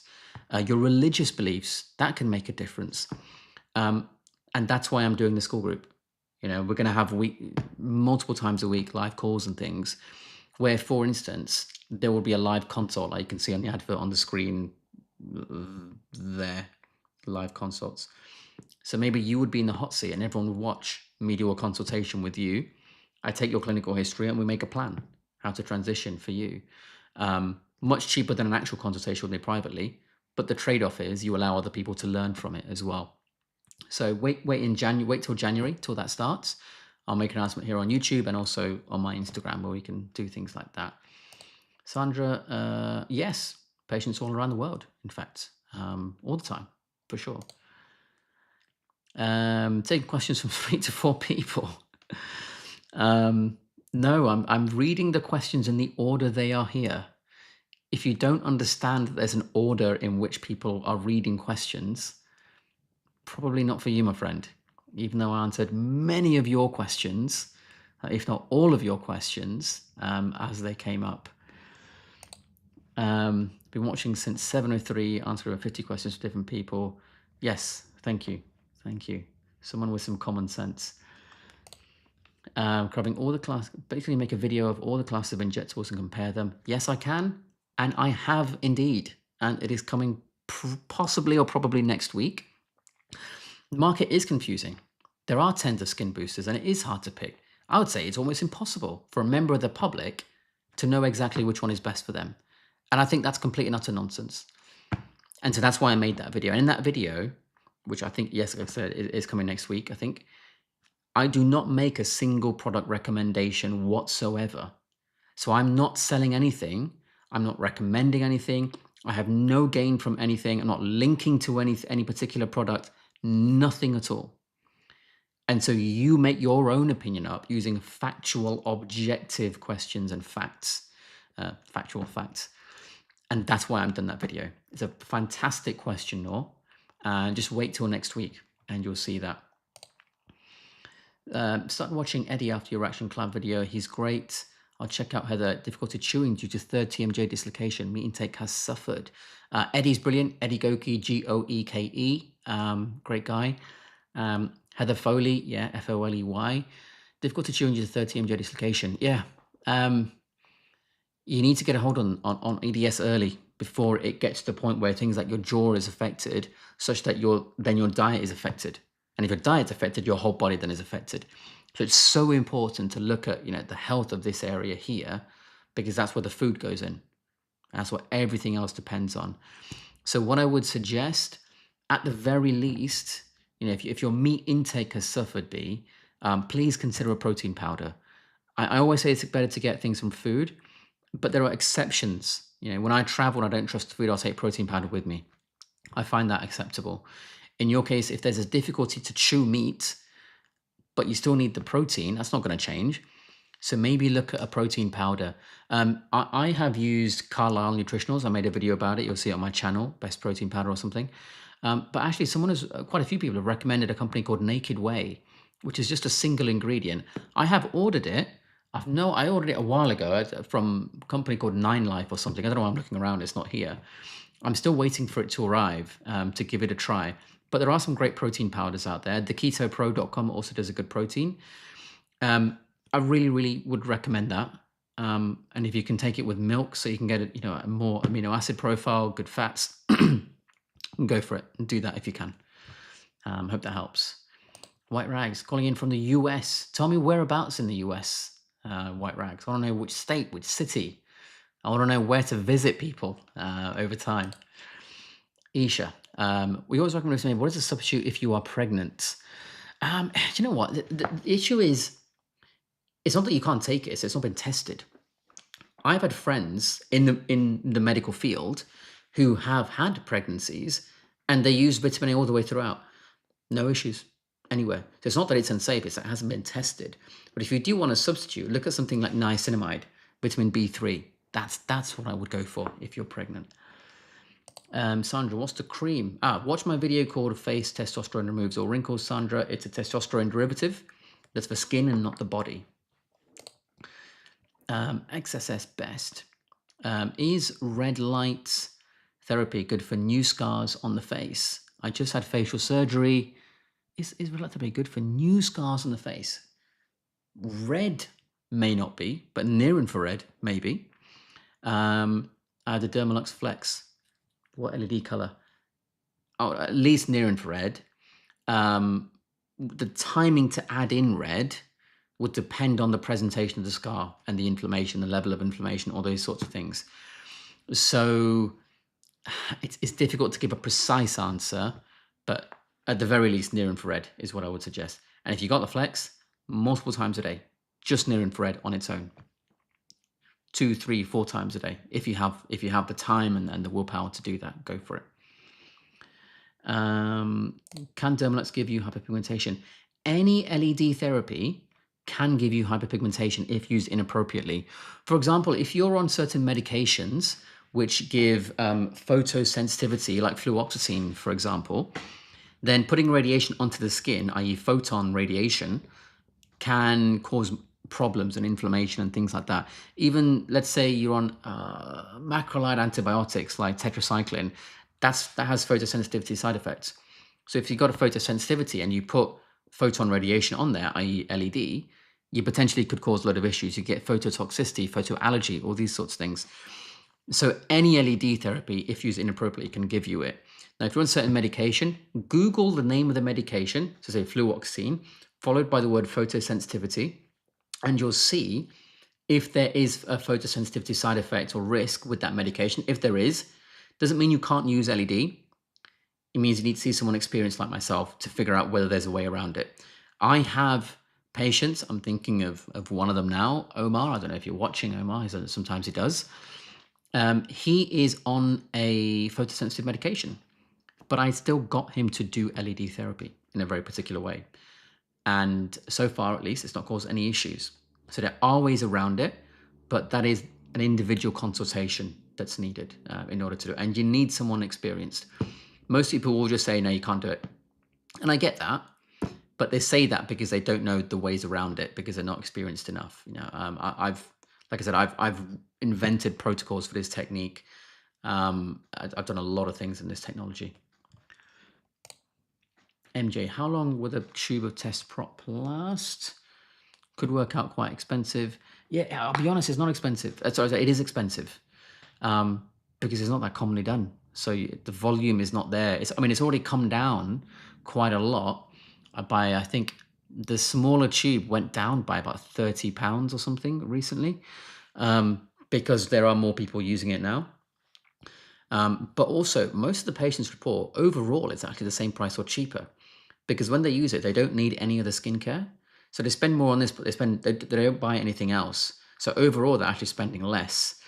There are different size tubes available, and they can last up to like 3 months, just over 3 months, depending on what size you buy.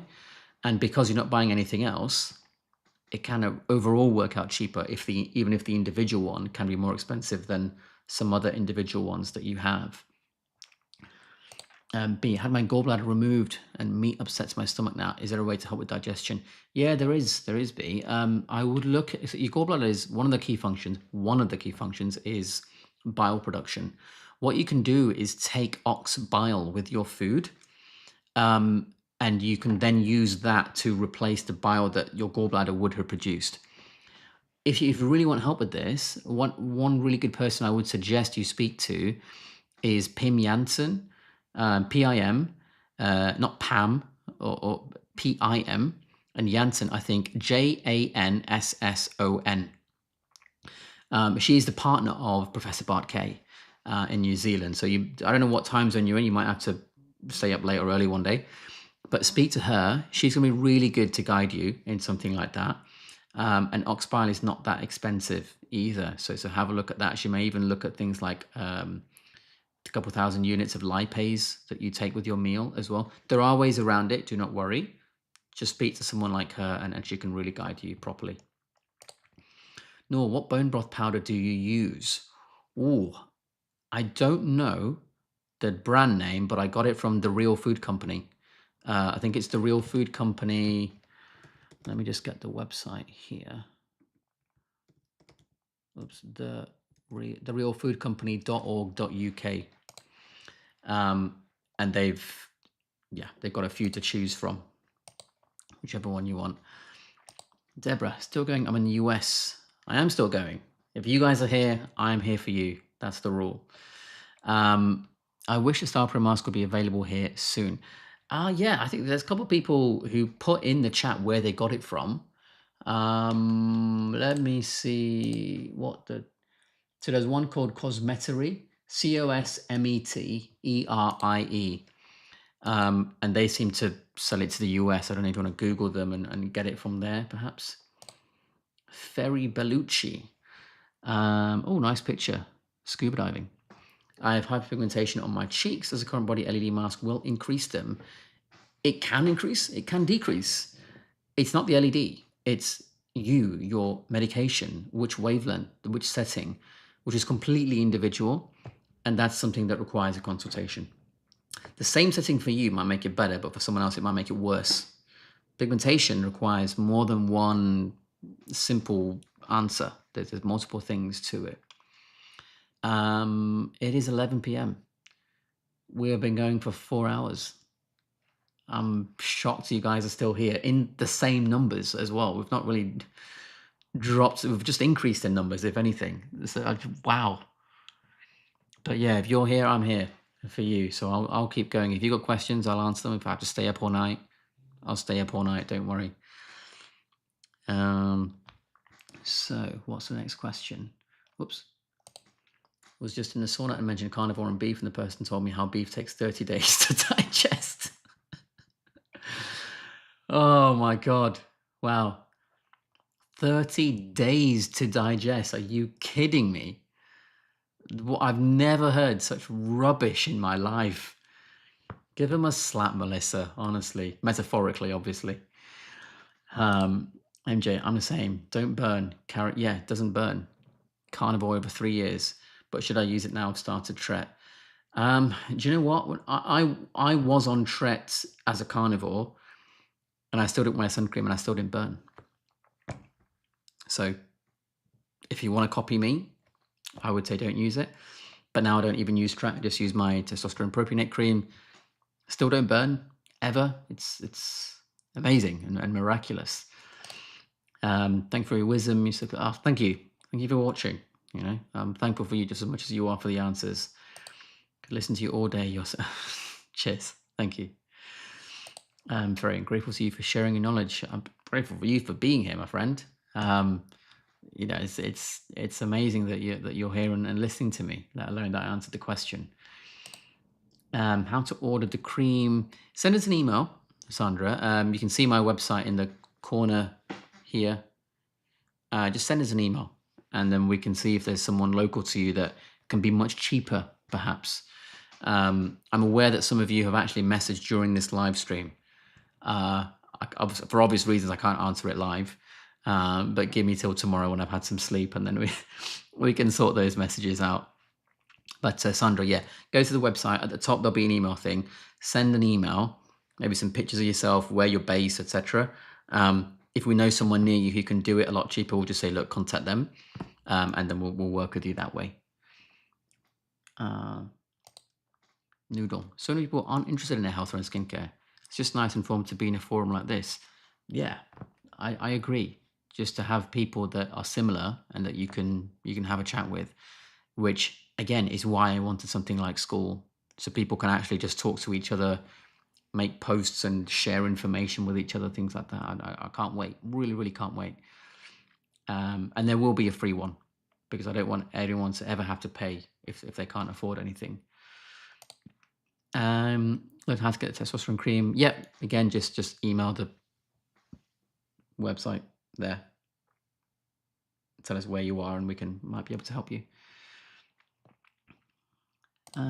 Okay, Tanya, what a glow you've got in their picture there. Carnivore for 18 months at 56. Jesus, you don't look 56 in the picture, Tanya, unless that's a filter. No going back to plants. That's what I want to hear. Could you elaborate why this seems to happen to those on a carnivore lifestyle? Oh, and also you really do resemble Price. I resemble Price. Does she mean Weston Price?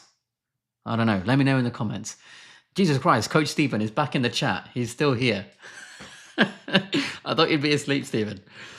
But yeah, I think people feel this way in this lifestyle because they start to notice so many positive health changes. So I was asthmatic in my life. Not a lot, and I barely use my inhaler, but it's just gone. The inhaler's in the bin. I had really bad hay fever, and always every year in my life, there would be a point where I'd have to be sent home from work because it was that bad. Like I couldn't see properly, And so I couldn't operate on the patients with my instruments. And obviously that's a really dangerous risk. So I used to get sent home. Not sent home, I asked to go home because I couldn't operate, and they said gladly because it's unsafe. First year of my life now, didn't take a single antihistamine. Like, that means so much more to me than the sweet taste of a bit of ice cream. And so I don't want that health problem more than I do want the taste of ice cream. And I think that's why people don't go back. And it's interesting that people go carnivore, but they never go back. But then people go vegan and they do switch to carnivore. I mean, it's funny. I shouldn't laugh, but I do find it funny. But yeah. Deborah. Stephen's going to sleep. Take care, Stephen. Take care, my friend. And I will listen to you tomorrow. You wimp for going to sleep. See you later. Deborah, I use a Dermapen to Dermaroll. I just finished using my 0.05 Dermaroller and got the same results as with the pen. Don't waste your money on Dr. Pens. The roller is just as good. Thank you. Thank you. And yet the industry wants you to believe you've got to use the pen because it lines their pockets more. But the roller does the same thing with less risk and less trauma and less inflammation. And like I said, just try it. I've had so many people message me saying, I stopped using moisturizer, I switched to squalane, I binned all my skincare, I just used the Retinoic or the testosterone cream, and then I started using Dermarolling. Within 3 weeks, people have said, what have you done to your skin? Like, it's the best it's ever been. And they've spent so much less than they ever have. People like Deborah are living proof. You don't need to spend a lot of money. I don't understand why more people aren't saying this out loud, publicly. Like, what? Like, I'm sure there are some. Why is it not common? Why am I, to my perspective, why am I a rarity in saying that you need to spend less, not more? That you can actually do things yourself at home for a fraction of the price, sometimes free. Why aren't more people saying it? I don't know what the answer is, but it's the way I feel. People like Deborah are proving my point as well. So thank you for sharing that, Deborah. If you want to join the school group, share that with people. I'd love to have you there and have stories like that in there. No idea how to pronounce this. Believe one. Is Syndicos available in USA? Not yet, unfortunately. Also trying to purchase the NMN from Youth and Earth, but they were having issues shipping to the USA. Try nadplusathome.com. They have an oral, which I think is just launched. They might be able to ship to the USA. Syndicos, unfortunately, won't be in the USA for the same reason that most injectable products aren't in the USA, because it's so damn expensive to register that it's just, it's a joke. It's just a money-making scheme to register products in the US, hence why they've got like 5 or 6 fillers and everyone else has hundreds sometimes. So it won't come to the USA for a couple of years at least, frankly.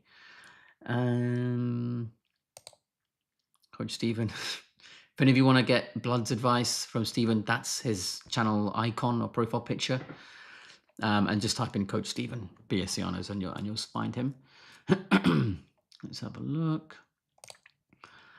Being diagnosed with essential tremors. Carnivore, NAD+. Yeah, go carnivore. In terms of NAD+,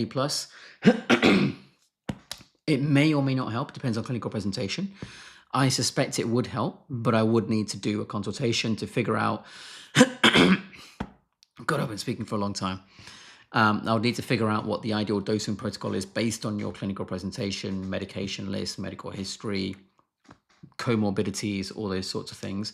It's a potential yes. Yes to carnivore, potential yes to NAD+. Let him go to sleep, guys.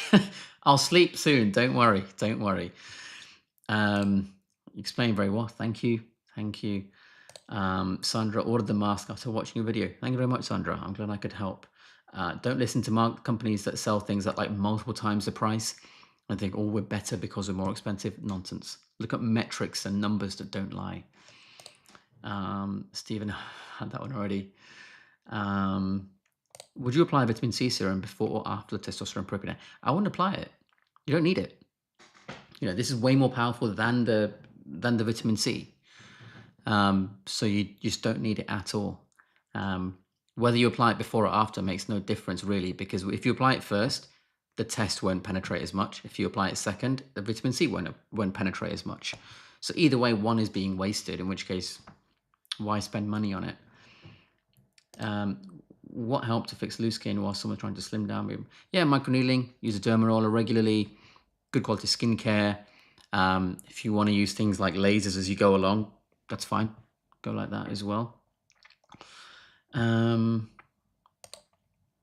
iPad.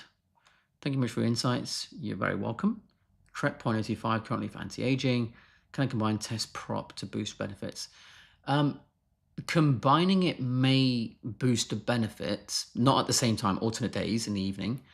But you'll get even more boosted benefits if you drop the Tret and just use the test prop, because that's going to be even more powerful, I would say. And cheaper, because you've only got to buy one product then, not two. Are all informations you're sharing about carnivore and fasting are relevant to women in premenopause? Yes, they are. Absolutely. They're relevant to all human beings, because we all have the same metabolic processes. We all have the Randall cycle. We all have fatty acid beta oxidation. We all have glycolysis, de novo lipogenesis, etc. Whether you're male or female, young or old, premenopause, postmenopause, perimenopause, whatever, it is always going to be relevant. That question is really important to ask in scientific studies, actually, because most studies are done on men, I've heard. So yeah, it's more relevant for that. But in terms of biochemistry, yeah, it's always going to be relevant. Christina Fraser, don't think I've seen this name here today. How are you doing? Tell me where you're from, if possible. I'd love to know. I take tranix acid for acne. NH2 taking 0.5 gram. It's the only thing that helped. Taking less makes it come back. If you're taking less and it's come back, it's not that you're treating the root cause then. You actually have not treated the root cause at all, if that's what's happening. You are just covering symptoms. So it's not that you need to worry about taking tranexamic acid. It's that you need to change the diet overall. I've got patients whose acne is completely reversed with the root cause without any medication, just with therapeutic nutritional therapy. That's it. So, I probably wouldn't take that chronically over time. It's just not indicated. I would look at improving the diet chronically over time as the proper root cause treatment, not symptom covering up or symptom managing. Opinions on keratin plugs and treatment. I'd say diet and lifestyle are more important. Keratin plugs aren't really something I've looked into. I don't really tend to treat hair. It's not my thing. I'm not going to pretend it is, so I'm really not the best person to ask for this. Apologies. Teenagers going to add Starpro to a birthday list. Your family should be proud of all you do. Thank you. Thank you very much. You get it for them. And even when they're no longer a teenager, it should still be helping. And everyone else, I'm sure, will use it when it's not being used by your teenager as well. Are you familiar with metabolomics testing? According to Dr. Berg, it's better than blood test or DNA. So what are your take? Saying it's better than this test or that test is irrelevant. One test will be better for one person trying to find something specific out versus another. If you want to find out your serum iron level, then you need a blood test, not a metabolomics test. There's just no way around it. So saying it's better than this or better than that without saying what it is you're testing for is quite irrelevant. It depends on what you're looking for, that it may or may not be better than, without even defining what better actually means in that context. So even if it is better, so what? I don't really care what the test shows, because it doesn't change what the ideal diet and lifestyle is. Nothing. It doesn't change what you do. In which case, what's the point in spending the money?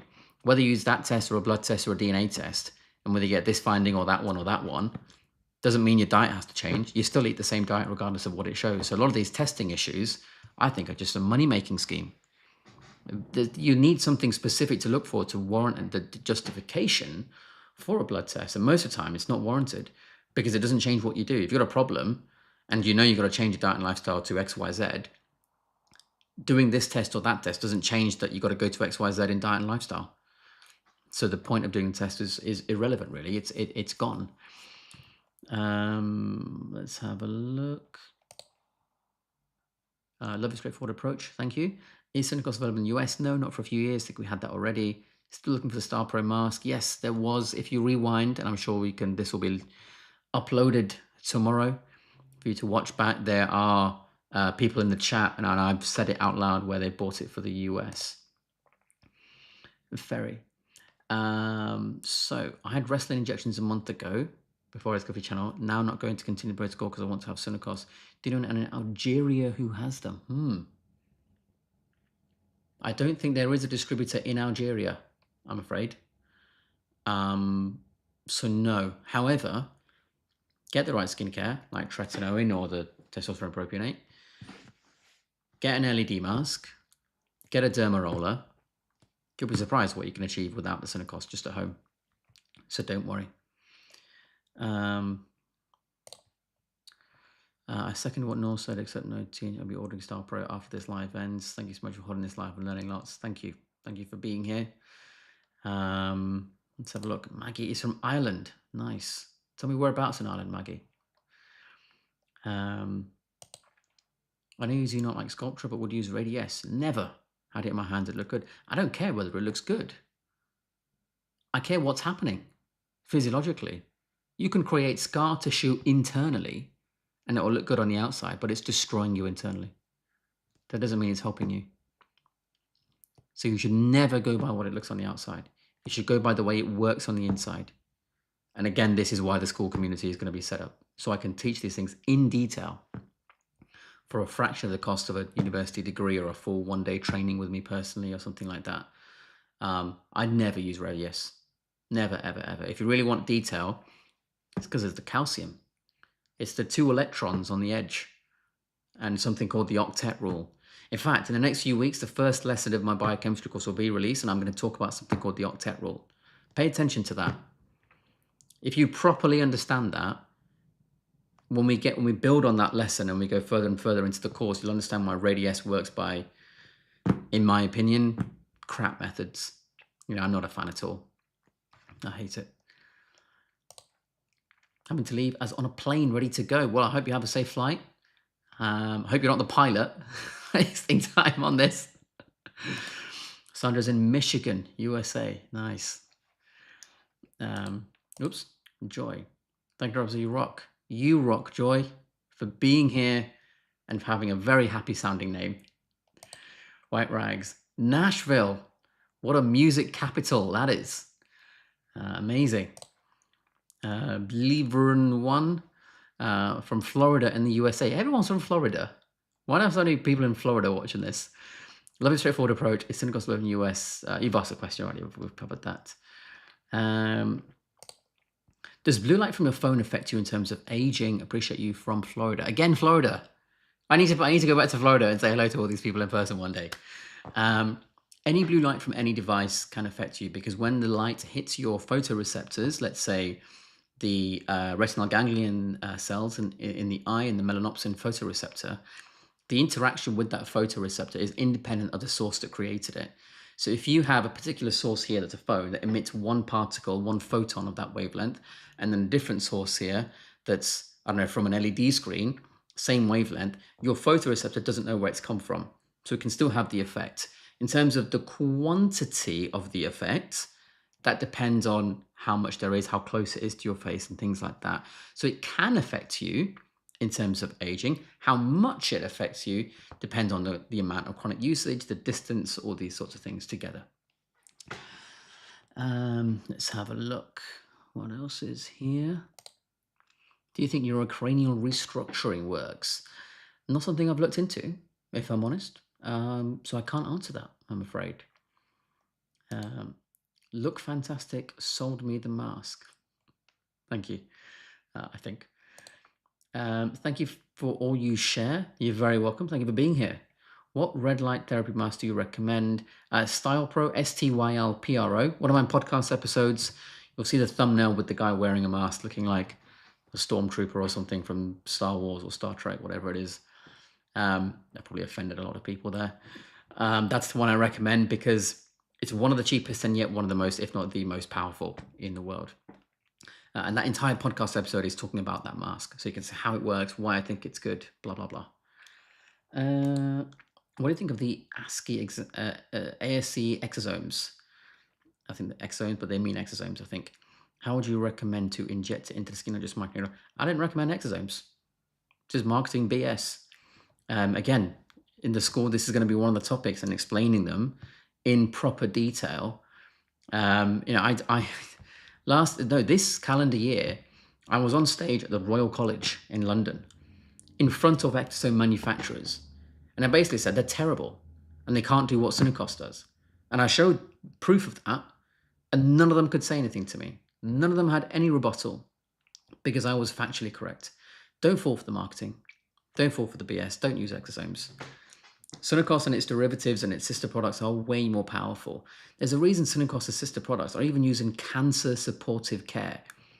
Mucositis, the wounds that you see there and things like diabetic retinopathies, they are proper wounds. And guess what? When a proper wound is made, do you think they use Synacos derivatives or do you think they use exosomes? I'll let you decide for yourself.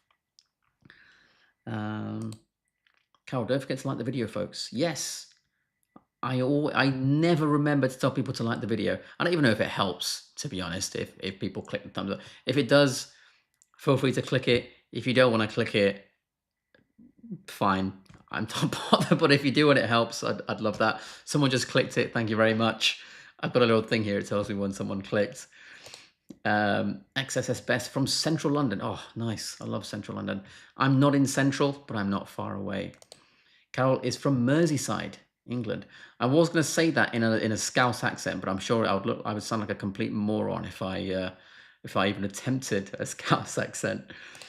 Marco, Reveness, which is a dermal filler for the lips. Oh, you're pressing the like button. Thank you, guys. Appreciate that. Would you prefer Kiss or Ultra? You can use either. Ultra is going to be a little bit more projecting. It's going to give you a little bit more body. And that would depend on what the presentation is clinically, as well as what they want to achieve in terms of an end goal. So that's a conversation discussion to have with the patient, I would say. Is your NAD protocol available anywhere or the guidance for dosage? There is no single protocol or single guidance. There's only a set of knowledge to understand that allows you to make your own protocol. However, when the school thing starts in January, I'll be teaching it there, and unfortunately there's no scientific paper either, because each paper looks at something individual. It's down to people like myself who assimilate all that and put it together. But again, that's why the school is there, for both professionals and the public, because there's no one teaching either group about how to use these things. NAD, like I said, I've literally seen people with Alzheimer's start to recover. It's the most absurd thing. Something we're told can't be cured. Why is this not being taught? I think it's weird that it's not being taught. So if I have to be the one to teach it to people, I will do that. Now, I'm going to do it in person. I really think that will be the only in-person teaching I do for it, because I can't be bothered to organize it, frankly. And then I'll be doing stuff in school online for people like yourself. Your surname sounds German. Maybe you're in Germany. That's why you can't make it to London. But that's why I'm doing the school. So for people like yourself who can't come, you can at least learn from me online. And people charge thousands of dollars for one-day training courses. I'm going to be charging, as you can see, £30. And then people can just learn about all these topics you see on the screen and more without paying any more. And I want to make it more accessible. Because I do one-to-one training for individuals, but that's not cheap, as you can possibly expect. Stephen says, metabolomics testing is rapidly growing. Comprehensive analysis of small molecules within the biological system, such as cells. Yeah, that's exactly what it is. I'm still not a fan, because it doesn't change what the ideal diet and lifestyle is.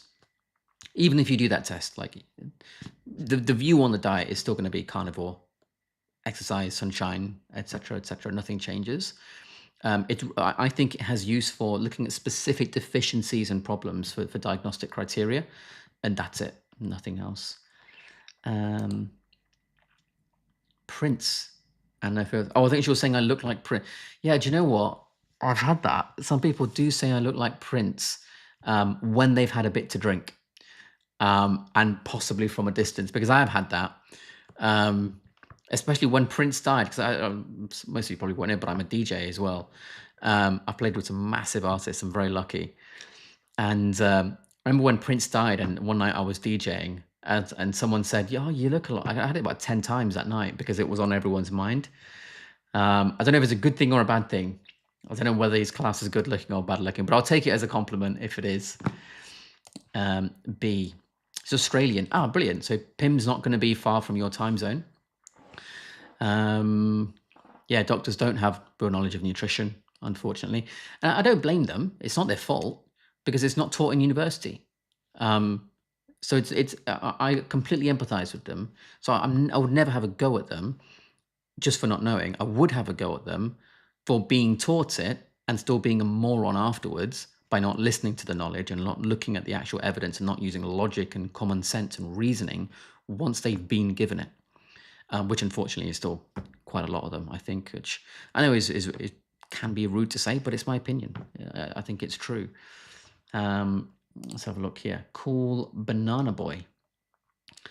62-year-old male. You don't look 62 in your profile picture, my friend. I don't know what moisturizer you're using, but I want some of that if that's the way you look at 62. With that loose-ish skin between chin and Adam's apple, what should I prioritize? Diet or dermarolling or maybe T-prop cream? All three is the best. Do the diet, do the dermarolling, and do the cream. There would be a specific protocol for you, which we can look at if you wish. Website there, you can book a consultation for that, and we can look into that. Not a problem. That's quite common actually, to how to combine all those three things together. But we have to look at the depth of the needle, the direction, the frequency, all those sorts of things based on the individual. But do all three. Do all three. Wasabi. Can't wait to see. Oh yes, I completely forgot. There is a debate in 4 days' time between possibly the most controversial vegan channel on YouTube, Vegan Gains, and Rachel from Carnivore Fitness. It is going to be incredible. Honestly, just trust me. Tune in for that. I guarantee you will not have seen anything like that. I can't give too much away, but it's going to be fantastic. I'm going to be moderating. It's going to be on my channel. If you look on the live section of my channel, so there's like videos, community, shorts, all that kind of stuff. Click on live and you'll see it there. You can click notify. I promise you, do not miss that on Wednesday, 8:30 p.m. London time, 3:30 p.m. Central American times, whatever it is, CST. Trust me, watch that. You will not regret it. It's incredible. I cannot wait for it. Trevor, please share the name of the nutraceutical that you use. I don't want to share it because I don't want to be biased by saying I recommend this or whatever. But there will be a time where I am going to talk about it, but I'm going to talk about it scientifically, not from a personal, opinionated, subjective perspective. I'm going to go through the actual data in a scientific way so that people can decide for themselves whether they want it or not. Most likely I'll do that on school rather than here, because if you're on school, you're going to be interested in the actual science and reasoning behind it. What do you think of kumkumadi oil for the face as opposed to squalane oil? I have no idea what oil that is, unfortunately. Last question, I think, has been 4 hours long. Yes, it has. It is now 4.5 hours, I believe. But great stuff. Thank you. Thank you for being here. Copy or copy? What sort of strength K2 do you recommend for a vitamin D strength of 50k IU? Well, I would just recommend getting enough fat in the meat personally. But if you had to take it as a supplement for some reason, I'd probably go with 5 Super Ks from Life Extension. I know there's maltodextrin in there. I'm guessing it's a trace amount. I don't know of another brand which is maltodextrin free, also has the same dose without any other nasty stuff in it. If any of you do, please comment on that particular video, the D3 video, how to stop vitamin D3 heart attacks or something. And then, that will help everyone out if you put it on there. What's the view on fasting? It's useful. Um, it's inhibition of mTOR complex 1, autophagy, ULK1, etc. But it's only useful if you're on a standard Western diet, I believe. Like if you're on carnivore, I don't think you need it because you're doing well enough already as it is. So there's no like loads of damage to repair. So you don't need to do the fasting. I don't fast. I use it as a tool for certain types of patients with certain issues, but I don't do it myself because I don't need to. And my carnivore patients, I tell them you don't need to worry. If you're hungry, eat. If you're full, don't. That's as far as we go with that. What would you say is the best SPF? One that doesn't leave the white powder look. Try a few different ones. I think La Roche-Posay has one called Aqua Gel. That can't make you look white because it's a blue gel. If you're really that worried about looking white, go for something that's a different color and then you'll see. But honestly, with SPF, I generally say to my patients, try a few different ones. Because the important thing is, do you look like Casper the Ghost when you put it on? If you do, it doesn't matter if it's great and got the right ingredients. You're never going to wear it because you don't want to walk out looking like Casper the Ghost. So the way it looks is just as important as ingredients, which I don't normally say. But for SPF, I think it does for most people. Sakina. I love how you've written your name phonetically there. Although I did know how to pronounce it anyway, don't worry. USA, Arlington, Texas, as I say here, smack dab in the middle of Dallas and Fort Worth. Order ND Plus and Glutathione injectables. How long to take? It's probably going to take, hang on. How long to take these products? In terms of how long it take to arrive, probably a couple of weeks, but I would probably go alternate days, NAD plus, then glutathione, then back again. It's impossible to say how long to keep taking them for, because I'd need to know your clinical history and medical history to know that, unfortunately, to give a precise answer. So if your last question as off to bed, still need to learn a lot about a carnivore diet. We all do. You all do, even me. I find nutrition advice conflicting and confusing. Yes, absolutely. I did. How come some seem to perform better having balance of carbs, veg, etc.? It's not that they perform better, it's that they appear to perform better. Metabolic pathways sometimes take a while to get damaged, and then you see what's been done in a negative way.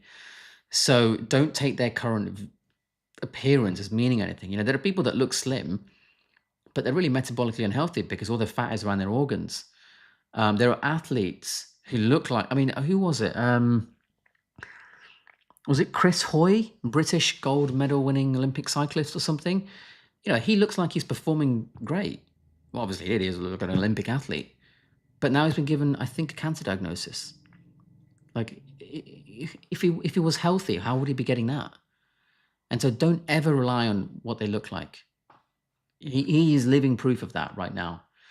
And I think it was Princess, what's the wife of Prince William? I forgot her name. In the UK royal family, she looks slim. She looks normal sized. Cancer diagnosis. Like, if she was healthy, why would that be happening? I wish her all the best. I hope both of those guys are okay. But it shows you that what someone looks like on the outside has no bearing on whether they're actually metabolically healthy on the inside. So don't worry if they look like they're performing better.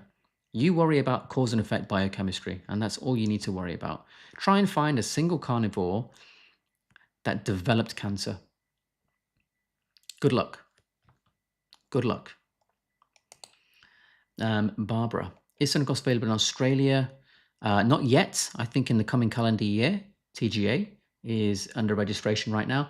Alternatively, you can go to New Zealand right now and get it there and then fly back. But it will come to Australia, I think, within the next 12 months. Sandra, yeah, you're very welcome. Very welcome, Sandra. AK to 11, Germany, Deutschland. Fantastic.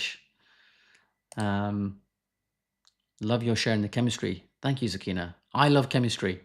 I genuinely love chemistry. I know that's possibly a really sad thing to say for many of you, but I just love it. It's just brilliant. Like the way electrons control bonding, the way the protons try to attract other electrons and steal them. It's like a drama. It's like watching a soap opera.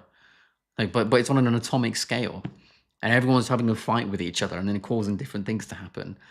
And then you zoom out and it turns out it's actually like a fatty acid being burnt so that someone can run down the road or something for metabolic fuel. Like it's amazing. I can't get enough of it. Yeah, I'm excited. It makes me smile just thinking about chemistry. But again, this is why I want to teach it. I want to tell people about it, about how amazing it is. So, like I said, stay tuned for the next few weeks. The first lesson in the course will be out here, and you'll see what it's going to be like in the school. Carl. I saw a video explaining that the test prop would have more negatives than the positives if you have acne problems. You went over your video. How's it working for you? Yeah, someone did send me a video. I did try to reach out to the guy. I don't think he got back to me, but yeah, I mean, if you have existing acne, I guess it would make it worse. I've never hidden that. I agree.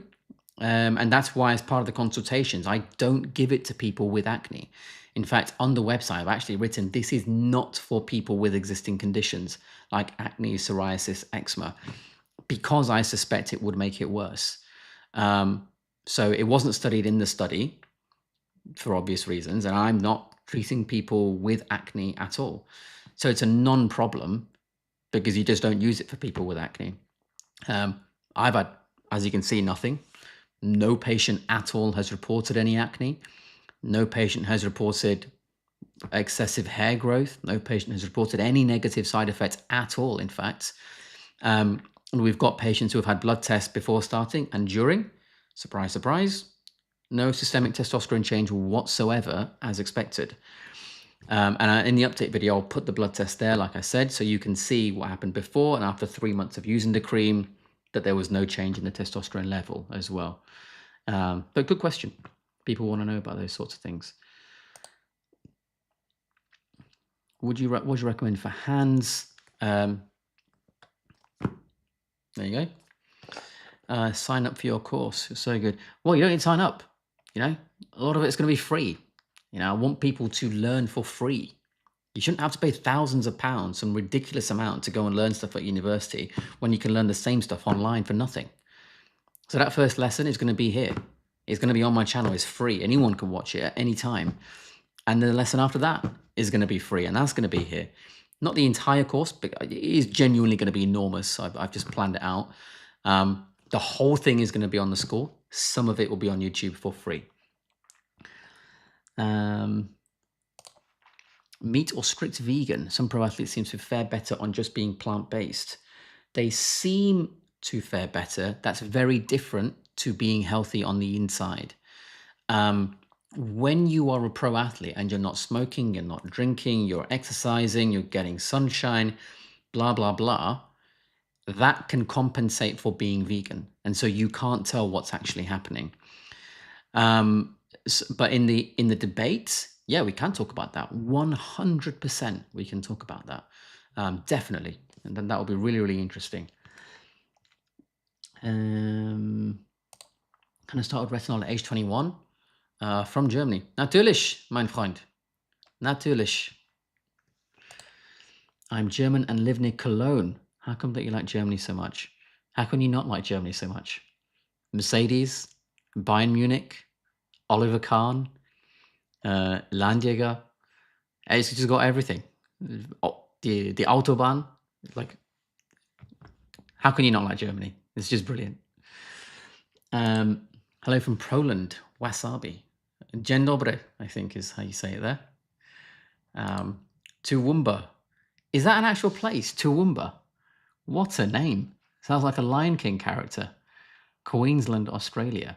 Well, it must be Sunday for you if it's Queensland. It's technically still Saturday here. I'll watch the rest in the morning. I'm sure I will as well. That must be the brand of NAD, Sunday Natural. I've not seen them, so I don't know. But I've seen the production process for NAD Plus at home. That's why I use their injectable for all my patients and myself. So I personally would trust them. My patients get a discount code. I probably shouldn't mention it on the stream, but it's ABS25. Don't tell them where you got it from, and that'll get you 25% off. It's not an affiliate code. I don't make anything from that either. Chrissy. Thank you. So it hasn't been easy at all. She's talking about introducing carnivore to her children, I think. First in the family to introduce a zero plant approach, and it comes with extreme backlash. Yeah, I'm sure it does. Always trying to explain and defend her health. Your words brought me so much encouragement. I'm very glad. I'm very, very glad. Also, to you open up on your family journey to where you are now, it's extremely inspiring. Thank you for sharing. I wasn't expecting to share that, if I'm honest. But if it's helped people, brilliant. And then I'm happy I shared it. Let me just get this next one up. What amazing grandfather to have so much insight. Yeah, he was. He was. I know everyone thinks their grandparents and their parents are the best. I'm no different, which has allowed so many of us to benefit from your teachings now. Thanking you and your family. Yeah, if it wasn't for him, I wouldn't be here, to be honest. Yeah, he's not here with me anymore, but he is in here, and I'll never forget him. Alda here from Watford. I think I've been in the same class for IV drip. Oh, possibly. I've got a question. How exactly do you inject 1200 and 200? And what is Performer? Is a combination of both. Performer is the updated version of 200. So you can bin 200. You don't need that. You just need 1200 and Performer. And how you inject it, I mean, that's a one-day training course. I can't answer that on a live stream, I'm afraid. Are you familiar with the NAD product Nuchido Time? I am indeed. I'm not personally a fan. I think if someone doesn't want to inject, they can look at something like that. Not a problem. Injecting isn't for everyone. But it's if I'm not mistaken, and I take this back if I'm wrong, someone correct me in the comments under this live stream. I don't think that has NAD. I think that's niacin, not actual NAD, or NMN or anything like that. So I'm not sure how much of that actually turns into NAD personally. If you really want to look into the production of NAD and using therapies like this, look at a guy called Ross Grant, ROSSGRANT. He is one of the top guys in the world for NAD plus research. And I'm very privileged to have a call with him next week, actually. And we're doing an event together. And it's expertise like that is going into courses like this, if you're interested. And groups like this in school. What about carnivores hitting a wall after a few years and adding back fruit? Yeah, that I've seen Paul Saladino do that, and I think he's done that because he's not eating enough protein, so he's not getting enough of an insulin release to retain things, and so he got leg cramps, retain things like electrolytes. So it's expected, but surprise, surprise, all the patients I coach to go into carnivore, none of them have leg cramps because we control everything perfectly. So we don't have that issue. So I think it's the way he did it rather than what he did personally. Carnivore diet, no craving for a good salad or fruit? Never. And if I do carnivore on salads and fruits, is it still carnivore? Well, it depends what you define as carnivore. I think some people will say that it's defined as, let me just move this here 1 second, that it's defined as at least 70% being meat or animal-based products. So if you have a bit of salad and fruit, and that's only like 5%, I guess technically it's still carnivore, but so what? It's your choice. If you want to have a bit of salad and fruit, go and have a bit of salad and fruit. I'm not going to tell you off because you're still better off than a standard Western diet. So you're still going to get benefit from eating that way. If you're eating fruit and veg with meat, then technically it's carnivore. I think it depends on the amount. It's pedantic. It's really pedantic. Like, who cares if it's this percentage or that percentage meat? Like, it doesn't matter. You live your life and be whatever it may be in terms of levels. Can I consider myself as a carnivore while eating fish twice a week? It depends on what else you're eating outside of that. Amazing. I cannot wait. No problem. Yeah, well, I think just talking about the school group, but yes, in January, I cannot wait for this course as well. I'm so excited to give it to you guys. I've got an editing team who's brilliant, Longwave Digital, and I'm going to film it and tell them exactly where to put the molecules and describe all the interactions and things. Hopefully in the next 2 weeks, 3 weeks, lesson number 1 will be through. It'll be called like Biochemistry 101, lesson number 1, elements, atoms, and subatomic particles, or something along those lines. I've been waiting for the live and got too busy. Well, I'm sure you can watch it tomorrow. In fact, I will rewatch the live tomorrow. I can't wait for the next live because I couldn't make it on time for this one. Yeah, eventually they're going to be on score, like I said. So in January, what I'm going to do for these lives here, I'll do it for about 30 minutes, 45 minutes, and then I'll carry on the free school. So you don't have to pay anything. You don't have to give me your credit card details or email newsletter sign up. You literally just click the thing and then you just go over to there. And the reason I want to do that is because there's a community on school that I can help build as well, and post other things, like I said, and information, as opposed to just talking on camera where I can't do anything else. Can you microneedle sonic cost? You can, but it wouldn't work as well. Long answer, but you could actually be inhibiting the way it's working as well, because microneedling from trauma and Sunakos from physiology are two completely different methods of action. They're actually the opposite of each other. So it's not a case of putting them together to double the effect. I wouldn't put them together. Which brand? There's no brand. It's just raw ingredients, pure ingredients mixed together. So this is made based on my prescription, which I can prescribe and get made for people. If it's something you want, you can just find the website here. There's an email thing on there. I know people have actually messaged while I've been on the live stream. Obviously, I can't reply right now. My assistant will get to that soon. But you can send a message on there, tell us where you are, and we can see if we can get it to you. If not, if we know someone that can nearby. This person wanted to get the test prop, but she got given minoxidil instead. Oh my God. I don't know what to say to that, Carl. They have no idea. I'm going to go off on a rant if I reply to that, but I'm sorry it happened to you. I'm sorry it happened to you, my friend. Does a pure carnivore diet eliminate your gut microbiome? Nothing eliminates a gut microbiome. Your gut microbiome will change based on what you're eating. I've heard experts say we don't need microbes in the gut. No, I disagree. I think we do. And the microbes there are dependent on what you're eating, as to the species and the amount and the quality and all these sorts of things. Kopi. Now, Sunday Natural is a brand for vitamin D and K2. I haven't seen it, so I don't know what the dose is, I'm afraid. Thank you for all you do. You're very welcome, Barbara. Thank you for tuning in.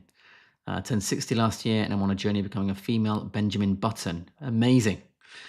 Using NAD Plus at home already. Purchased Starpro 2 months ago and went to Carnivore 2 weeks ago. Oh my God, wow. You're ticking all the boxes. You are ticking all the boxes. So go for it. If you're in the UK, you're welcome to come to this course to see how to plan the NAD for proper anti-aging protocols and things like that. Because if people in your family are ill, you might be able to use this to help them as well. So there's a lot to it.